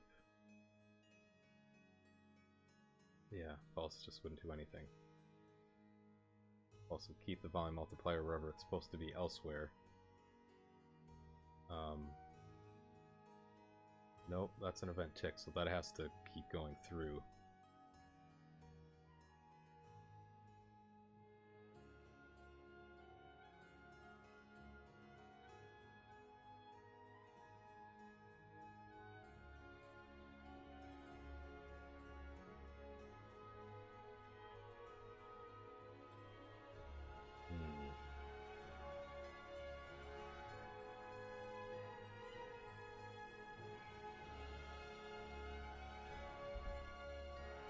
That will go through just with... Wait a second. Man, I need a break. I'm just not thinking right. I'm not crouching, so it should do what it was doing. I am crouching.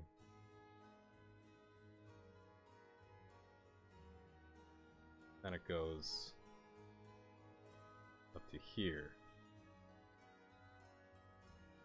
Shuts the volume off, and that allows it to flow through to the next stage.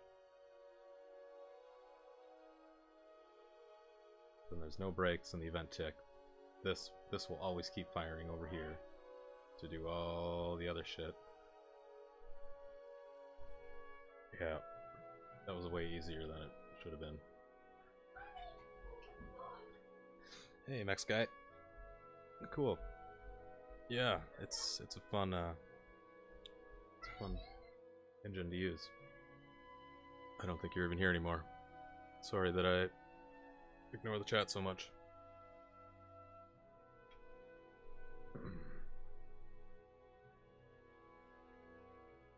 So, once this compiles, I'm just gonna run around and crouch. That works.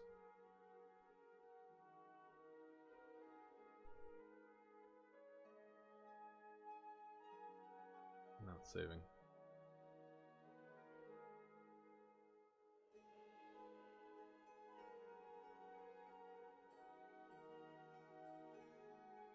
What else did I just change?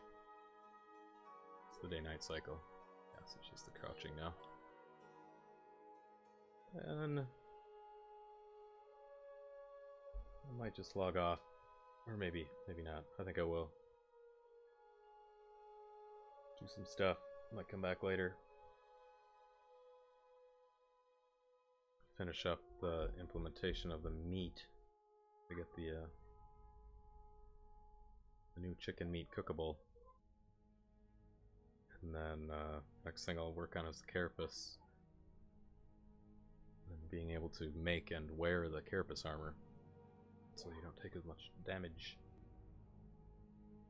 It's basically going to function kind of like the quiver, except allowing extra arrow storage. It'll lower the damage you take. Until you've taken enough damage, then it'll break, so you have to repair it or make new armor.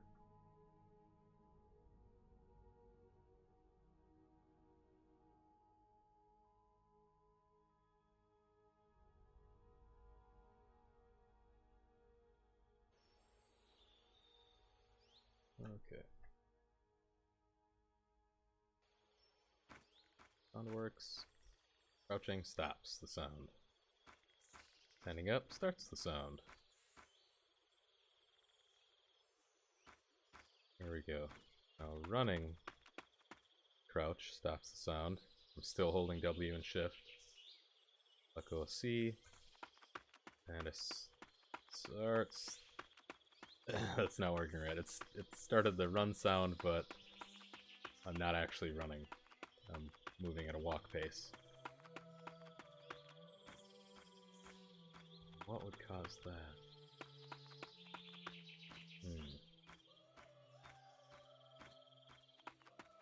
Hitting crouch, it's breaking the... It's not knowing that I'm running. To let go of shift.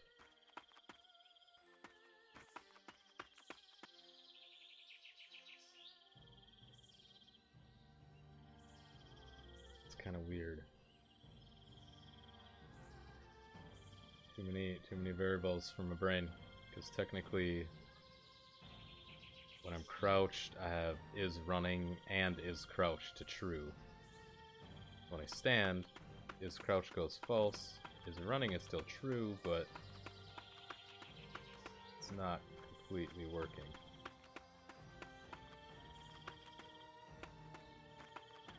Alright, well, we're getting there.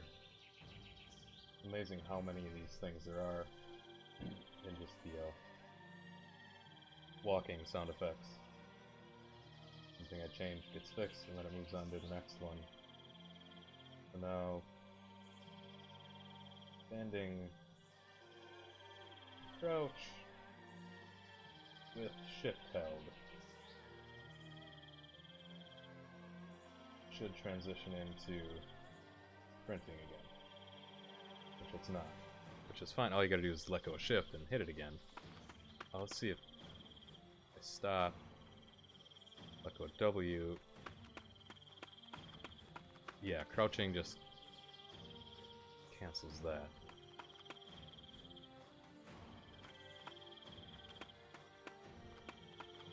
So it works with just W. I can hold shift, run forward, stop, still holding shift, run forward, it's running. So I don't have to toggle shift that way. If I crouch, it breaks it.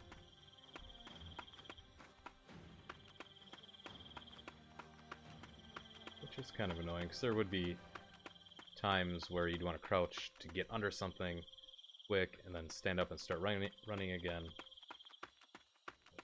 Yeah, it's just natural. That's how it is in every other game I've played. Holding shift and W, running. Hit crouch for a second, let go of crouch. Still holding shift and W, never stopped holding it, and you continue running. And that's not happening here. But, yeah. We'll fix it. There's a million things like that, though, like the jumping. It all works now. Jump and land.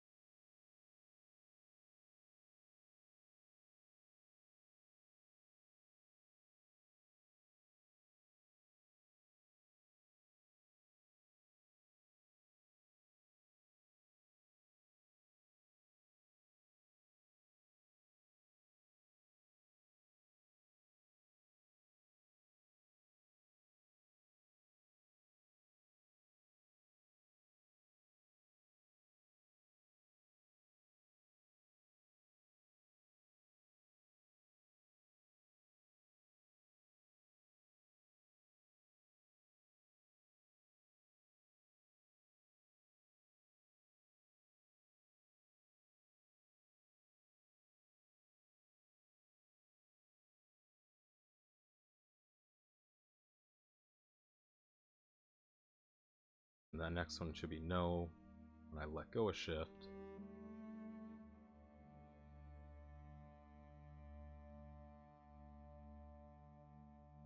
Yeah, right there. So what are these two? Mouse would trigger running boolean right here. Oh, 0 stamina penalty. Okay, well that makes sense. Yep. And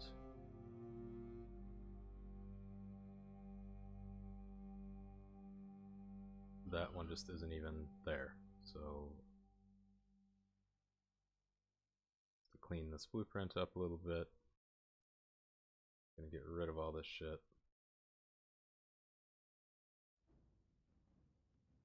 I think is all working now.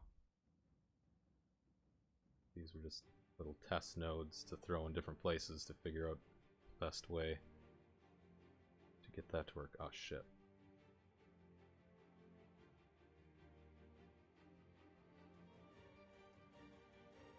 So everything happens smoothly when your stamina runs out, and it has to happen at, you know, depending on no matter what you're doing. If you're just walking, if you're turning, you're holding, you know, going diagonal, holding W and A. Transitioning from rock to grass. You're holding shift or not. That should be working, and I think this crouch should do it right here. Last thing, when I stand up, it checks. Am I running? False, do jack shit. True to exactly this right here. Max run speed, character movement.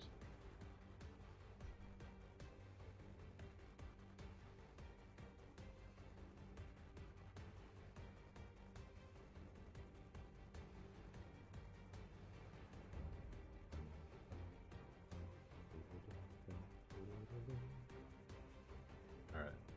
Yeah, that's... So if that works, that's pretty damn simple. I should have been able to think of that right away. To fix the not running when you stand up if you're holding the run button. It just checks. Well, are you running? Okay. Go fast.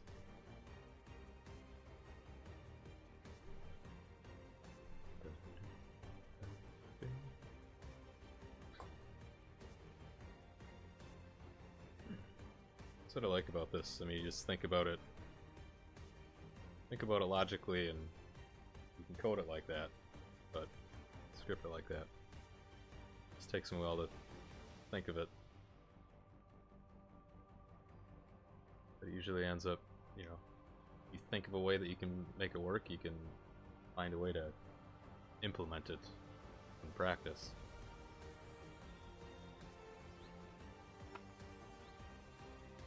So,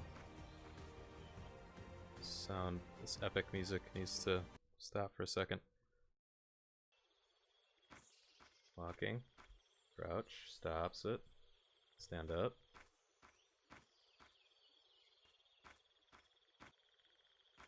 Now running. Oh shit, it's fucked.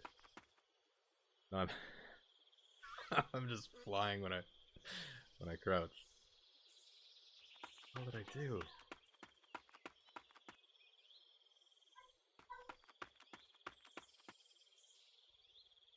Alright.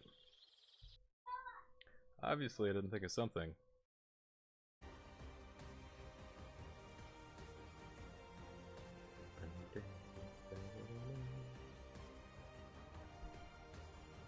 It worked though. When I stood up, I was running.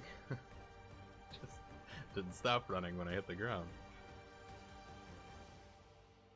Oh, because it's going through both branches here, that's why. At the timeline here. Alright, so I just need to take this, and I forgot that crouching and standing both go through the timeline because they both have to, you know, to make the gradual standing up speed and the gradual crouching speed. So the run check for when I'm standing it somewhere different. But it's only on the standing script right before the timeline to make the movement of the camera gradual. Right here. But, oh no, because see, that has to... Oh yeah, this will be fine. Okay, right here. Just like that, and then it goes up to here, just like normal. But this false is an issue. So I have to connect that. So if I'm not running, when I stand up, everything works just like it used to, just goes false. The M, it cranks my run speed back up, as it should. Alright, that should work now.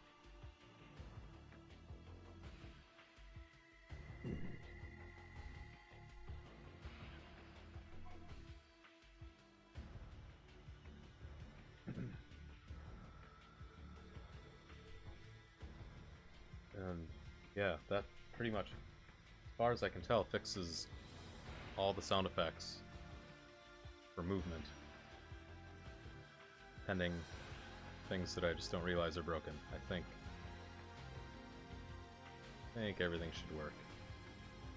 All the type of ground transitions, whether I'm in the air or not, whether I have stamina or not.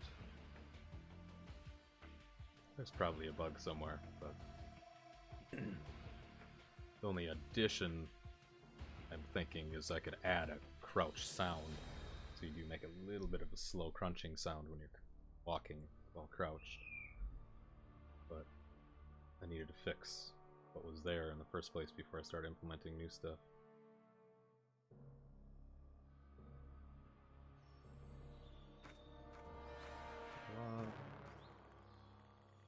Crouch sounds, or the walk sound stops. Starts again. Oh shit, except it didn't stand up. What the fuck? I'm forever crouched. You gotta be shitting me. What else did I break? Okay.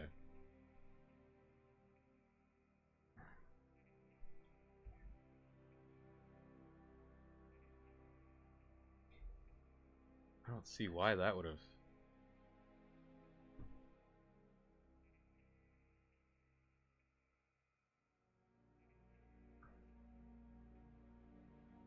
done that.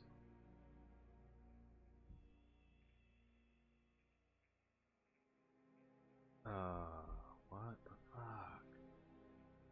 There's a... The logic here isn't quite right. It should work, but it could be simplified. Oh. Reverse from end.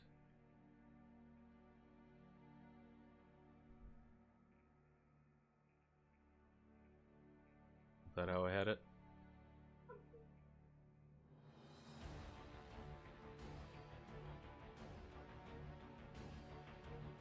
Yeah. But here, so it's not triggering my speed twice. Let's say, you know,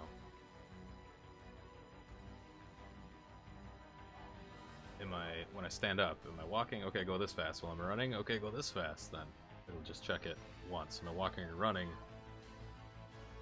Then pick what speed to go.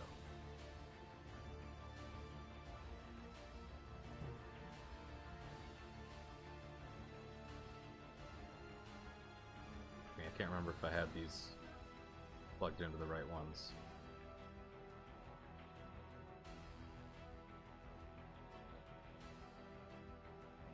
This seems like it should work, play from start also. And this might work just straight up reverse. But I think that's how I had it. I could just go back and look at my stream archive. I always say that. I've never had to do that yet. Look at a stream to see what I actually fucked up. But I could do that if I can't figure out what to plug that into correctly.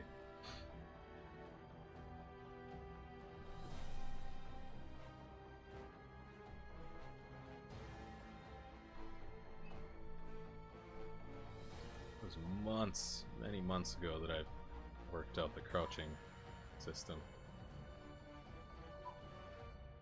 6 months ago, 7 months ago maybe. One of the first things I did. I believe.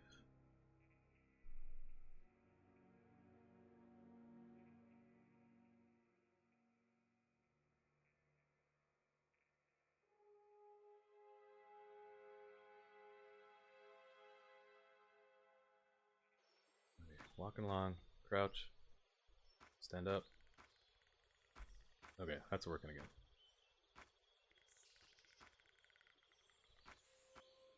But the running. Ah, there we go, fixed it.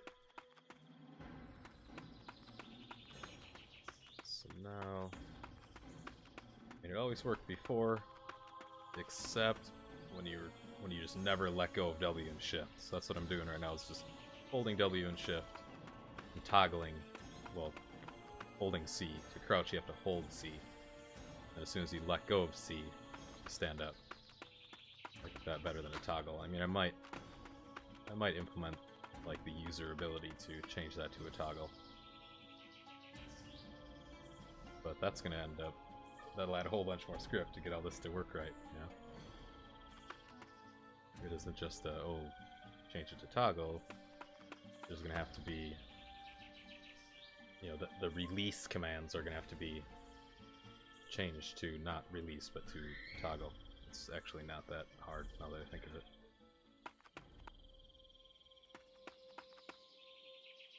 Yeah, working. The only thing, even though it's physically working,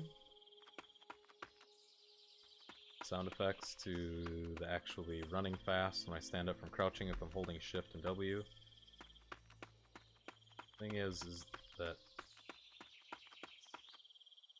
my stamina is draining as if I'm running.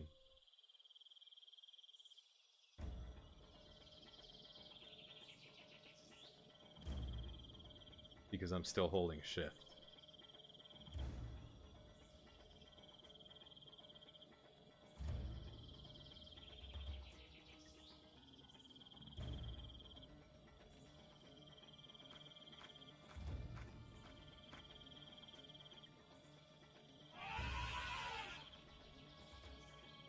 Oh yeah, and now you'll see there's still more issues. If I crouch and walk, it's slow. If I just tap shift, it puts me up to walk speed.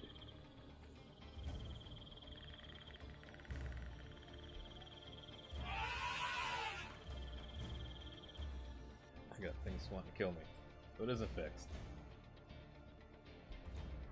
Tapping shift allows walk speed at crouch.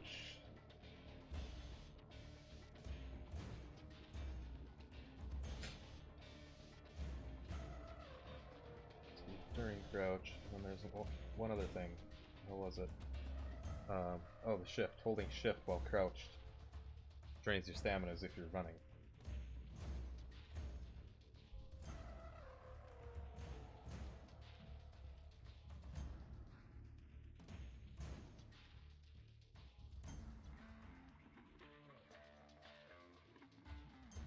Okay.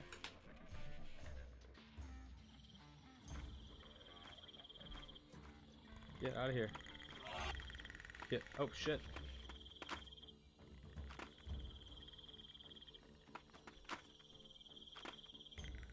I'm over here now. I'm over here. Oh, I didn't kill him. No, I missed. There we go. He's dead now. Are you stuck on something over here? Oh no, he's just waiting for me. Oh, he got me good. Alright, enough of that. Oh, it's too fun. Alright. Tapping shift. Allows walk speed during crouch. It should not. So The wrong blueprint.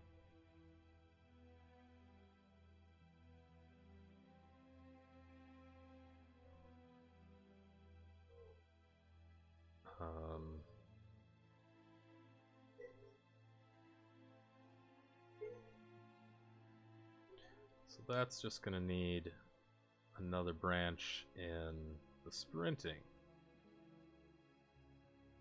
If I release it, that's gonna need to check is crouched.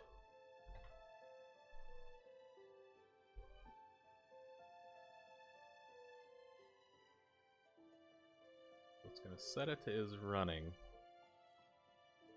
not go walk speed. That's gonna go crouch speed. Where the fuck is crouch speed? Okay. I don't have crouch speed variable, I just set it straight up to 150. That's fine, I can just do that.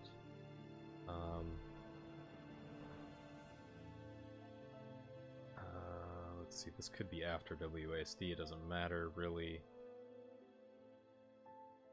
Because the walk speed's gonna be trivial if I'm not pressing anything. But it doesn't matter. I mean, I guess in the grand scheme of things, maybe it is calling, it is doing two commands rather than one, but I don't think that's gonna matter at all. That, I mean, it's a 1. It's changing a 0 to a 1 more time, basically. So release the key. I'm not running anymore. Check. Am I crouched? If I'm not crouched, go on normally. If I am crouched, set my speed to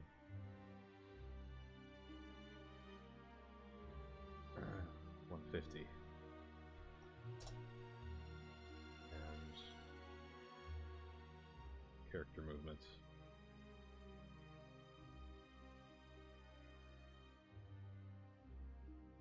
Here, go on normally. And that's where maybe walk speed isn't going to matter unless WAS or D are pressed.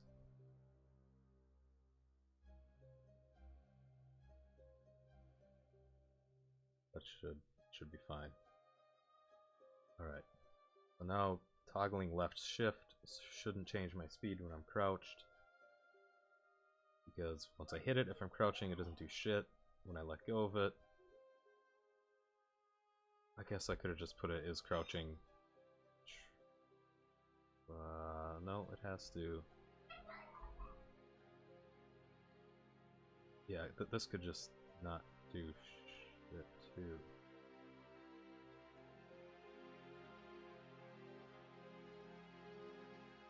Yeah, because all this check is doing is playing a sound. So for now, this, if I'm crouching, true could just go to nothing.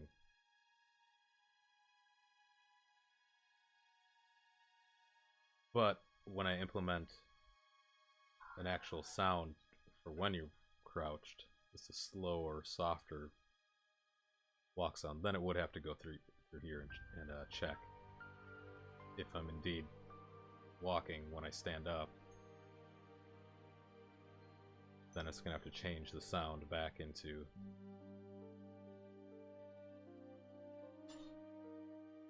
crouch, right?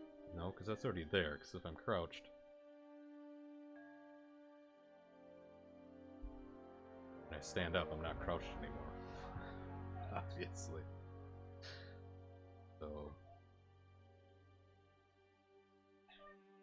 yeah, that's gonna work right there. I'll worry about adding the crouch sound in the future. So that should do that. And holding shift while crouched drains stamina. So stamina drain here. Running held when stamina runs out. That just turns the sound off. Stamina drain. Stamina rate decrease. Can you run?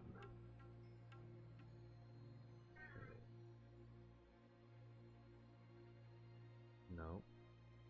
If you can't run, that's only when your stamina drops completely.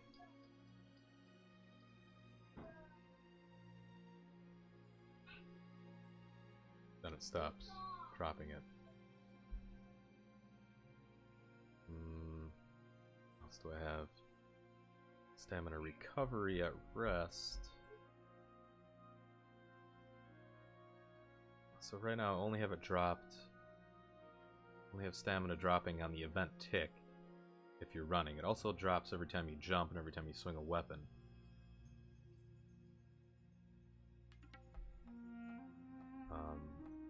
So basically, I want to put his crouching branch here. Or here. So basically, is running checks, am I holding shift?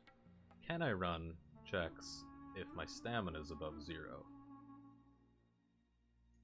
And if both those are true, then it starts lowering my stamina value. But I also need to check, am I crouched? Because I can be holding shift and crouch at the same time. And even though right now the crouch overrides the running, it doesn't override the stamina drain of the running.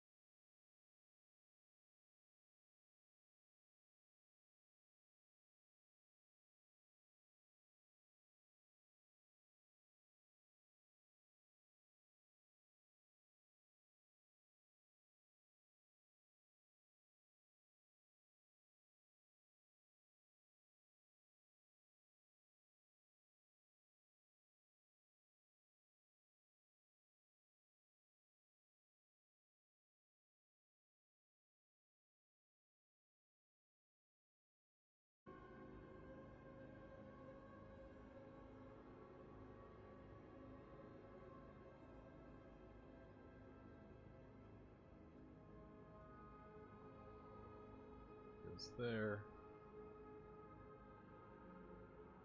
This true goes through here. False needs to go here.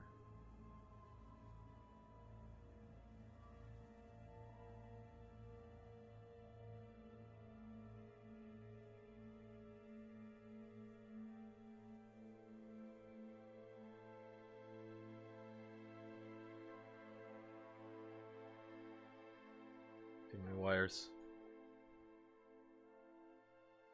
No good way to line these up.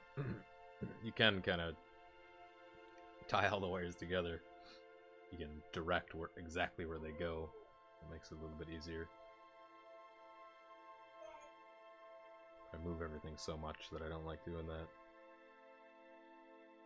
Okay, and this off the true needs to go in there also.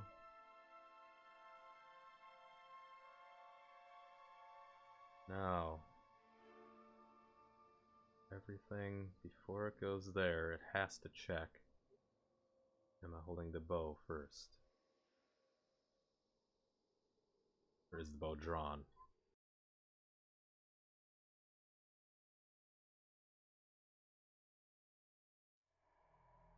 I didn't forget something or break something. Should be fine.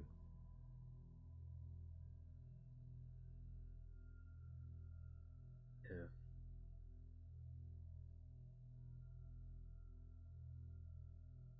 yep, true.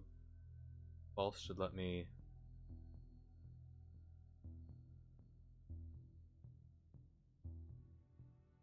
cover stamina.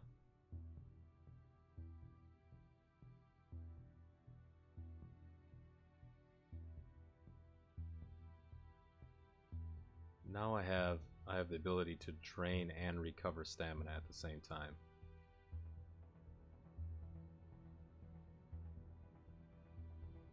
That's not right.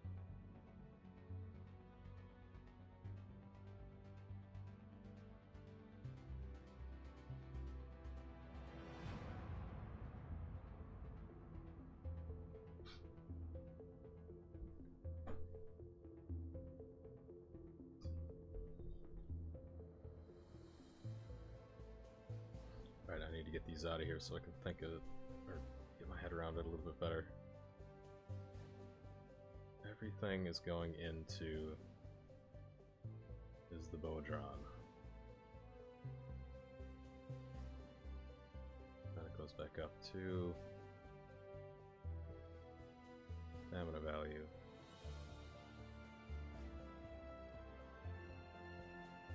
These don't need to be there.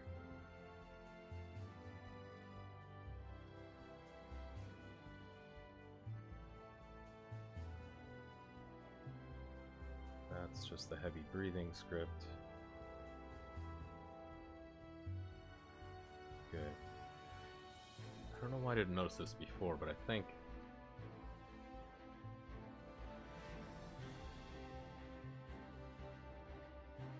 yeah, it actually might have kind of been working normally already, because the stamina was always recovering. Always recovering, unless I drew the bow. When I draw the bow, I'd stop recovering stamina, and then if I started running with the bow drawn, I would actually lose stamina. If I didn't have the bow drawn and I just was running, I would also lose stamina, but not at as fast a rate.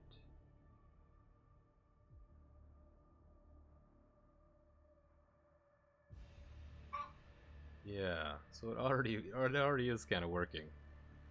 Hey, Brad, how's it going, man? It's going pretty good.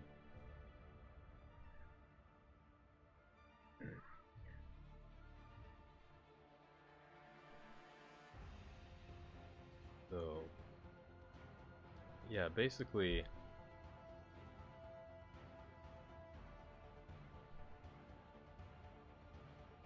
no, that doesn't make sense. Drawing the bow would just stop stamina. and then running would drain it. That works, but running drains it, and then drawing the bow should drain it faster, which it doesn't right now, so that's what I need to switch.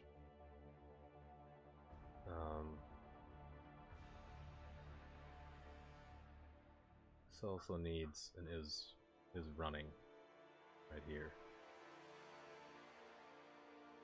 Is running check.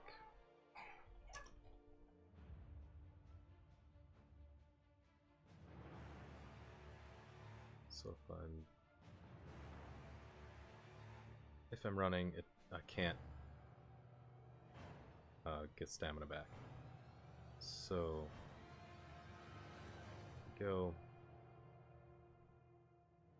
Bow's not drawn. I'm not running. I can gain stamina.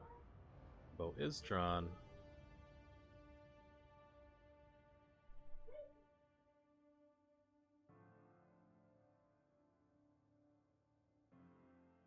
That needs to go here. This is all fucked up. I might have to reorder some stuff.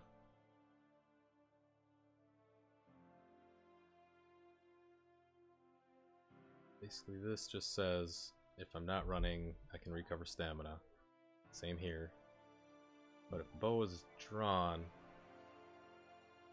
that also needs to decrease stamina separately from the stamina decrease of running. So we'll just throw this in there, and that should do it.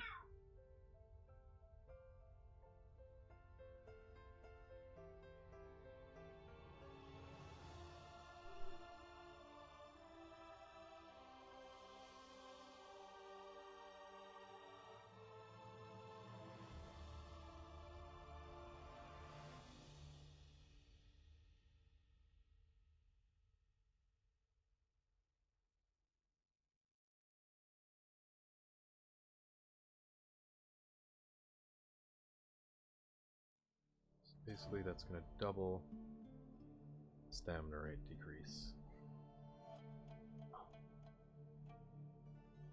This just needs to go into the event tick. A couple of those wire nodes, I never use those, but I remember using those there.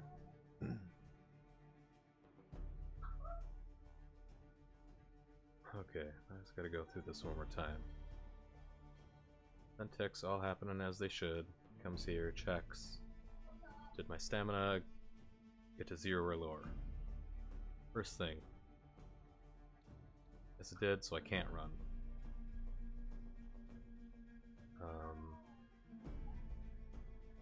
And that's fine. That's no. It goes on to the next. Am I running? True. Can I run? Which is, do I have stamina? Am I crouched?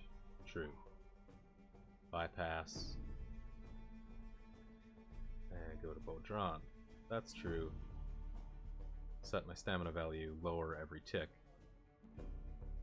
It's false. Recover my stamina as long as I'm not running.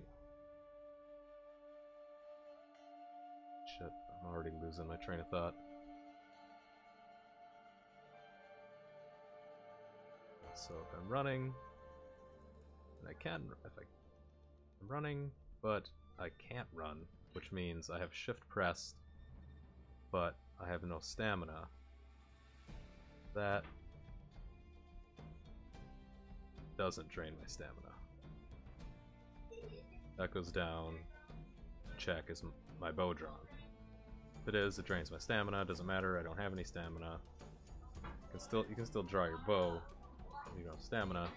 Just you get to a point where you can't run faster. You hold your bow drawn too long. That should work. Crouching. True, same thing, goes down here. Only... yeah, so I can hold shift and C. The crouching overrides the running. you're accidentally holding shift. So you're not losing any stamina from that anymore, but if you draw your bow, then you will lose stamina. Okay, so then you're running, you have energy, you're not crouched, you're losing stamina. Stamina drops to 0. Same thing. Then check. Bow drawn, doesn't matter. Running. Yeah. Having the bow drawn and running should be the only thing that affects stamina recovery at rest. Go through here, doing all that shit. Running, you got stamina, you're not crouching.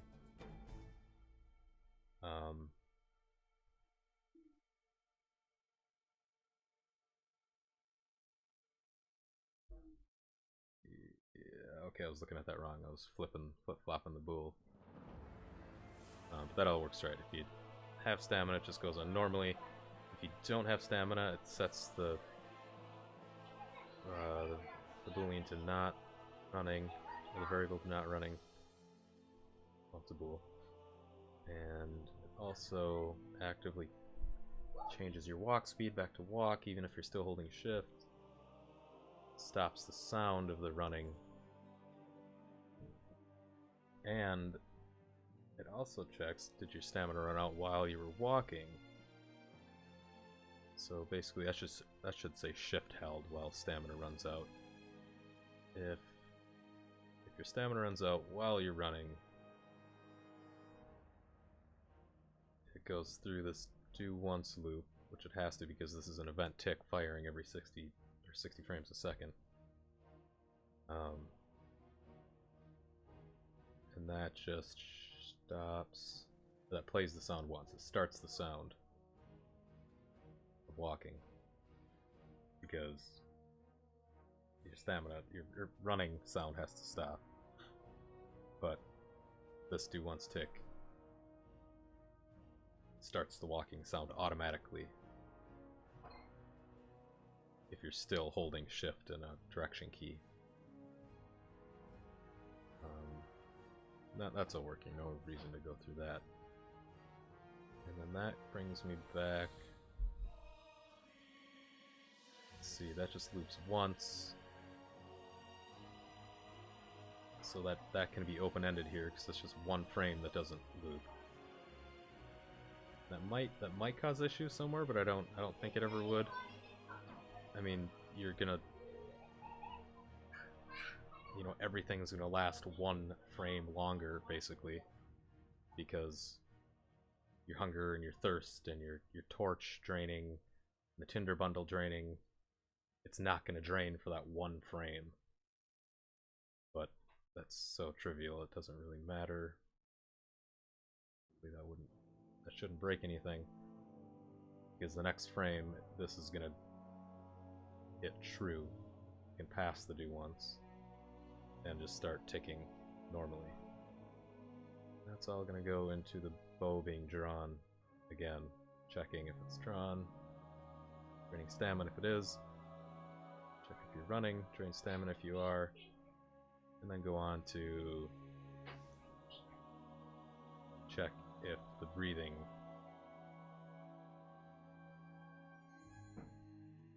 should be heavy or not. And that was all working. Okay. I think it's working now. I'm gonna test this out and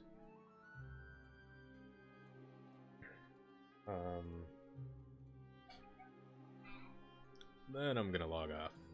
So that about an hour ago.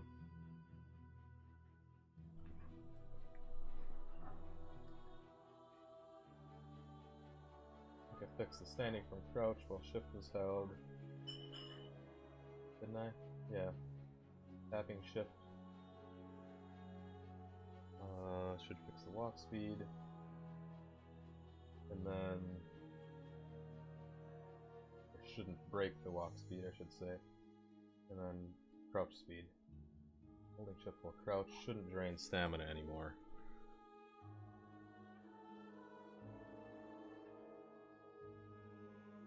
And didn't think I was going to be doing this today, but I'm glad that I'm working it out now.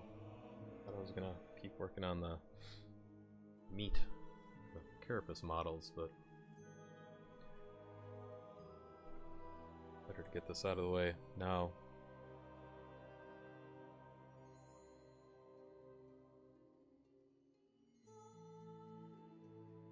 One of these days I'm just going to devote some time to cleaning off this blueprint too, trying to get things just moved in a more coherent, easy to understand what's going on at first glance manner. Is that most of my blueprints are relatively clean. This one's just a clusterfuck of spaghetti.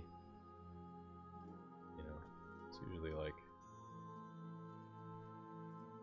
you know, stuff like that, all kind of lined up nice.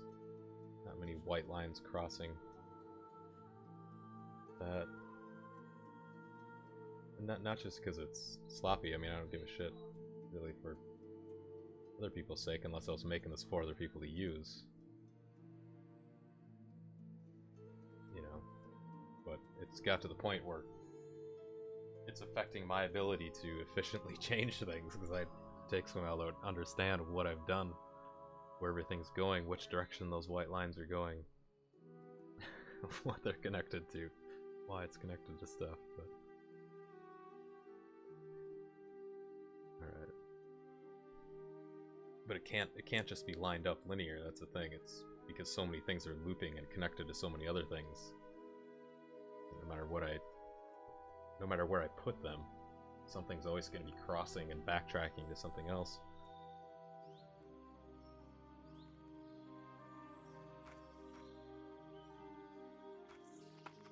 That works. Tapping shift doesn't do shit anymore. Standing up, even if I toggle shift and hold it. Oh, no, that's broke. Okay. Crouched. Stand up, walk, that's fine. Crouch, stand up, walk, fine. I'm running and I crouch. I stand back up to a run. But if I walk, then crouch, then hit shift, then try to run, it doesn't do shit. Oh crap, okay. So walk to crouch to run isn't working unless you stand up first. So I can walk, crouch, stand up and run. But if I'm walking, crouch, hold shift first and then let go of C, I just walk. Then I have to let go of shift, hit it again to run. Which doesn't make any sense, because if I'm running and I crouch, but I'm still holding shift, then I let go, I instantly start sprinting again. So why does that toggle break it? Not sure. And the stamina drain. Stamina's draining. Pretty slow, but I can tell it's draining. Once I crouch, it stops draining. Good. Stand up, starts draining again. Okay, that's fixed. Now, drawing the bow. It's knocked. Not losing stamina. If I pull back, now I'm losing stamina.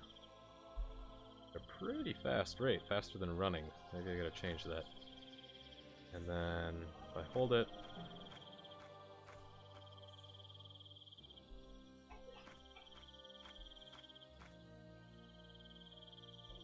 and run, yeah, now it's draining twice as fast, which makes sense. Now let go of that, still draining.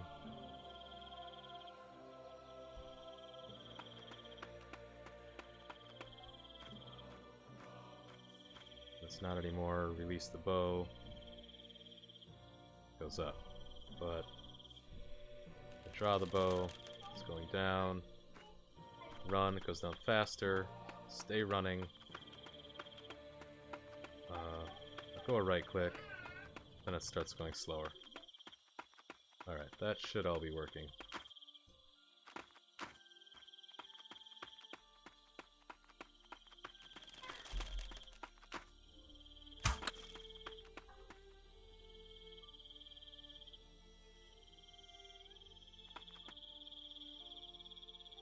Alright, those darts light up too. Wanted to check at night, I haven't done this yet. Yeah, that's when they shut off. About that distance, so you can't see until you're about that close. Right there.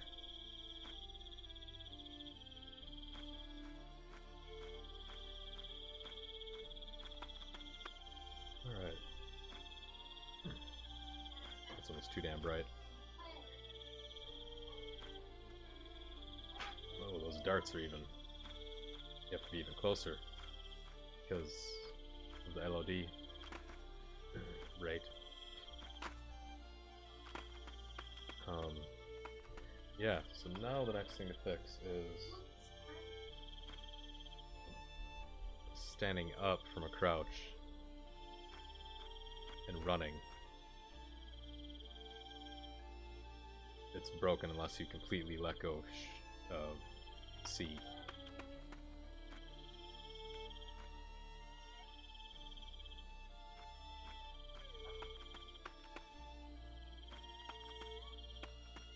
Acceptable for now, but I don't want to leave it like that. I gotta take a break. I'm gonna log off, leave it there. Either next time I stream or might have fixed before. I will get that little crouch bug working, so you don't have to let go of C to run. You can hold shift and then let go of C, and you'll start sprinting automatically. Yeah, coming together. And I'm gonna work on the finishing the chicken meat and the carapace armor. After that, I might get into some more world building, placing more trees and rocks is 90% of that. I have ideas for other temples and bigger huts and stuff like that, but need to flesh out the natural world first, all the forests and rocks. Alright, but I am done for now. I will talk to you guys later. Y'all take care.